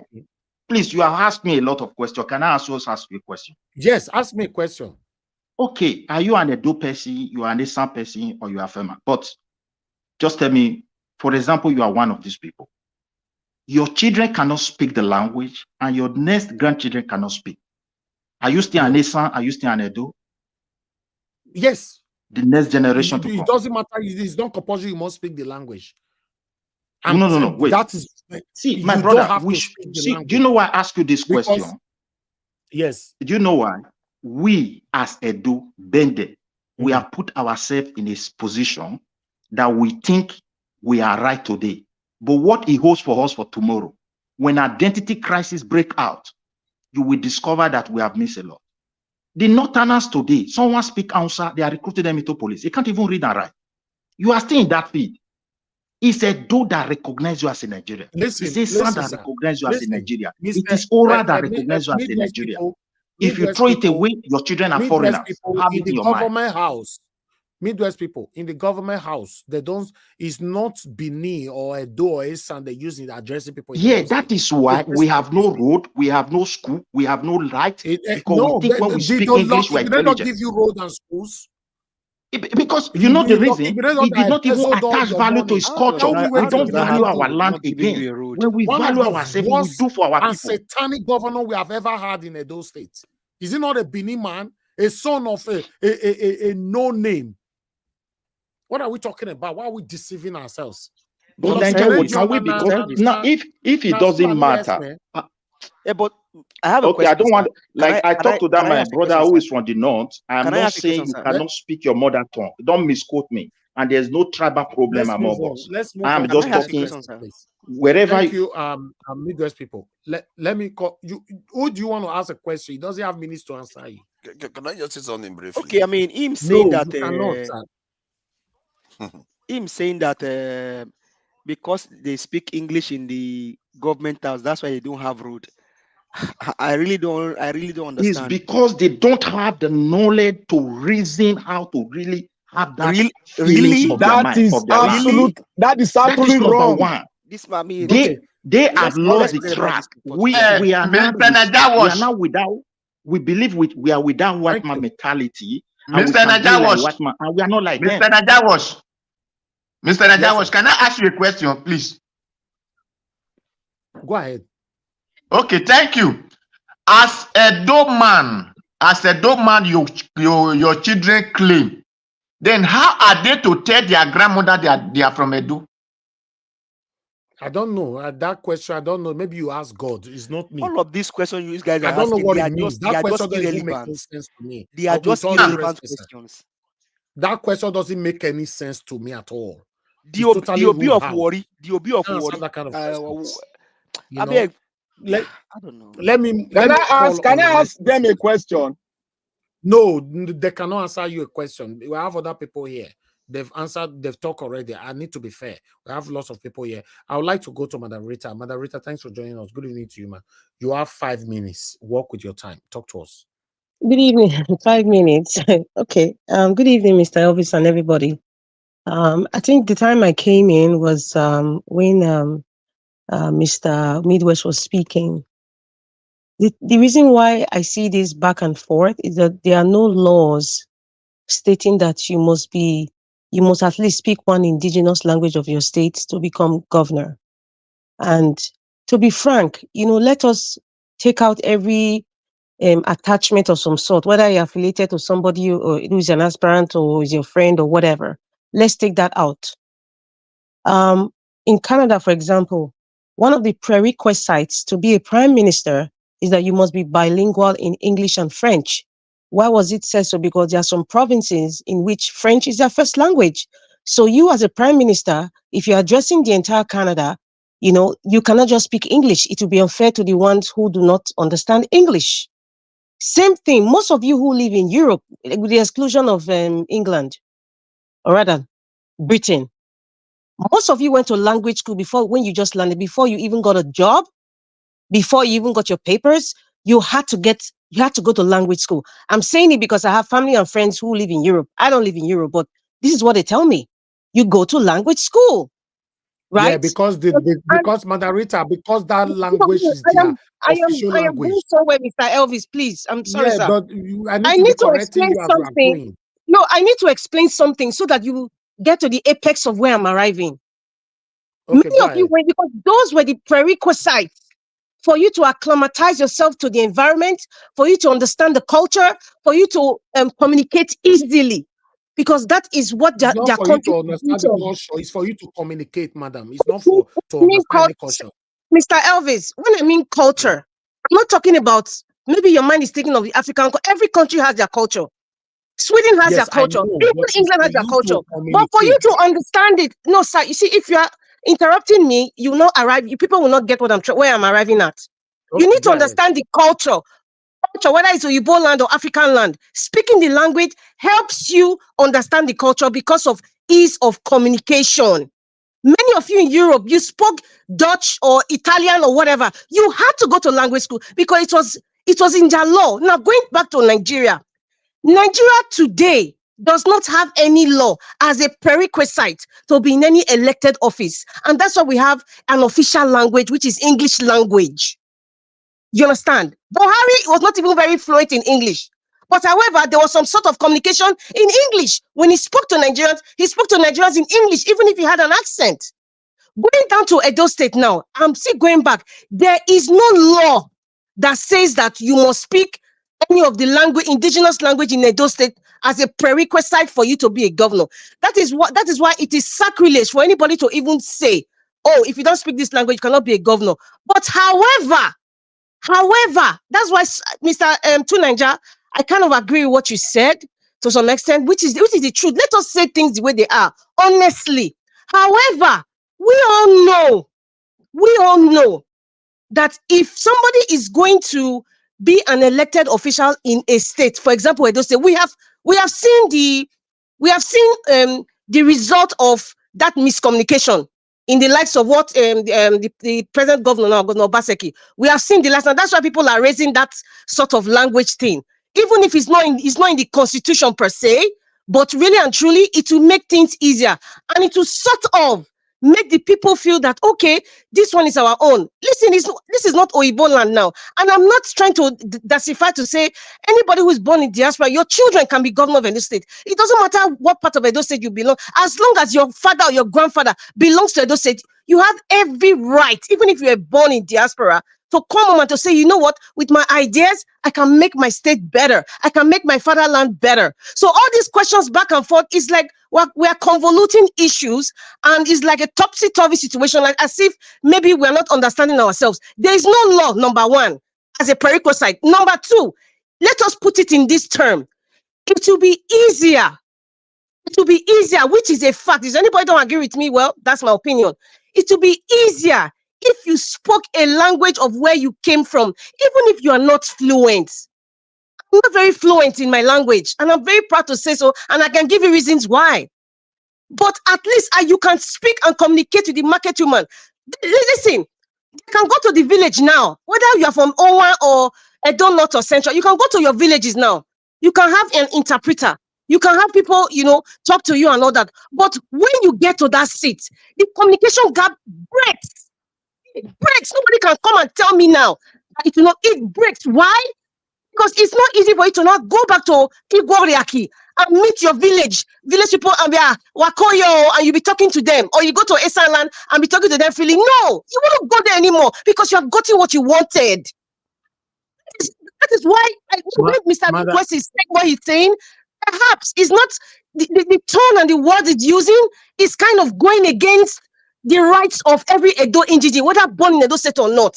That's why it sounds annoying. But let us look at the thing from the law perspective. Midwest people is calling Edo light that doesn't speak the language a foreigner. That's an insult to every one of us. See, yes, Mr. Elvis, we are all here, like you always say, we argue to learn, not to feel like we know it all. You have said that is really, it's not a good word to say. It's as if you are kind of cutting me off from my own lineage. It's not a good one. Like I said, sometimes our words and how we communicate, we might be using the wrong words, but it doesn't mean that you're trying to be vicious or rude.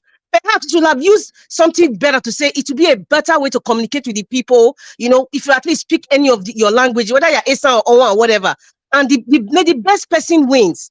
But we have to say things and not be arguing, things that doesn't make sense. There's no law that says you must. Please, excuse me, can you sir. just permit me? No more, sir. I just want to thank you. Please, Hello, please. I've not called you now. Let her finish. Madam Rita, finish in 1 minute. Thank you. Yes. So we should just say things the way it will be a better way when you communicate to your local language, because you cannot be a prime minister of Canada if you cannot speak English and French. So if you know you're going to that political level, start going to. In fact, most of the MP, they are bilingual. But you're dealing with people. Politics, it's people you're dealing with. And they're dealing with indigenous people. Even the ones that in Nunavut, that the indigenous people of Canada. Some of them, they speak English, some speak French. Some of them don't even speak the language at all. They only speak their language. Please, what is our official language in Edo State? The official language is English language. According to the Constitution, it's English language. What's all this surroundings of hatred all about now? Mr. Elvis, no, you are saying you are getting. I think you are misunderstanding something here. You asked me a question. I gave you the answer. And this is constitutional. The official language in Edo State is English language, people. It's English language. That's what I'm saying. You are right. I support you on that. That's why I'm asking now that where is all the hatred to anybody that doesn't speak the language coming from? I cannot justify or make aspersion to say any information anybody is giving is born out of hatred. It will be very wrong. It will be unfair for me to assume.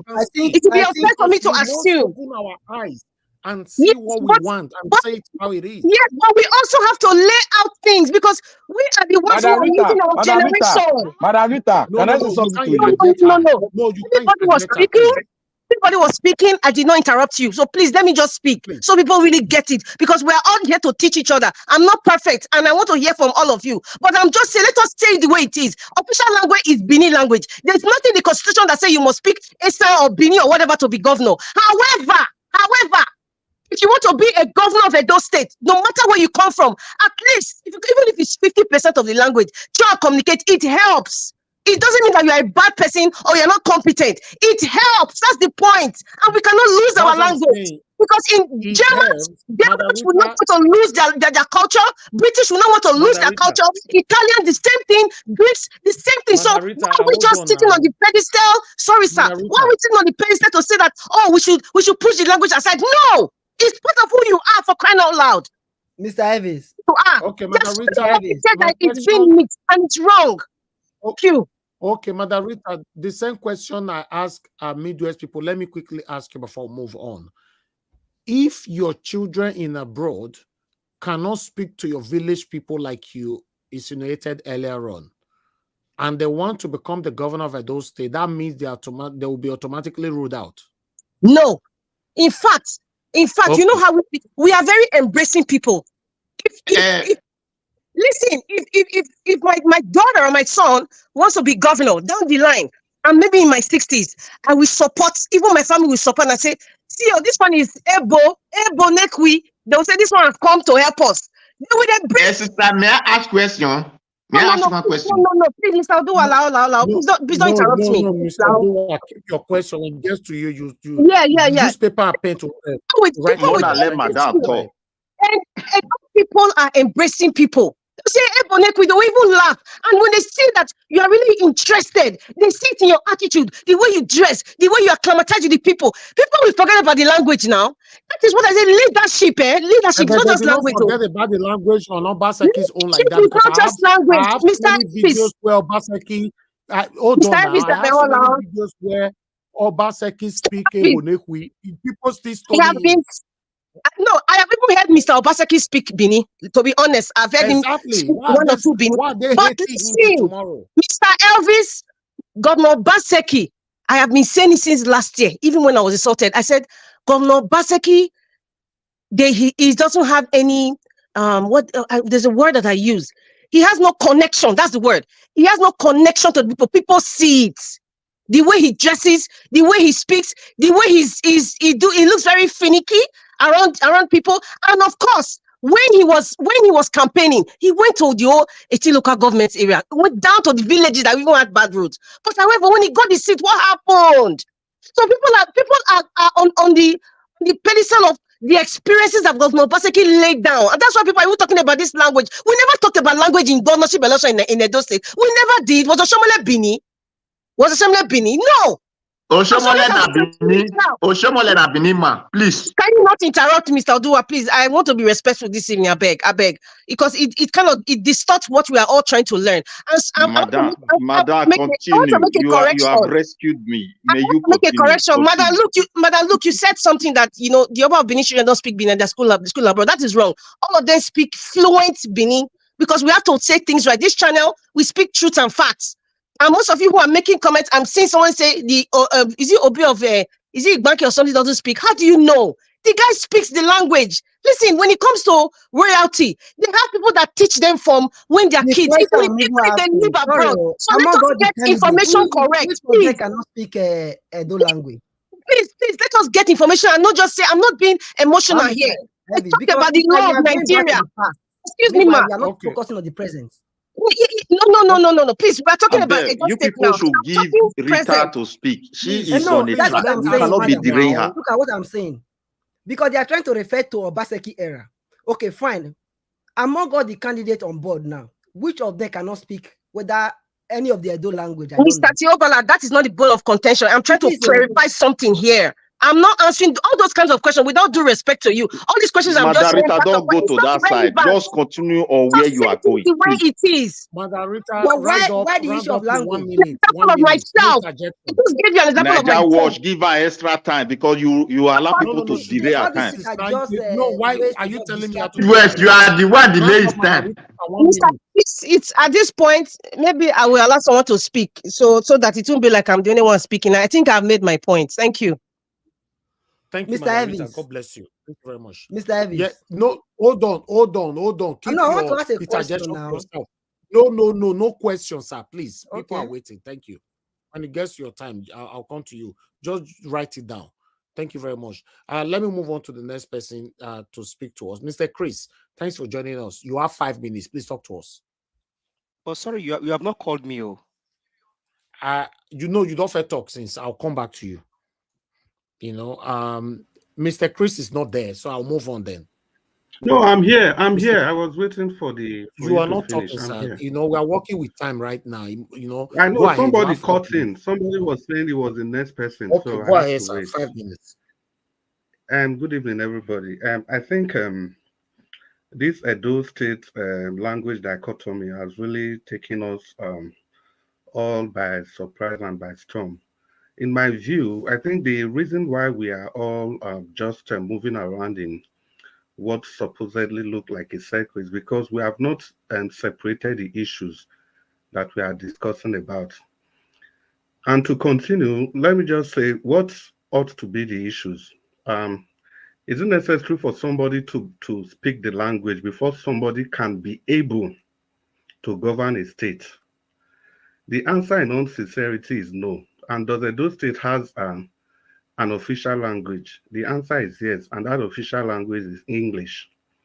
So having said that, I think it will be really, really, really naive for we to think that language is not important in governing a state. But like I said earlier, it doesn't mean that it's the only requirement before you can govern a state.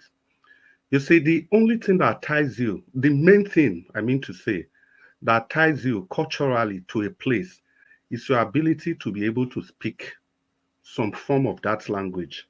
And if we find ourselves in a position where we cannot speak that language, it is crucial that we take the necessary step to learn that language. As for me, if my kids are abroad or whatever, I must make that effort to teach my children that language because it is very, very crucial and it is necessary. not because it's a prerequisite for good governance, for the ability to govern well, but it's a prerequisite for you to show that you are culturally tied and connected to your people.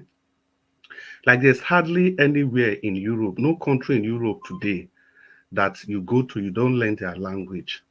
For example, like I've said on this program every time, now the difference between Danish language and Norwegian is not as much as the difference between Benin and Ishan.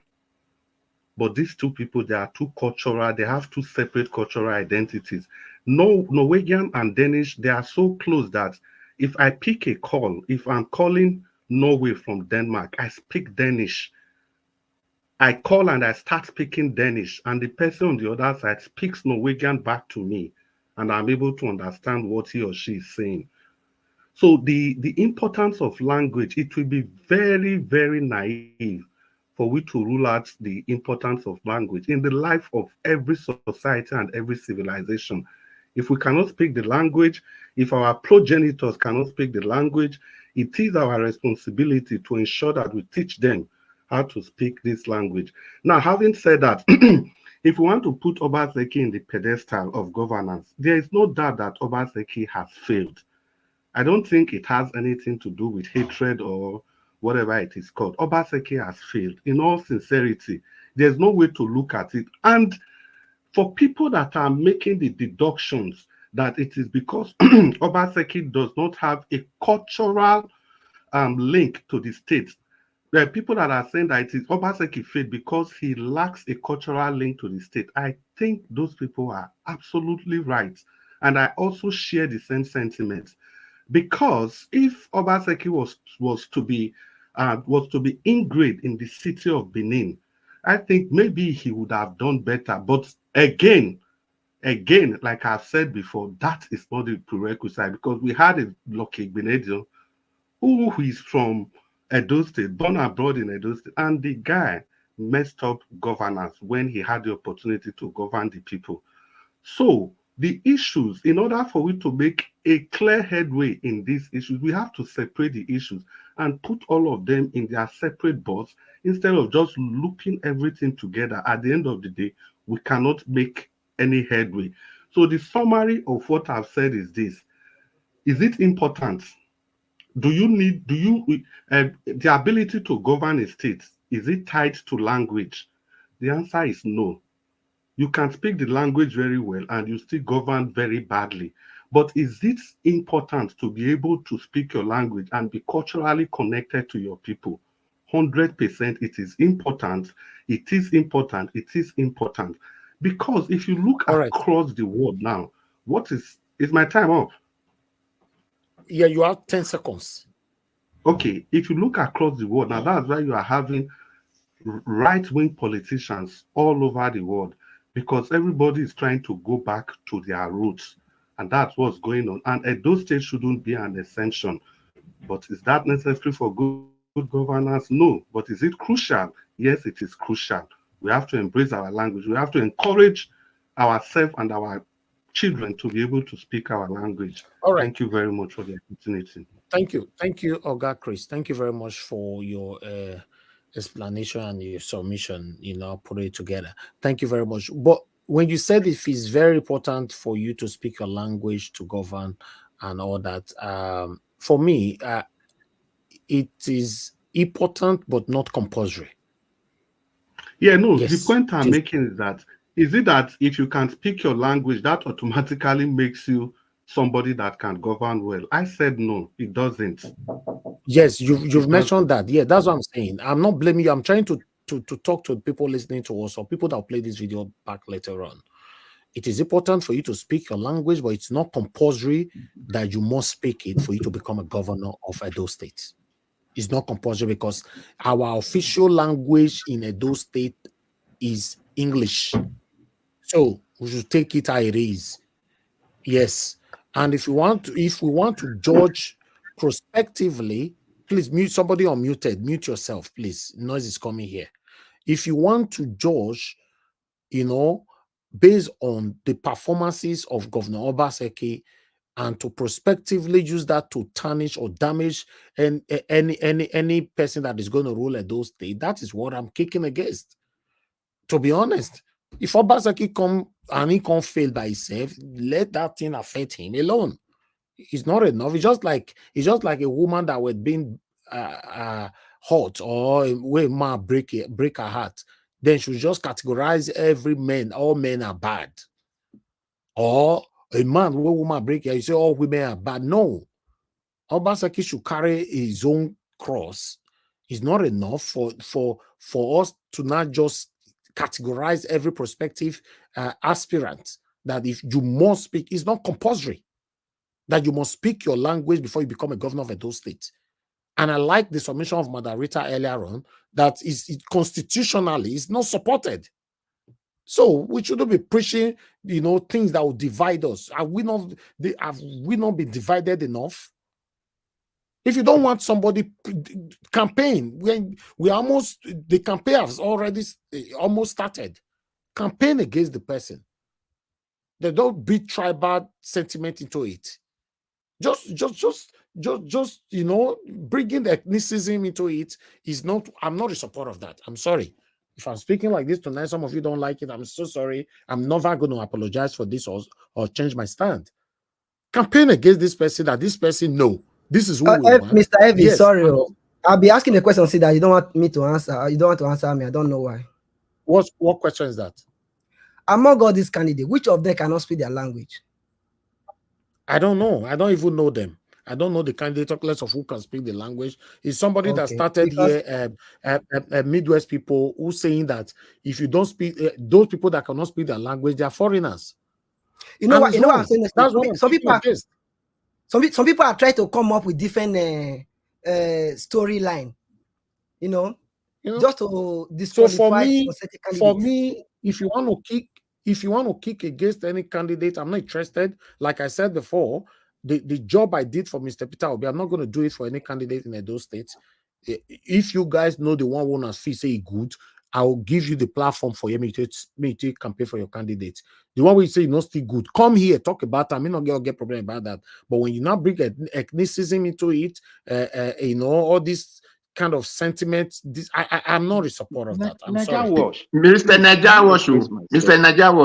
Najawash, if you hold on, Midwest people don't already call me. You want me to leave Midwest people? Now I can't answer you. Najawash, please, thank you for this short period. I never brought ethnicity into this issue. Please, I said no single ethnic nationality in Edo. No matter how that language look like, you will know that this Edo-like language. And we love those language and we never discriminate against anyone. Even the Edo-Sat language, Oshiomhole is not fluent in it. And I've never seen anybody who use it to say, you are not an Edo. And what I'm trying to say is this.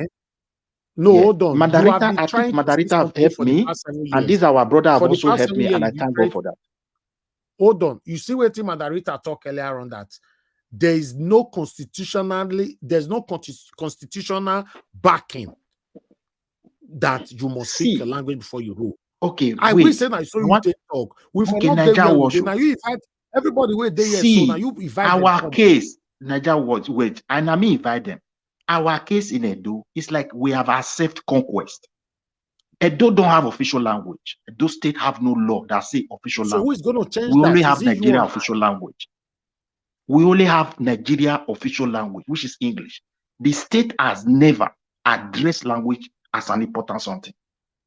Lagos has created a week where they have to speak Yoruba in their parliament. So who do you think that needs to change that? Well, that is why we are also calling for leaders who will attach value to whom we are. If you are ASAN, at least on certain level, like what our sister and our brother said. Look, do you know my pain, Najawo? Let me give you an example. A girl her mother gave birth to her in Europe here. She took her to Nigeria. She's 17 years old. She came back to my place here. I assisted her to fix herself here because so long before her mother took her there, she got all she was already a European citizen.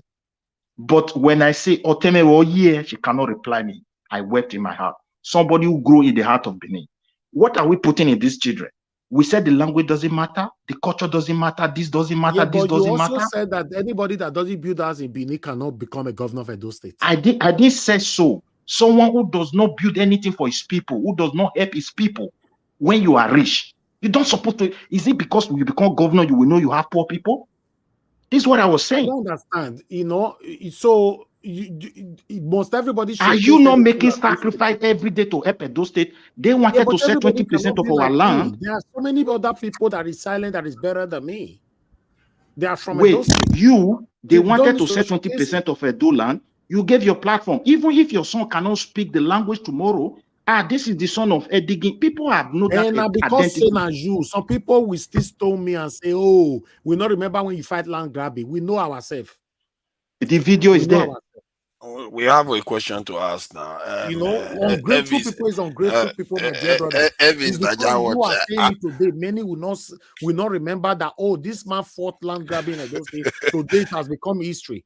Ungrateful people will remain ungrateful. Mr. Najawash, I wanted to ask you a question let me before. Say something now. It looks like you got 300 children lined up to become governors, and that's why you're really concerned about this. See, don't worry too much about it. I think the point has already been made that you don't. It's not a requirement, official Margarita requirement. have answered the question for me. I'm just saying that. And the question I always ask is that somebody should mention a nation that has developed having official language from other parts of the world. That is not our fault. It's the fault of the government. Mr. Tunaja, to answer your question, sir, is there any other country that's because other language has helped them as in their main official language? As their main official language. As their main official language. Yes. That question is vague, and these are my reasons. In China, the language is Mandarin. Maybe they have other language, but the major language is Mandarin. You go to the school, they teach them in Mandarin. So you cannot now say, is there any country that they don't talk about their official language that affects their development? I see the comments you're making. When we are arguing, please let us just be honest with ourselves first. Please. I was listening to there was a publication some years ago. It was a professor of Yoruba language. I think it's UI or Unilag, I can't remember. He said something, and that thing struck with me. He said, do you know that some of us, due to his experience, some of us, if we have been taught physics, chemistry in our language, will have understood it better than English? Thank you. It really affected a lot of people. They are lying. They are totally lying. Oh my goodness. I wanted to ask you a question before in terms of Midwest. Yes, go ahead, Mr. Odua. Okay, thank you. Yeah, you are always saying ethnicism, tribalism. Please, what did our brother ask that is ethnicity and tribalism in that West? Because we want to know we want to be clarified. You say tribalism of ethnicism. We want to know because is the language of all the Esan or Edo or Afema or Akoko Edo they didn't talk against some tribe or some language to be cancelled or what? Because we want to know the tribalism you are talking about. Being proud of your culture is not tribalism. Tribalism is when you use your culture against some other people as a negative thing. Tunaja, you are not even sure. I'm sure. Everything is just the toxic aspect. What I mean, hold on. I support what you just said now, but you are not sure what is going on in the upcoming election in Edo State. They are already being tribalistic against themselves. Visit other Edo platforms right now. I'm watching all of them from distance. They are already hitting themselves so hard, just because they want to take. I'm telling you, they're already practicing this. That's ignorance. A lot of them, I don't know. It's just they're already doing it.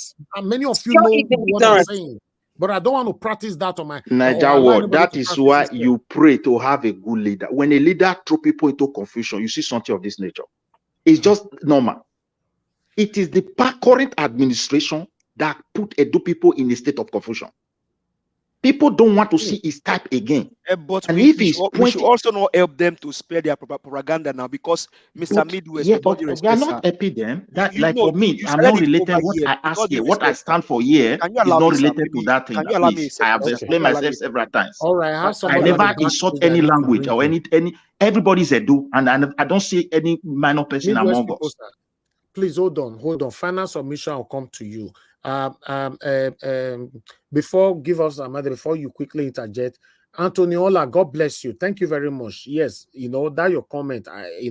Thank you very much. Give us another quickly, 30 seconds. Well, thank you very much. One thing is, like you said something that is very, very fundamental, Mr. Helvis. And then Miss Word, people said something. But you are also now helping them to expand their propaganda by bringing this issue of language into this whole thing. Now, the question here, as the state is today, will language put bread on the table of the woman that is in the market? With all this quagmire that we are suffering today in the states, language is good, but all the same, with all we are suffering, without build our school, without never tar build our road, anything. Tell me how many platforms. Without stop corruption. Tell me how many. I will not go to that. I think Madam Rita and this our brother have break everything down. Who doesn't understand my point? And because I feel they understand what I was trying to explain. So if you are asking questions related to it, I don't want to go there again. I'm just forget about that because I feel everybody have understand what I'm trying to say. Let me bring somebody from the backstage, and I will remove somebody on the panel. I'll put it on the backstage for now, and I'll bring you back again. I'm going to bring Engineer Francis in, Mr. Jonathan, I'm going to put on the backstage. When it's time for you to speak, I'll bring you back again so that Engineer Francis can come in. Engineer Francis, you are in. Thank you very much, sir, for joining us. Good evening to you, sir. Please, I would like you to talk to us. You have only 5 minutes, unfortunately. Thank you, sir. Thank you very much. Hey, guys, I've always said it. Tinubu is the source of this thing we've been discussing here for hours now. Tinubu is tribalistic. Everything about him is exactly tribalistic. And he is now planting it all over. Look at what we've been arguing for over 2 hours now. Emiloko or Enobi Emiloko is the time for Edo West or time for Edo South. Please don't do that. Don't allow him to conquer this whole thing like that. But we are very quick to move on in Nigeria, and that is a big problem. I see everybody has moved on. It's now President Tinubu. We don't even want to consider other things that we could have done. Please, let's not be doing that. This girl, Ruth Ogunleya, we have moved on, but we haven't seen proof of life. In fact, under George Bush, the U.S. had this detention center in Guantanamo Bay where they detain all those Taliban and Al-Qaeda people. There was a picture that came out from there where they stripped the men 100% naked, and they will be parading them in their room and all those other things. When it came out, George Bush narrowly escaped the war cry that time because that is war crime. When you subject a human being to that level, no matter how bad an enemy combatant that person is, it's a war crime. And when Obama took over, the whole world was crying. That's why Obama rushed immediately and closed that Guantanamo Bay, because they didn't want that. Now, please, I would also like to plead to people like Professor Mike Ozekome, Ulisa Abakoba San. Please, can you guys define to Nigeria what war crime is? If this girl were an enemy combatant, let's say a Cameroonian army that were fighting Nigerian army, and then they captured her, and she's now a prisoner of war. For you to whatever room you're detaining him in, come there, inject her with something that we don't know, which knocks her unconscious, And by the time she regains consciousness, she notices that all her clothes have been stripped. And you guys are there, videotaping her. Please, sir, Professor Mike Ozekome-san and Ulisa Abakoba-san, is that not war crime? And even you, President Obasanjo, President IBB, and you, Abdul Aziz Musa Yaradua, you served in the army too. And I'm still calling on you, the Minister of Defense, Dr. Bello Matawale. Are these not war crimes being committed on our own, not even an enemy? Why are you guys all silent? Because it's somebody else's daughter? And even you, the Nigerian youths, how in the world are you doing this? All you need to do, please overwhelm this minister with emails requesting proof of life of Ruth Ogunleye. It may be her turn today, you youths that are just, oh, it doesn't concern me.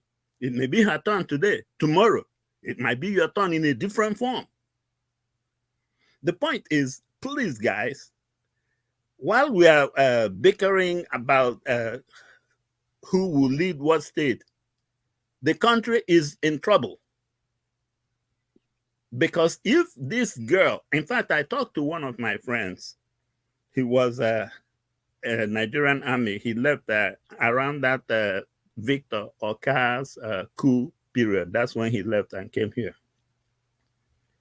And he told me that if you are schizophrenic, delusional, that the Nigerian army will sack you too. The same thing they do here in the US.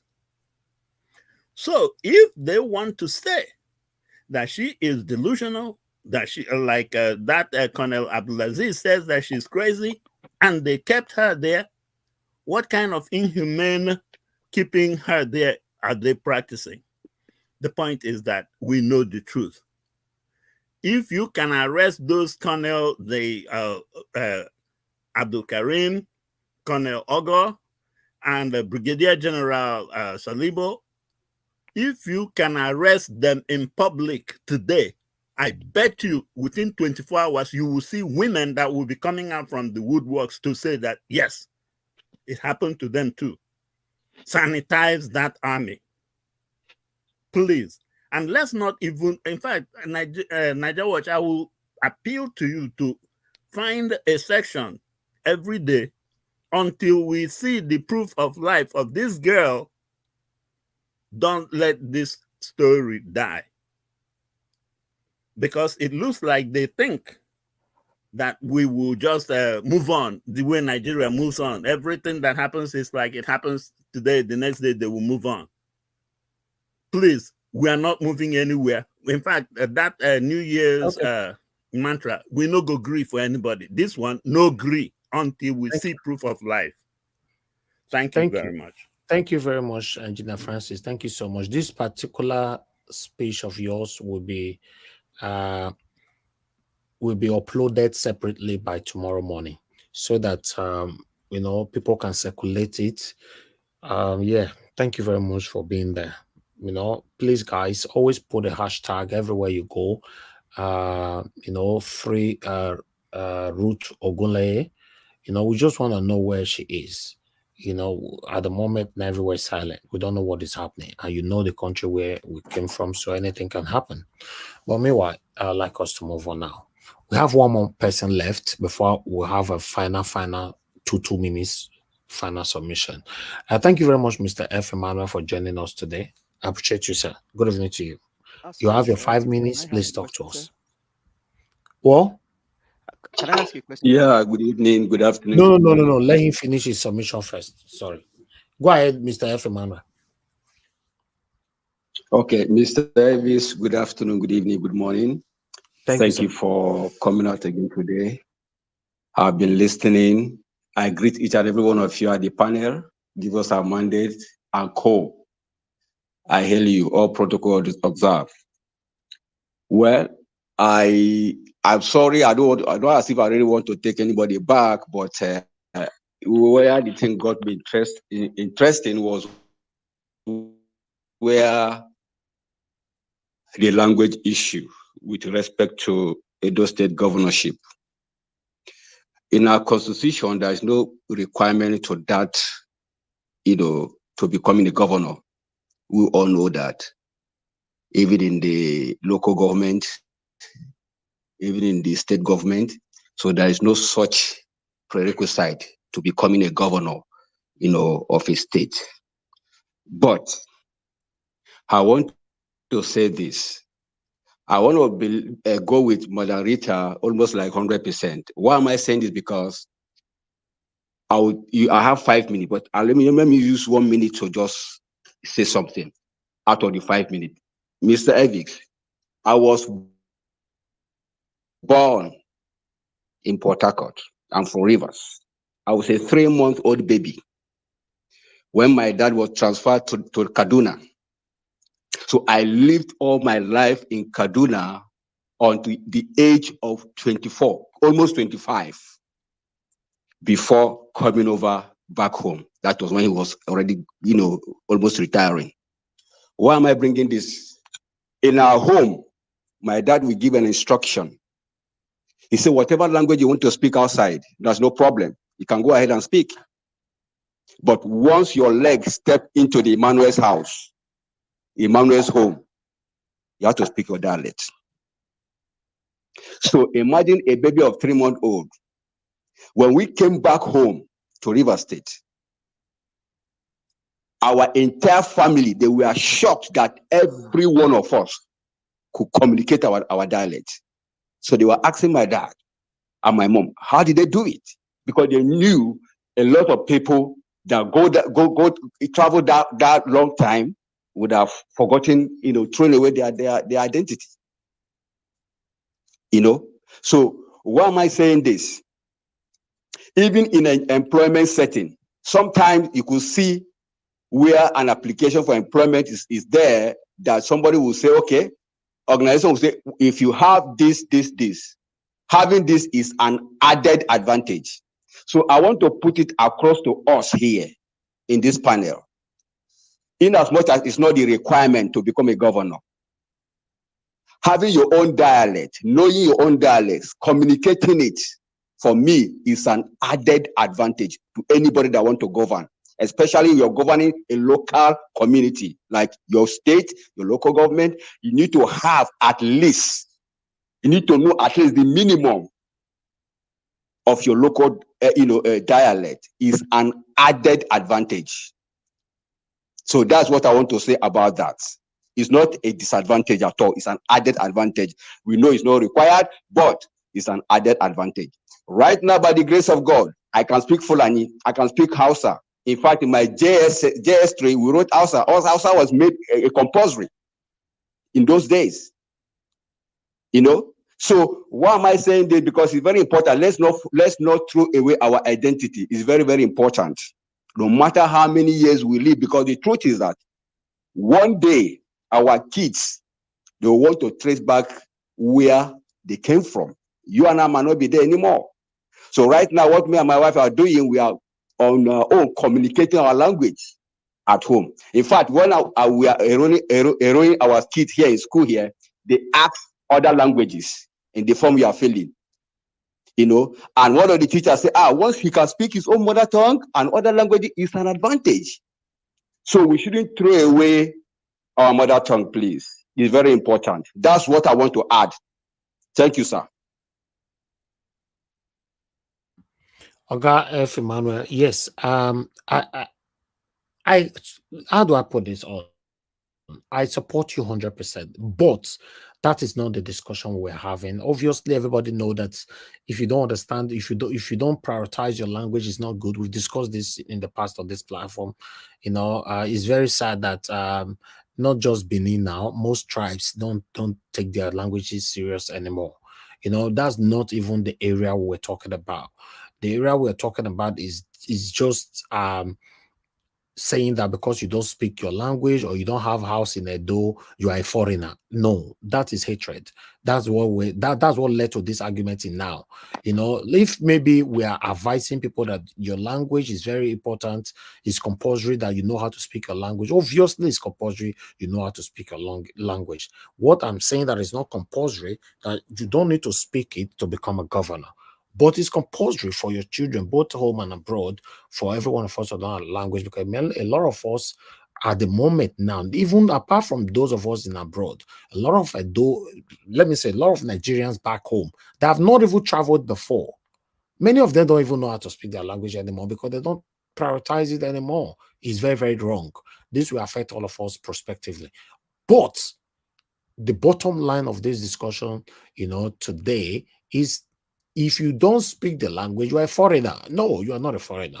If you don't have house in Benin, you cannot become a governor. No, that one is deep and is extreme. That is what we're discussing. Thank you very much, sir.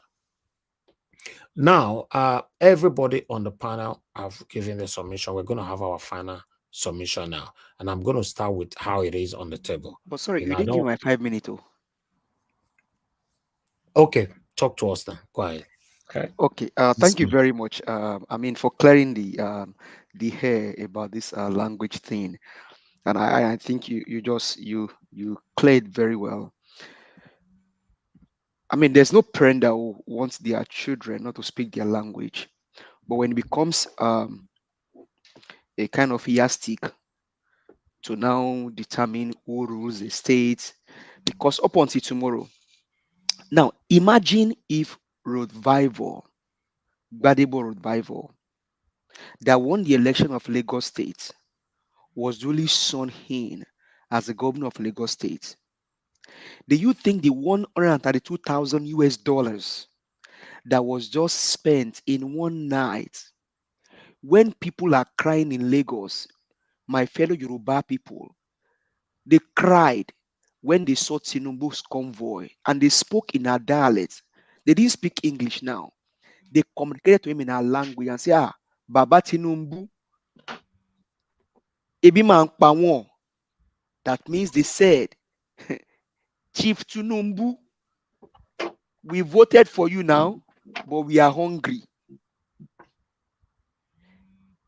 But because of tribal bigotry, because of tribalism, revival that you can trace its origin to maybe 10 decades past, if not 20 maybe, all of a sudden is not a Yoruba boy. And now you can see a governor of a state voluntarily travel to a country and spent $132,000 in a night just to sleep in an hotel. But that same person can speak Yoruba, as we insinuate. For me, language is very, very, very vital, very, very important. I speak to my children here, but that should not determine who governs the state. Because as diverse as Edo State is now today. Okay, for example, now Obaseki is speaking Esan language, and that's the only language he can speak. And then it comes to a place where they are not speaking this, and maybe they are speaking the normal Bini, and then other people, those ones they don't understand they don't understand Esan. They say, so he cannot speak our own language, but he can speak this language. As much as language is very vital, it should not form the basis on which we elect people into office. And I think Madam Rita also cleared the hair, taking us back to Constitution. Because the evil that plagues Nigeria today is the evil culminated in what makes somebody called Tinubu. Tribalism, wickedness. Because how can you tell me that a man in your country, in Plateau, Jos, Mangu, people are being pied? I don't know if you guys saw the video of somebody that was they want let me not say it in English. For those that understand Yoruba. And once they now shout Allahu Akbar. And the president, that is the chief commander in chief of the country, in quotes, jetted out the next day to go and stay in France, to return back in February, the first week of February. The last time I checked, the duty of the president of a nation is to protect his own people. Thank you. Thank you very much, sir. Thank you. Thank you very much, everybody. We have a couple of people on the backstage as well. So, and we'll have a full screen. So everybody, 2 minutes. And if you allow anybody to interject you, don't call me to say, oh, they interjected me and Nigeria was giving me more time. No. Please, in case you want to interject people, use your minutes to respond to whatever anybody will use their 2 minutes to say. I'm going to be strict with these 2 minutes, please, with all due respect. But before I will start with that, me, myself, I want to say something to my 2 brothers, my my big brothers here, Midwest people and Mr. Odua. Mr. Odua and Midwest people, I want to talk to both of you in case you want to respond later on your submission with your 2 minutes. That is fine. I want you guys to know that election is coming in those states, and campaign will soon start. In fact, it looks like it has started already. You know the role this platform normally play when election is going on right now, like this in those states. But one thing that we must not be quick to forget is that how Obaseki came into power in second term in office. Don't forget that Obaseki won the second term in office due to sympathy. Sympathy, yes. A lot of people sympathized with Governor Obaseki by making sure that the way he was treated, he must certainly become the next governor. He must certainly win the second term in office. Yes, both home and in abroad, diasporans played major role. You know why I'm saying this? With the way the submission that both of you gave today, you know, you might think you want to hurt somebody, or let me do this for this guy not to rule. Not knowing that you want to create a room for people to say, oh, because of this, he must become the governor. Because sometimes, you know, when we are pursuing somebody, when your enemy is pursuing you, without not knowing, they think they are pursuing you to your danger or whatever, but without not knowing, they are actually pursuing you to your success. That's what happened to Obaseki. That is why Obaseki, not that Obaseki was, he win the election, or Obaseki was too good, or he was too fine, or he was the right person. Obaseki won the second term in office due to sympathy. And anybody that asks me how, I go give you all the facts, because we will hear. Anybody where you hear the story, no, nah, I don't treat her like this. No, he must win them. And that's the area where they go again now. Without you are not realizing it, that you are already going to cause yourself some pains and the Edo people some pains.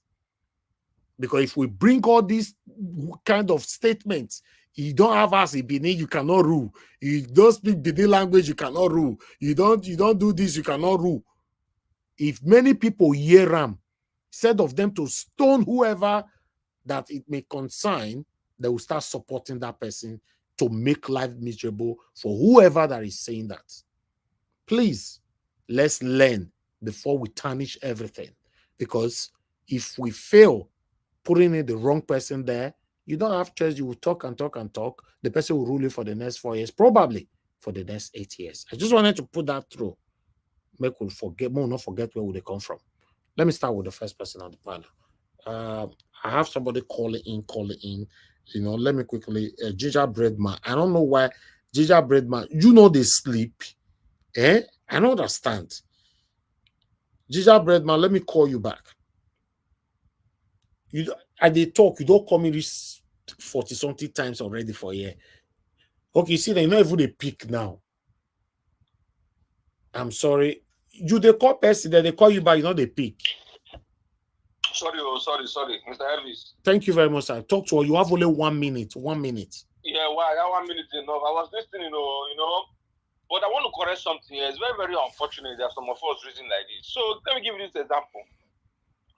You have a doctor that is from France. He speaks French. You have a doctor from Germany. He speaks Germany. You have a doctor from the United States or from England. They speak English. Very, very good doctors.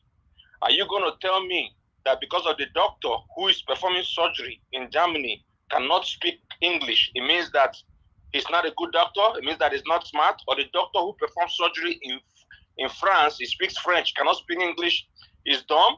Or the doctor who performs surgery in America, he speaks English, he cannot speak Germany, that means he's dumb? No.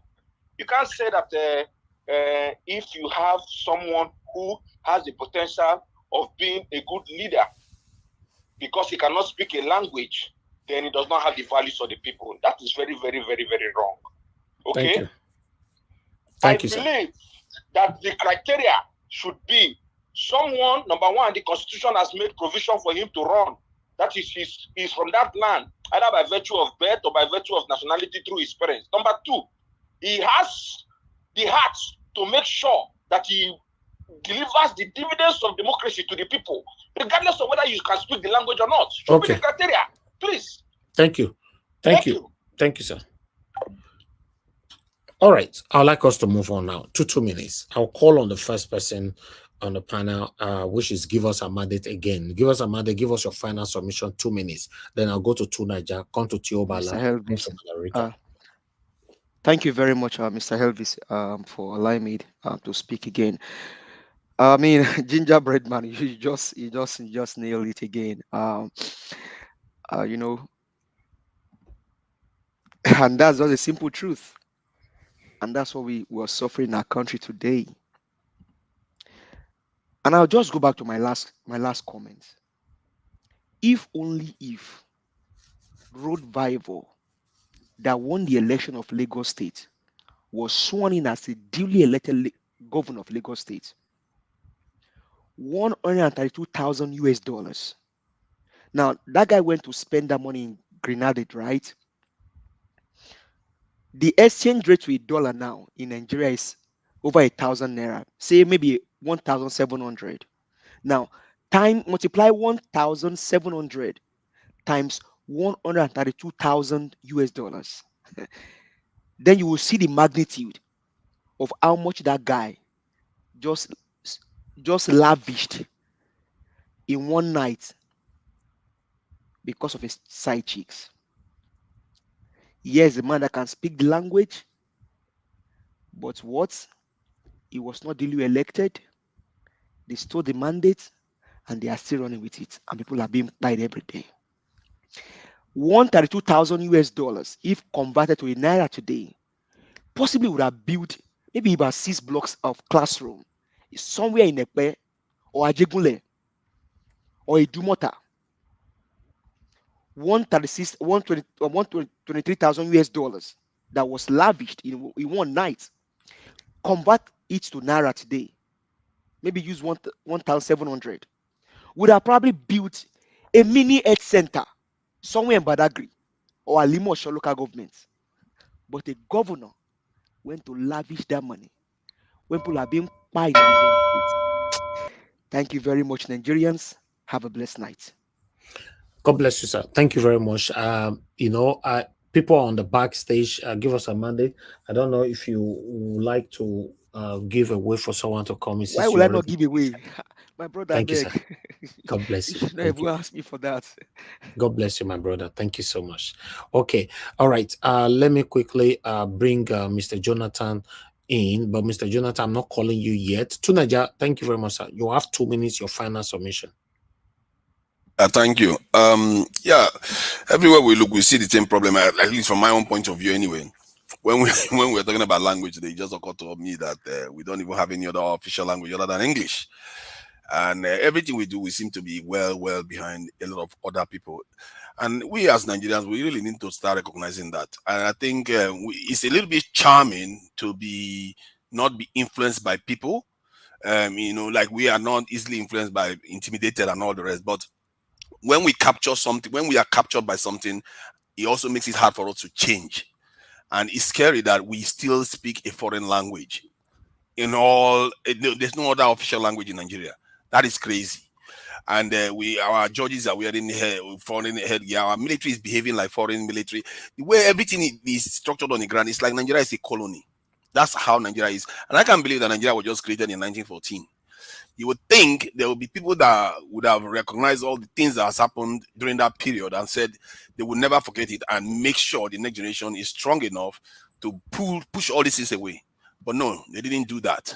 And I remember that when I read the story of Lenin and all this stuff, what they did, those people, they had such a strong will that they don't want their people to fall behind Western Europe, and they did all kinds of crazy stuff in their country to make sure their country emerges superpower in the world today. I don't know why our people just feel like it's okay to just be chilling out and laughing and doing stuff like that when the world is moving on. When are we going to stop? That's the question. When are we going to stop and say, you know what, we need to play the game, we need to catch up.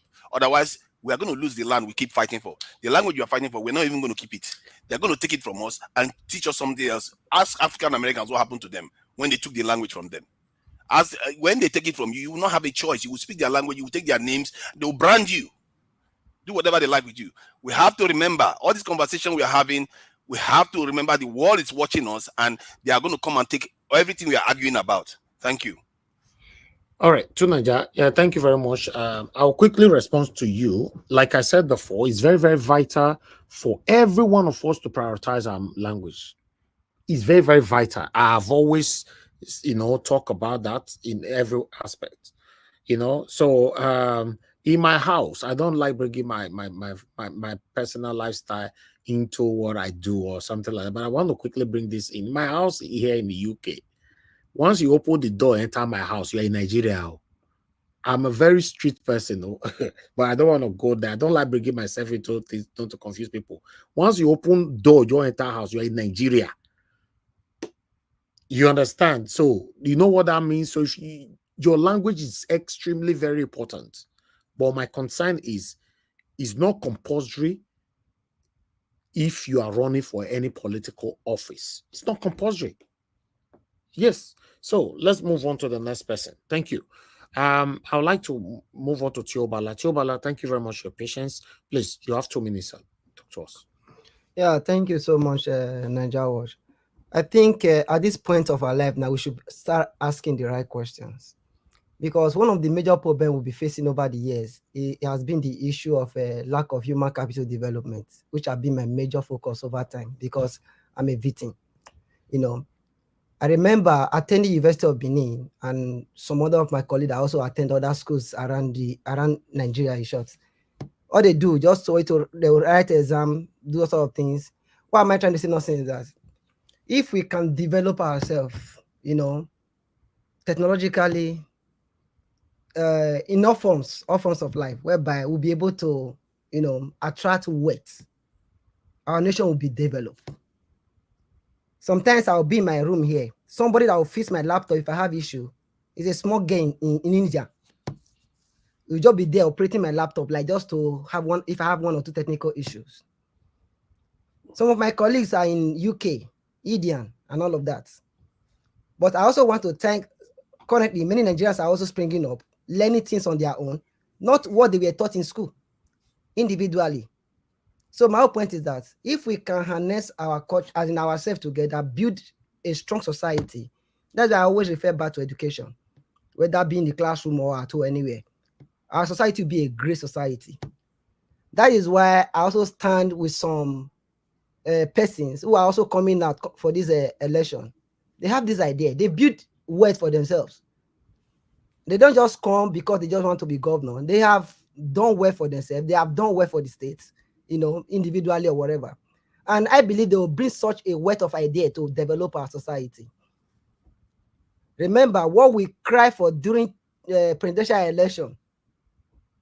Now that it's now within our local election, now we should try as much as we can to repeat that same thing, because we say the Northerner cannot continue again because they've been 8 years. Remember, this state is divided into 3 geopolitical zones. Power must be shared. Thank you. Thank you, Tiobala. God bless you, my brother. Thank you so much. we all are going to do all this together. Here is our state, so we must join head together collectively to make sure we choose the right person, you know. And I want you guys to take that as a priority, to make sure we choose the right person. It's very, very important for us, because if we continue to argue with ourselves and fight with ourselves, then we'll be confused why these people will manipulate themselves to rule you, and we'll be talking here. Thank you. Let me move on to Moderator. Moderator, thank you very much for your patience. I know you did not have enough time to talk to us today, but I'm going to give you, only you on this panel today, 4 minutes. Please talk to us. 4 minutes, sir. Some people not be jealous. So anyway, I don't think I will speak for 4 minutes. For me. That's for me. Don't worry. Thank you. I'm jealous. So it's allowed. Anyway, Wesley, thank you very much. And I don't know if I greeted everyone, everybody previously, and mommy, darling mommy diaspora. Okay, and I think it was Teobala or Give Us Our Money that made a comment a while ago and said, you know, Mr. Niger, what you're bringing this, you know, language thing is like you're kind of promoting something negative, something of that tone. Not be the exact word in verbatim, but that was the tone. But I want to make a correction here. This channel has a reputation of teaching people, and we speak the truth here and we speak facts. We are here to teach each other. Nobody knows it all. I don't know it all. But however, when you see the truth, say it. This topic about language, I have always preached. I cannot be tribal blind. I cannot be we should not be tribal blind, as a matter of fact. The same thing, you cannot be color blind and say there's nothing like black or white or yellow or in between. You cannot. So therefore, in the Nigerian scheme of things, we cannot be tribal blind. We cannot deny that it doesn't exist. Like in the US, you cannot now say, oh, racism doesn't exist. Hello, what planet are you in? But however, bringing this topic also helps a lot of ignorant people, with all due respect to the ignorant people, because what I'm hearing some people talk in some other channels, it's out of ignorance. When people are picking candidates based on language, it's born out of ignorance. And we can even see it play out in the 2023 presidential election. Peter Obi they stole that money because he was an evil man. So how can we be tribal blind? But and many of us voted Peter Obi, including Yoruba people voted for Peter Obi, not because he was an Igbo man. And Peter Obi, when he was campaigning, he said, please don't vote for me. If you think because I'm an Igbo man, don't vote for me. I don't need your votes. He made that clear. So therefore, in the scheme of Edo State election, we cannot pretend to say that there's tribe that is not part of this dichotomy of this tribe talk. So that's why we need to talk about it.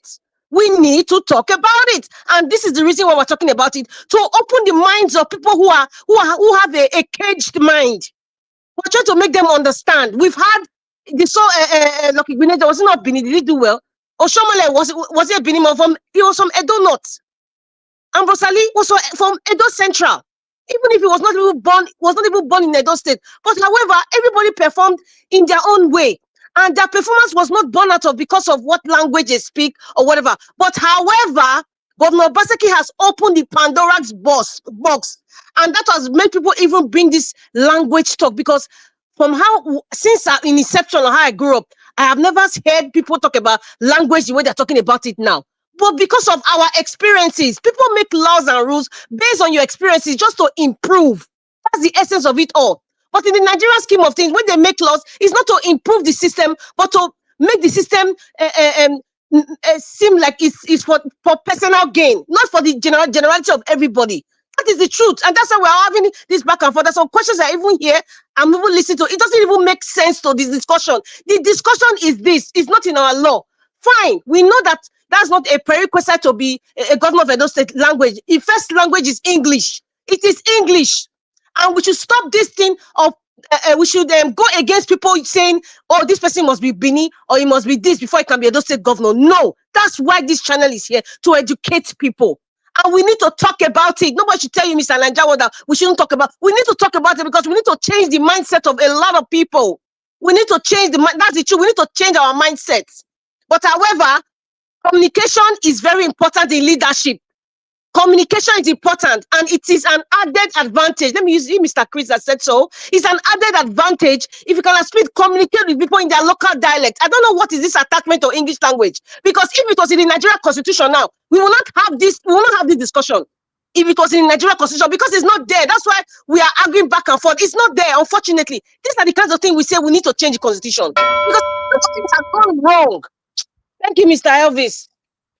Okay, thank you very much, Madam Rita. Thanks for your wonderful submission. Yes, of course, I agree with you. On this platform, we all are learning. Even myself, I'm here to learn. In fact, I learn from every one of you here all the time. Sometimes when you guys are giving a submission, I'm here jotting things down. Yes, that's one thing about life. As long as you're breathing, you're alive, you are learning. So, but when you continue to argue and you always win, and you see, I don't know if you guys have found yourself in that situation before. When argument is going on, you see all your friends will be walking out, say, okay, no wahala, now I want reach house. The other one say, okay, now may you continue now. I want reach house. I want to go buy something. Everybody just want to leave you there because you don't want to agree. So they've decided to allow you to win the case. To win the argument doesn't mean that you understand it. So we should argue to learn rather than arguing to win. Please, like I said before calling on the next person, I beg my people, my Edo people, make we not fight ourselves, make we blind our eyes, allow another bad thing happen to us again, because now it happened last time. If we say make we carry one particular thing where people can't say, whether rain or sun, we must fight for this person. You know, say now using our hand, cause that's it. All right, let me call on the next person. Madam Luke, I know you're on the backstage, so when it gets your time, I will bring you in. Okay, I would like to go to Oga Chris, you are still listening, but I put you on the backstage for now since you're not available to speak so that Madam Luke can take the spot. Okay, Madam Luke, you're already in for now. But let me come into Mr. Jonathan. Mr. Jonathan, thank you very much, sir, for your patience. I hope your audio is good because I want you to give this final submission. You have 2 minutes. Why you get Mr. Elvis? I believe I'm good, right? Yes, you are very good, yeah. Yeah, thank you very much. And I believe that you should be able to give me at least maybe 3 minutes. Okay, you have 3 minutes. I lost almost half of my time today, but however, that's okay. You see, I agree with. I just want this few minutes. I just want to talk on, or just to re-echo 2 areas, the area of this language, and also someone talked about security. I would just want to handle those. On language, first of all, we should know this for a fact that we cannot compromise competence, character, integrity for language. We can't do that. It will be dangerous. Mr. Peter Obi said severally, and that one of the mistakes Nigeria continue to make is employing a carpenter to be our pilot or a bricklayer to be our pilot. Those state people metaphorically employ the carpenter to be their pilot, and we see the end result. Their plane crashed. Not only crashed, bombed completely. And that is what you get. So we cannot. Going forward, doing that is dangerous. It is something that should be, yes, fine. It is important for you to, be able to understand the language, learn the language. After all, nobody just wake up. No serious person just wake up one morning and say he wants to be governor today. It's something you have been thinking about. It's something that you have passion. You have. It's your dream or something that is in you want to be. Then take time. Take time before, at least a year before, 2 years before. Go and learn 1 or 2 things. After all, we know the illiteracy level in Nigeria. Those people in the rural area, some of them don't hear come in English. You will relate with these people. These are the people that you will superintend over their lives for the next 4-8 years. In fact, it's an aberration. It's a disrespect that you will go to them and you will not be able to even say hello in their language. Speak to them. Because you don't just wake up one morning. And that's what they do. That's one of the areas that I dealt on in my submission earlier. That the governor somebody will just come up today and say he wants to be governor because he has money. Where are you in the past 6, 12, 18, 24 months? Where? We don't see you. We don't know you. You did not criticize any policy of the incumbent. You did not say anything. You just pop up because it is election time and because you have the money. You just want to throw it out and you want to be governor. That is disrespect to the people. You must know the land at least a little bit, if not so seriously, because most people don't please, on this platform, let's be serious about this. There are still a lot of Nigerians that are illiterate, that cannot speak English. They are in the rural areas of Nigeria. You should be able to go to them and relate with them to some extent, at least. So that is where it should be. And Mr. Elvis, just 30 seconds. Somebody talked about security earlier. And I want to say that one of the speaker here, it says to solve the security problem of Nigeria is as simple as ABC. Yes, I agree. It's as simple as 1, 2, 3. Yes, I agree entirely. Because, first of all, the lack of electricity in Nigeria, we must begin to address that and agree that the lack of reliable electricity is a major security problem. It is a major security problem. So it is not a big deal to solve this problem. Thank you very much, Mr. Elvis. Thanks to everyone. Have a wonderful evening. Thank you, Mr. Jonathan. God bless you, sir. Thank you. I will respond to your submission anyway, but I have somebody on the phone. Mr. Omori, thanks for calling in, sir. Good evening to you. You have only 2 minutes. Talk to us. Yeah, Brother Elvis. Good evening, sir. Good evening to the panelists. Good evening to those on the comment sections, usually Mommy Diaspora or Mother Room. Yeah, now, pidgin English, I will speak today. This will not be time for grammar. Sometimes, we the people, they give our rulers, our criminals, they give them they hold the life already. We they give them the bullet to shoot us. Sometimes, they dwell on the issues. We'll leave the object with the pursue shadows. I watched 2 people came to for interview, national television, channels and Arise. One of them said, when they accuse, they don't even know, grow for, they speak language. Even when you never enter government, if they talk about it, they bring people a light, bring the people for Ewohimi. As far back as during the time of Bola Ige, the only 2 times when the Bola Ige spent before they kill him, he don't use the connection tap and say, my people don't get light. The imagination for about they use private and public sector arrangement to give people light. They enjoy light. You talk about it, they set up organization to help poor people for village. You the accuse us not they speak language. Whereas we get another one when come today, go indict himself. He carry gun shoot himself for leg. On 2 occasions, one for channel, one for Arise. He said, if people don't get light, they don't get water, they don't get what do they call it, dispensing medical centers in our local parlance for Nigeria. And this man has been in government before 1999. He started as a chief of staff to go in Grenada when he was the chairman. From chairman to governorship, SSG. From SSG to the chief of staff of a state. He used the man shamefully and shamelessly. They talk on national television, say, in people for Oshiomhole, no get light, they don't get water. And I don't know how that kind of person will go back. Go campaign for Oshiomhole, say he need vote. And he didn't need for palace. He has for Benin be like a stadium. He has for Canada be like a stadium. He has for America here be like a stadium. When would they dwell on the waiting matter? Not be frivolous and frivolities. Thank you, Mr. Elvis. God bless you. Thank you, Mr. Omori. Thank you so much. Thank you. Wow. Okay. You see, if I have to come to what Mr. Jonathan talked about earlier on, I'm also going to reference to Pastor Ize-Iyamu, because Pastor Ize-Iyamu is the person that Mr. Murray was referring to.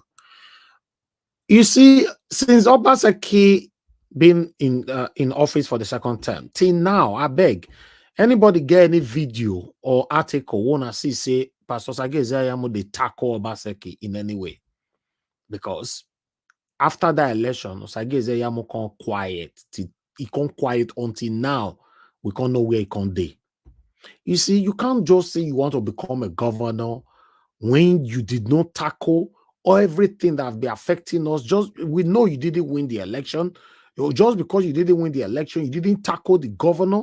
We were not even having opposition anymore. In fact, I believe the only opposition that Obaseki was having throughout till now was Naija Wash. Yes, many of you can testify to that. You see, this is one of the things. I agree with you, my brother. I just agree. Thank you, sir. 100%. You know, you didn't, you don't come out, you don't talk anything, you don't tackle about like you want to make come be say every one of us will still get power for social media, more support you, more say pastors, I guess he try, you just quiet. Me can't even the thing say maybe pastors I guess don't move come off for those state go Zimbabwe. Now you just come out to wow, I want to become a governor. Mr. Najawo, make I ask you one question. You don't work like that. Yes. Make I ask you one question. See, we don't say Obaseki na APC. This man go talk against his brother because he changed color to white. He should do rule. He doesn't deserve to be our governor. We're supposed to know the mindset of our politicians now. If you could not tackle Obaseki throughout the whole 4 years, you were silent all through. Then what is happening here? What are we? Why are we fighting ourselves, Edolite? What's happening? I don't know. What do we want? I don't know what we want, to be honest. Let me move on to the next person, please. Agena Francis, thank you very much, sir. Please give us. Hold on, Agena Francis. Let me come back to you. I have Tony Africa on the phone. Tony Africa, thanks for calling in, sir. Please talk to us. You have 1 minute. Good evening to you, sir. Yes, sir. Sir, I'll be waiting for all the topics to accumulate before I begin call the call. Now only 1 minute you get. I started calling because good evening, sir. Thank you for your work. So the two MDW say Akoko local government and the Sobe and the Owan local government, they are Yoruba speaking people. Then Bini, Usen is Yoruba also. Then Inisha, they also have a Yoruba and they did the mix of like all this for show earlier. So if anybody can speak any of the Edo languages, then it should be okay. You don't have to speak your own village language because most people are born in Benin, some are born in Ibadan, some are born in Lagos, and then some are born in London. So when they can be able to speak any of the local languages, it must not be Esha, it must not be Benin, it must not be Urobo, it must not, but you must speak one of the languages that is obtainable in that state. Okay. That's what I want to make a. And I agree with you. I agree with you. Thank you. Thank you, sir. God of our Shalubwa, our Lord, I will bless you. So anybody who can speak a Kokodo language is okay. If not Feba you want to speak, okay, it's okay. If not Bini you want to speak, if not Esha you want to speak, all one people, 70% are Yoruba. So okay. Kokodo is 100% Thank you, sir. Yoruba. You've crossed your line. You've crossed your time. I mean, yes, thank you, sir. Okay, I'm not taking any call tonight anymore. Please, nobody should call in anymore. Let me move on to Engineer Francis. Sir, your 2 minutes, sir. Final submission. Thank you. I guess this Edo issue is going to take from my final comment I was going to make on Ruth. But let me put it this way. I'm sure Peter Obi will put it this way too. Will Edo-speaking people get fuel cheaper than Asian-speaking people with Edo-speaking governor? Or will they buy bread cheaper anywhere in Edo State? If you have a governor that uses an interpreter to speak to you, but he builds the roads and does all those things that makes life easier for you, will you say, oh no, let me pick the one that speaks my own dialect? We are in it now. We are seeing it happening in a macro level with Bola Tinubu. He went to Lagos. His Yoruba-speaking people were telling him we're hungry. So the language or no language is immaterial in this case. Look for who will do the job and make life better. Please let's not spend time on this language issue, because that is the kind of pill that Bola Tinubu will give us. But most of all, guys, please, let's not put Ruth Ogunlaye to the back burner. We need to see that she is still alive. Even as we speak now, we don't even know. They may have finished her. We need proof of life at least. Even if she were an enemy combatant, if she was a Cameroonian flying over Nigeria and bombing us, and then we shot down the plane and captured her as an enemy combatant. The treatment she got is war crime issue. We shouldn't condone that. And use of Nigeria, you guys are lame if you let this happen to one of you. Thank you. Thank you very much, sir. Thank you. Thank you for bringing that in all the time, And I also like to quickly contribute to your submission. It's too early for us to be distracted with these languages of a thing. Please, our dear state, those states, you know the suffer who don't suffer for the past couple of years, and I'm not sure anybody want to pass through it again. Kewan Road, as we speak right now, repair, they still repair, and they ever still do and finish. As we all the talk so. They never do and finish.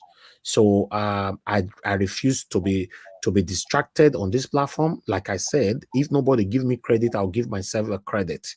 I'm the only platform that have tackled the governor of Edo State, Governor Obaseki, not just on air and on ground throughout the whole 4 years. Every other our youth, they were saying my leader, my leader, my leader. All of them were fighting for their stomach infrastructure. So please, guys, we shouldn't be distracted with this distraction right now. Let's focus and get the right person right this time. If not, now all of us now go face the music. Thank you very much. Let me call on the next person to quickly give Midwest people, sir, it's your turn now. Give us your final submission, 2 minutes. Okay, thank you, my brother. Even if I don't say anything, I will thank Madam Rita. She came here to rescue me because I was caught off balance because of questions that were taking me front and back. I think she understands what the area I was trying to talk to, and the other for our brother, and you as well, for your advice about we should not go to that. We should mind the way we present. Yes, indeed. But I still stand on my word. This is not a time for a foreigner to rule Edo State. Someone that must be Edo State governor must be the one that is connected to the people. And they have to really examine that connection. If he cannot speak the language, he should at least express himself how connected he is to the people. How long has he been visiting his people? He's a multi-millionaire. What have you done for your people? Because our people have been suffering across that state. At least if you cannot do for everybody where you come from, at least they should have some sense of, this my brother did this for me. And that is what the area I'm trying to talk. And again, our language is, I thank God, we are here to learn. And I think today we have agreed that, the language is important. And it's something that we have to really look into. And we should not kick it aside. After all, many countries that is progressing in the world, they take their language serious. And that guy who used daughter is not related to leaders. There's no country in the world or a governor or a regional governor, when you don't speak the language of that region, you are not qualified. Go to Spain. If you are not from Catalan, you are from Spain, you can't speak Catalan, you can't rule that region. If you can't speak Valenciano, you can't rule Valencia region. If you can't speak so many of the language, if you're not connected, they don't want you to run that local level because that is the root of development. As we speak today, I also speak about insecurity, and that is why I need a home base. Nigeria was not designed to produce anything good for us. It's shameful that we are not crying for another man that will tell us, I want to come and build road. Maybe build the road is independent, no road. I want to come and build school. I want to come and build a gate. That's what they are going to use. But the fear now is that something more than school is coming. Must it reach our doorstep before we know? At least let's have a credible leader. Because if we are divided and this thing get out of hand, the way it's going to affect us will be so severe. So the best thing is to get someone that is connected to them. Even when they have differences, they will still go to a table as a mature people. That is what Edo people are known for. Thank you. Thank you very much. Please, Midwest people, next time if you want to give your submission properly, please come on time. People who normally come on time or that start the broadcast with me at the same time, they normally get enough time. But if you come late like this, we're always dragging time, and I don't really like doing that, but I have to because I work with time. Yes, if I have to call on the next person, Yeah, okay, let me quickly respond to Midwest people before I call on the next person. Yes, that your submission, I appreciate you for it, because that's one of the things I was saying when Mr. Dua was saying that, look, we did your build road, he build this, he build Igun. No, in 2024, in postmodernism, we shouldn't be talking. Me, I'm tired of the road. It's just like Aswa Igodalo was in Arise yesterday saying that he's going to build a bypass. I was like, oh my God, I get headache as I there. So now so this I want do road, I want pass road. Nine governors wanted to preach for us before they become governor. Please, guys, we need something better. Abuna not the see and say for reach those state for that local, not dirty for na eye. Me not understand. Welcome to Edo State, Benin City. From Oluku, they come. Not dirty for now. All those houses where they were ugly. Do you like it? What is happening? So we don't have flyovers. We don't have anything. You road. I don't understand. They'll build 5 primary school for you, 6 secondary school. They'll come do 25 roads. Why without that 25 roads, you can't get 15 for inside will be biscuits, So then schools where they build within a year or two, many of them will be dilapidated again. Is that what we want to be getting every 8 years? We need to ask ourselves a lot of questions. Let me call on the next person to speak to us. Black Panther, thank you very much, sir. Please give us your final submission. 2 minutes, sir. Thank you, Mr. Naija Watch. Can you please give me 3 minutes? Yeah, go ahead. Thank you. Okay. Thank you, Mr. Naija Watch. You see, talk is easy, but to do is very tough. You see, in my own house, it is only me and my wife that have English name. All my children, they are all bearing Edo Benin name. From Edo Benin name. No English attached. You see, what Mr. Midwest said, look, I'm 100% against it. Madam Rita, I am 40% for it. You see, your language is for the preservation of your culture, your tradition. Your name, preserve your tradition, your culture. You see, we don't understand the kind of society we are. You are comparing Catalonia that has, how many languages do they speak in Catalonia? I guess it's just one. They can make laws like that. In Edo State, we have different languages. And if you stand your ground to talk on languages when we have a political season coming up, you are giving bullets to the politicians to strike on us back. Emiloko, Yoruba Loko. Now we are going to Ebini Loko. You see, that was why when Madam Margarita was saying tribal blind, when we were talking then, I said this is not the right time to say it. Even when Naija was talking about military, I said this is not the right time to say it. There are certain words you bring at the right time for the right purpose. When we sit together to galvanize and raise the constitution, can you bring such thing out? I was expecting us to say, to preserve our culture, let's start introducing what the Western people did. They were teaching people it's optional. Yoruba, Igbo in schools, you go and pick which one you want to speak on to preserve your culture and your tradition. That makes them to learn it, to know it, and it will go up from them. But we are not coming in a political season talking bringing bullet like the other man that said, that the other guy that spoke when he talked about bullet. I concur to him 100%. We should learn to understand our environment. Don't compare Catalonia or Europe with an African setting. Nigeria is a pool of tradition, culture, well over 500 languages. And you expect them to pick one language and suppress the other tradition. That is wrong. We must pick something that suits us, and it is not language. We can preserve it, and nobody are not against it, but we cannot pick a language to deter the progress and developmental state of any state. It's your mindset, please. Thank you. It's an Naija Watch. All right. Thank you. Thank you very much, Black Panther. God bless you. Let me quickly move on to the next person. You know, I'd like to call on, let me look at the, Mr. Dua. Thank you very much, sir, for your patience. Please, you have 2 minutes final submission. Okay. Thank you. Please, I'm hearing tribalism. We are not talking you must speak Edo. Like me, I am Edo, son of Edo, talk Edo, name of Edo. But I choose Esan. And we want anybody that want to govern come from the Esan.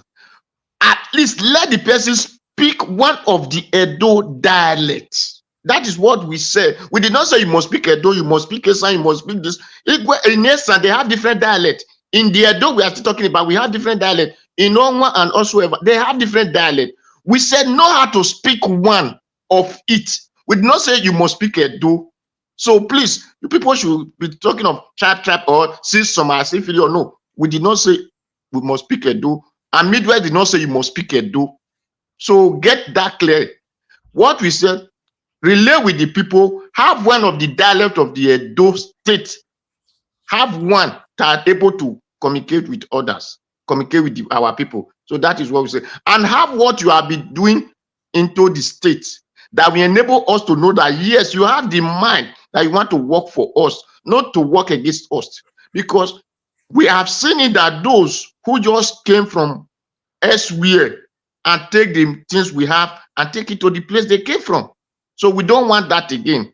And for those who traveled, in Italy, they say, devi parli italiano. In French, parli français. In Dutch, speak Dutch. So all these people are language, and in this, there's still different dialects.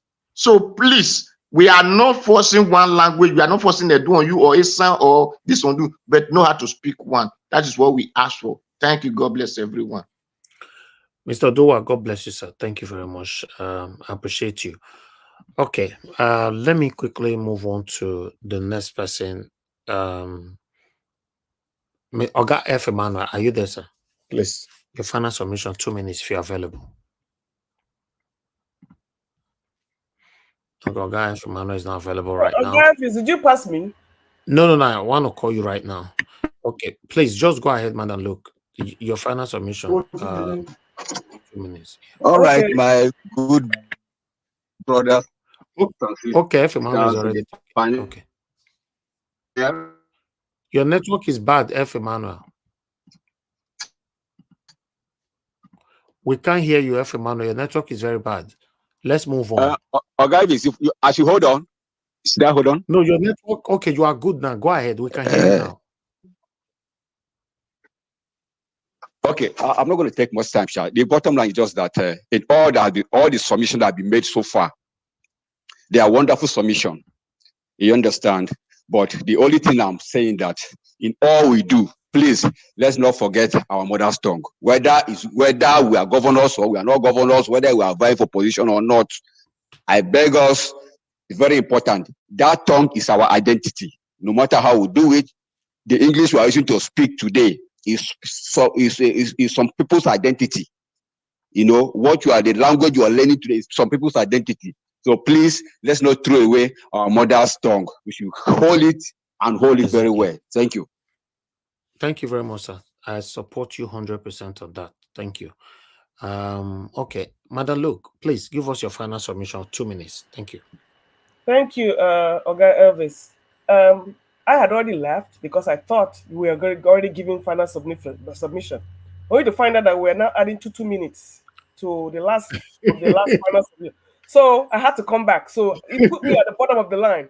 So I thought I was doing the right thing by letting other people come in. Next time I go gum my nyash for my chair. I know will come out. No, you did the right thing. You did the right thing. You know, I know you were there, but I couldn't get back. No. All right, was full. The backstage were full. Yeah. So that's okay. Now I know the drill. So let's go to what I was going to say. You see how this matter has taken us to another level. From what we're discussing today, you don't extend this whole time. We have not come to Edo State by itself. I, for one, my father is Edo. My mother is from Delta. My grandmother is from Abeokuta. And I have another grandmother from Kogi. So how many languages am I going to speak? Now, in my house, the only language they could speak, because my father grew up in Onitsha, and he went to the University of Ibadan. He could speak his mother's tongue, Yoruba, and could speak Igbo because he grew up in Onitsha, but he couldn't speak Edo. So because of that, now he cannot be a governor in Edo State. I remember Bruce Ali, when we were campaigning for UPN those days, he could not even speak Pidgin. They were saying, UPN, soup done sour. We use it to laugh till today. He could not even speak Pidgin English, not to talk of Esa. So all I'm saying, the only thing that will make us choose the right leader is to see your president, like Obi. What have you done in office? It doesn't matter what kind of language you speak. Because people like us are very disadvantaged because we're multicultural and multi-tribal. So the only language that everybody could get along in the house was English. Because you expect me to go and speak my mother's grandmother Yoruba, speak Kogi, I don't have time for that. And my children are facing the same thing now. So they could stick with English. That's fine with me. Because it's too much of a hassle. So going back to what I'm saying, show us your resume. Obama was a senator for 8+ years. We saw what he did. So let them show us their resume. I don't care about the language. If you can hold on to your mother tongue, practice it in your house. That's fine. Because sometimes it is not doable. Even here in America, how many countries settled here? French, Irish, Spanish. The only language you can speak in the school is English and maybe Spanish at the hospital. All those people did not carry their languages and start speaking all over the street. And they did tell you, because you're original French, you must be. So please, we should do away with that sentiment because we are too multicultural in those states to be able to hold on to language. And if you don't speak one language, some of us didn't even grow up there, but we grew up in Nigeria, like my father. So what are you going to tell my father? That he cannot be governor of those states? I think that is outright wrong. Okay. If you cannot speak the language, use a doggone interpreter wherever you go. That's what they do in G8 conferences. You can still communicate with the people, but they should not be discriminated against because they cannot speak the language. Thank you. Thank you very much. Thank you, Madam Luke. I appreciate you. For me, what I'm looking for is somebody that has the feelings of the people, that will do the right thing for the people. It's not someone that speaks the language at all.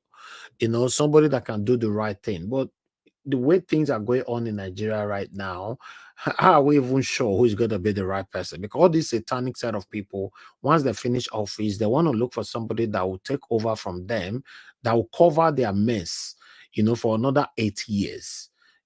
So at the end of the day, so that they will not get anything to do with probe, even though we probe them. Nadia, 2 seconds. Yeah. Madam, what's the name? I don't know the name. You can't ask her question. I'm not asking question. I'm not asking question. I just want to remember. You leave her alone. Just say what you No, want to say. I want to commend her. Okay.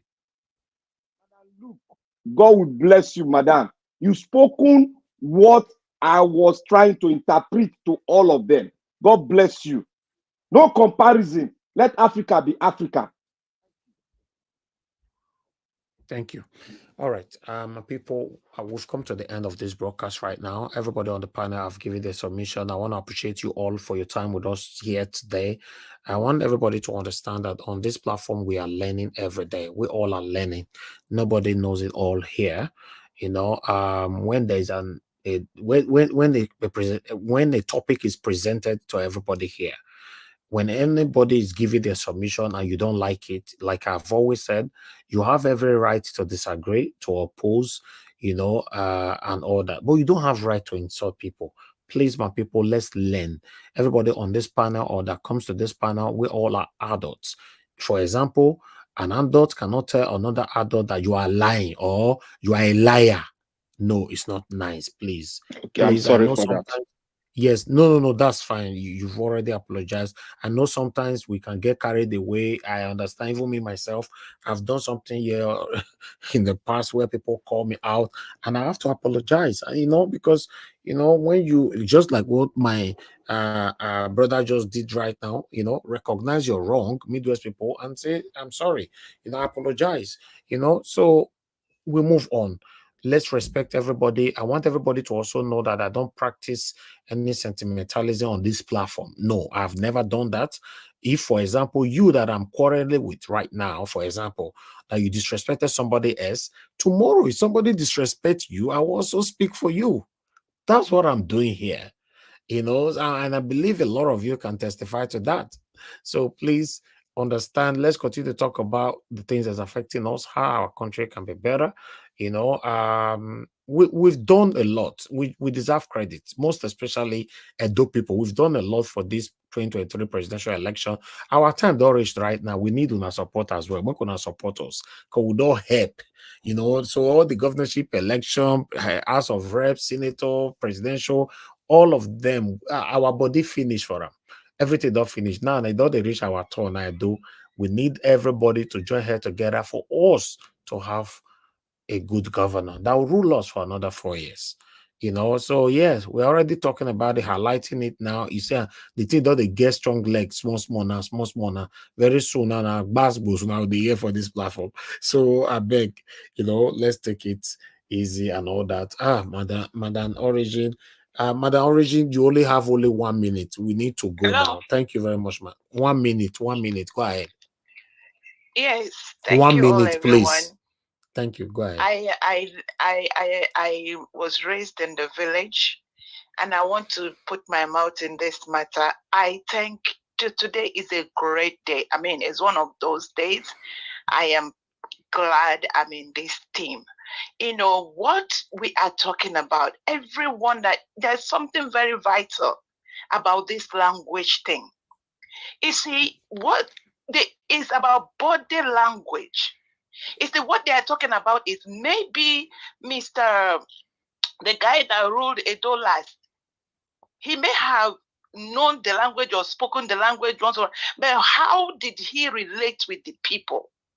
Is his heart, you know, there is something that is from the heart. His body language, did he distance himself from the people? Did he make the people? Let me give you an example. There was this guy that went abroad, married a white lady, and the lady, you know, said he wasn't going to have anything to do with his people. And he said, I'm going back to the village. I don't want my people to reject me. The woman refused.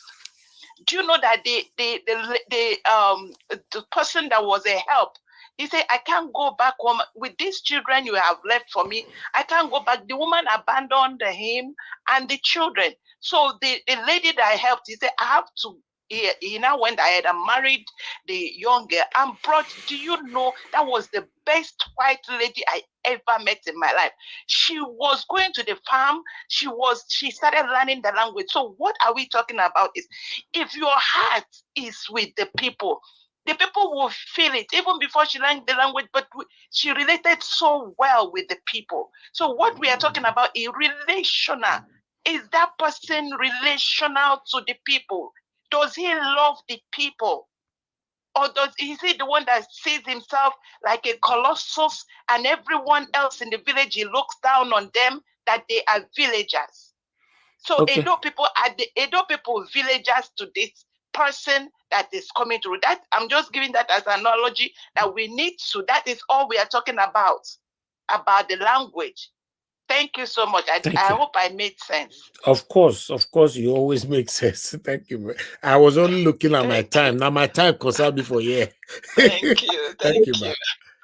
All right. Thank you very much, my people. I appreciate you all. God will bless you now. Madam Rita, you wanted to say something? Yes, I just want to say I'm giving Madam Origin a hug from here. That's all I want to say. Thank you very much. And thank you, Madam Luke, for what you said. Madam Origin, I'm hugging you from North America. God bless you. Thank you very much, my people. I appreciate you all. All right. I understand that a lot of adult people, please, we are done now. So let me quickly give this speech before I round up. You know, I understand that a lot of adult people are angry because of the way Governor Obaseki governs Edo. There was nothing like connection between him and the people. And, you know, almost all through, he was having issue with our monarch. You know how we are with the Edo people. Nobody takes that lightly with anybody. You know, when you have issue with our monarch, we don't, like I've told you guys before, we see our monarch as our second god. So I don't know about you. So if you want to argue with your keyboard, you know, so that as an Edo man, with our monarch is our second god. So anybody to come into office and you start flexing your muscle with our monarch and all that. I believe that is where all the problems is coming from right now. But in a proper day, we need to discuss this holistically. I appreciate every one of you. Thank you very much for your time with us today. Everybody that came into the panel, I appreciate you all. Oga Chris, thank you very much. Regina Francis, thank you very much. Black Panther, thank you. Mr. Odoa, thank you very much. Midwest people, thank you very much. Midwest people, you know, so you like time to talk. I beg, they come on time so that I'll give you enough time to talk. Because sometimes your submission is very, very powerful, but you cannot come late and I'll kind of give you 2 minutes, 5 minutes, you know. Then I'm already looking time. You know, come on time, you have enough time. Me to educate us here. You know, Mr. Jonathan Kingsley, thank you very much, sir. I appreciate you. You know, thank you for always being there for me here. I appreciate you, Madam Rita. Thank you, Madam Luke. Thank you very much, everybody that came in today. Ogad to Nigeria as well, and many others, you know. F. Emmanuel, give us a mandate, and many others. Those of you that called in as well, I appreciate you all. Gija Breadman called in. Thank you very much. Ogad Chris called in, and they also came to the panel. Thank you very much, Madam Origin, and many others as well. On the comment section, I would like to appreciate Mother of all Mommy Diaspora. Thank you very much, Mommy, for all you do. Thanks for your support. Thanks for being there for us here every blessed day.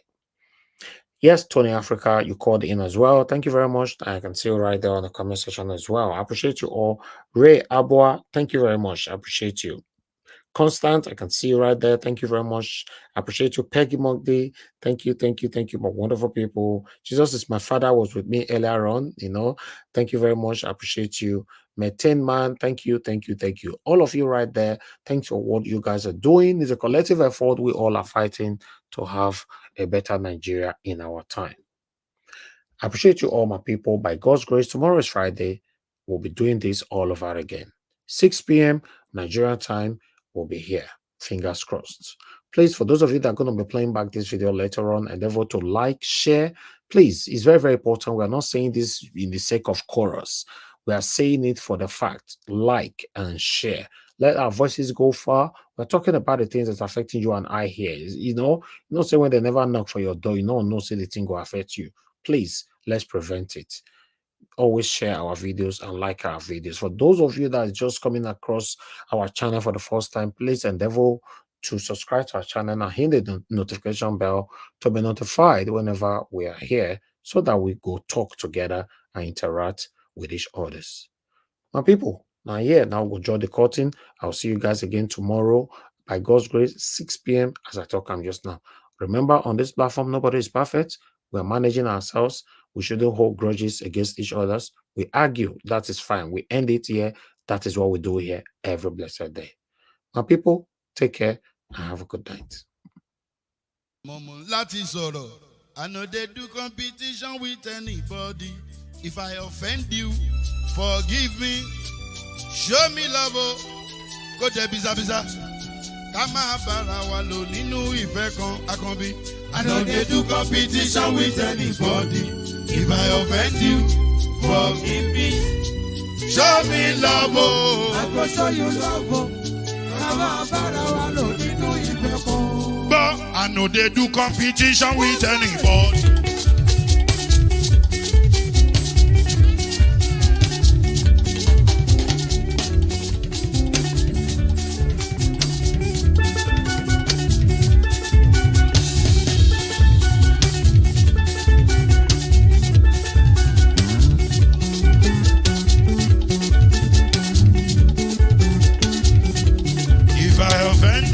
Forgive me, show me love, I go show you love. Kama bara wa lo nínú ìfẹ́ kan. I know they do competition with anybody. If I offend you, forgive me. Show me love, I go show you love. Kama bara wa lo nínú ìfẹ́ kan.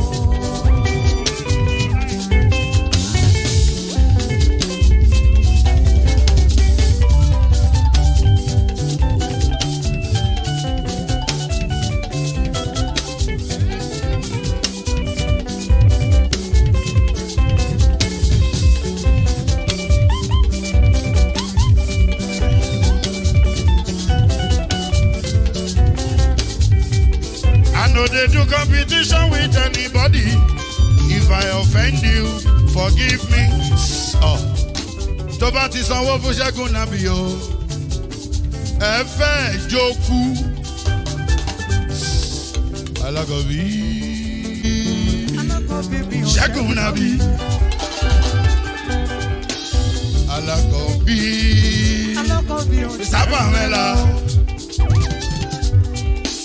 Anybody? Anybody? Any bobo.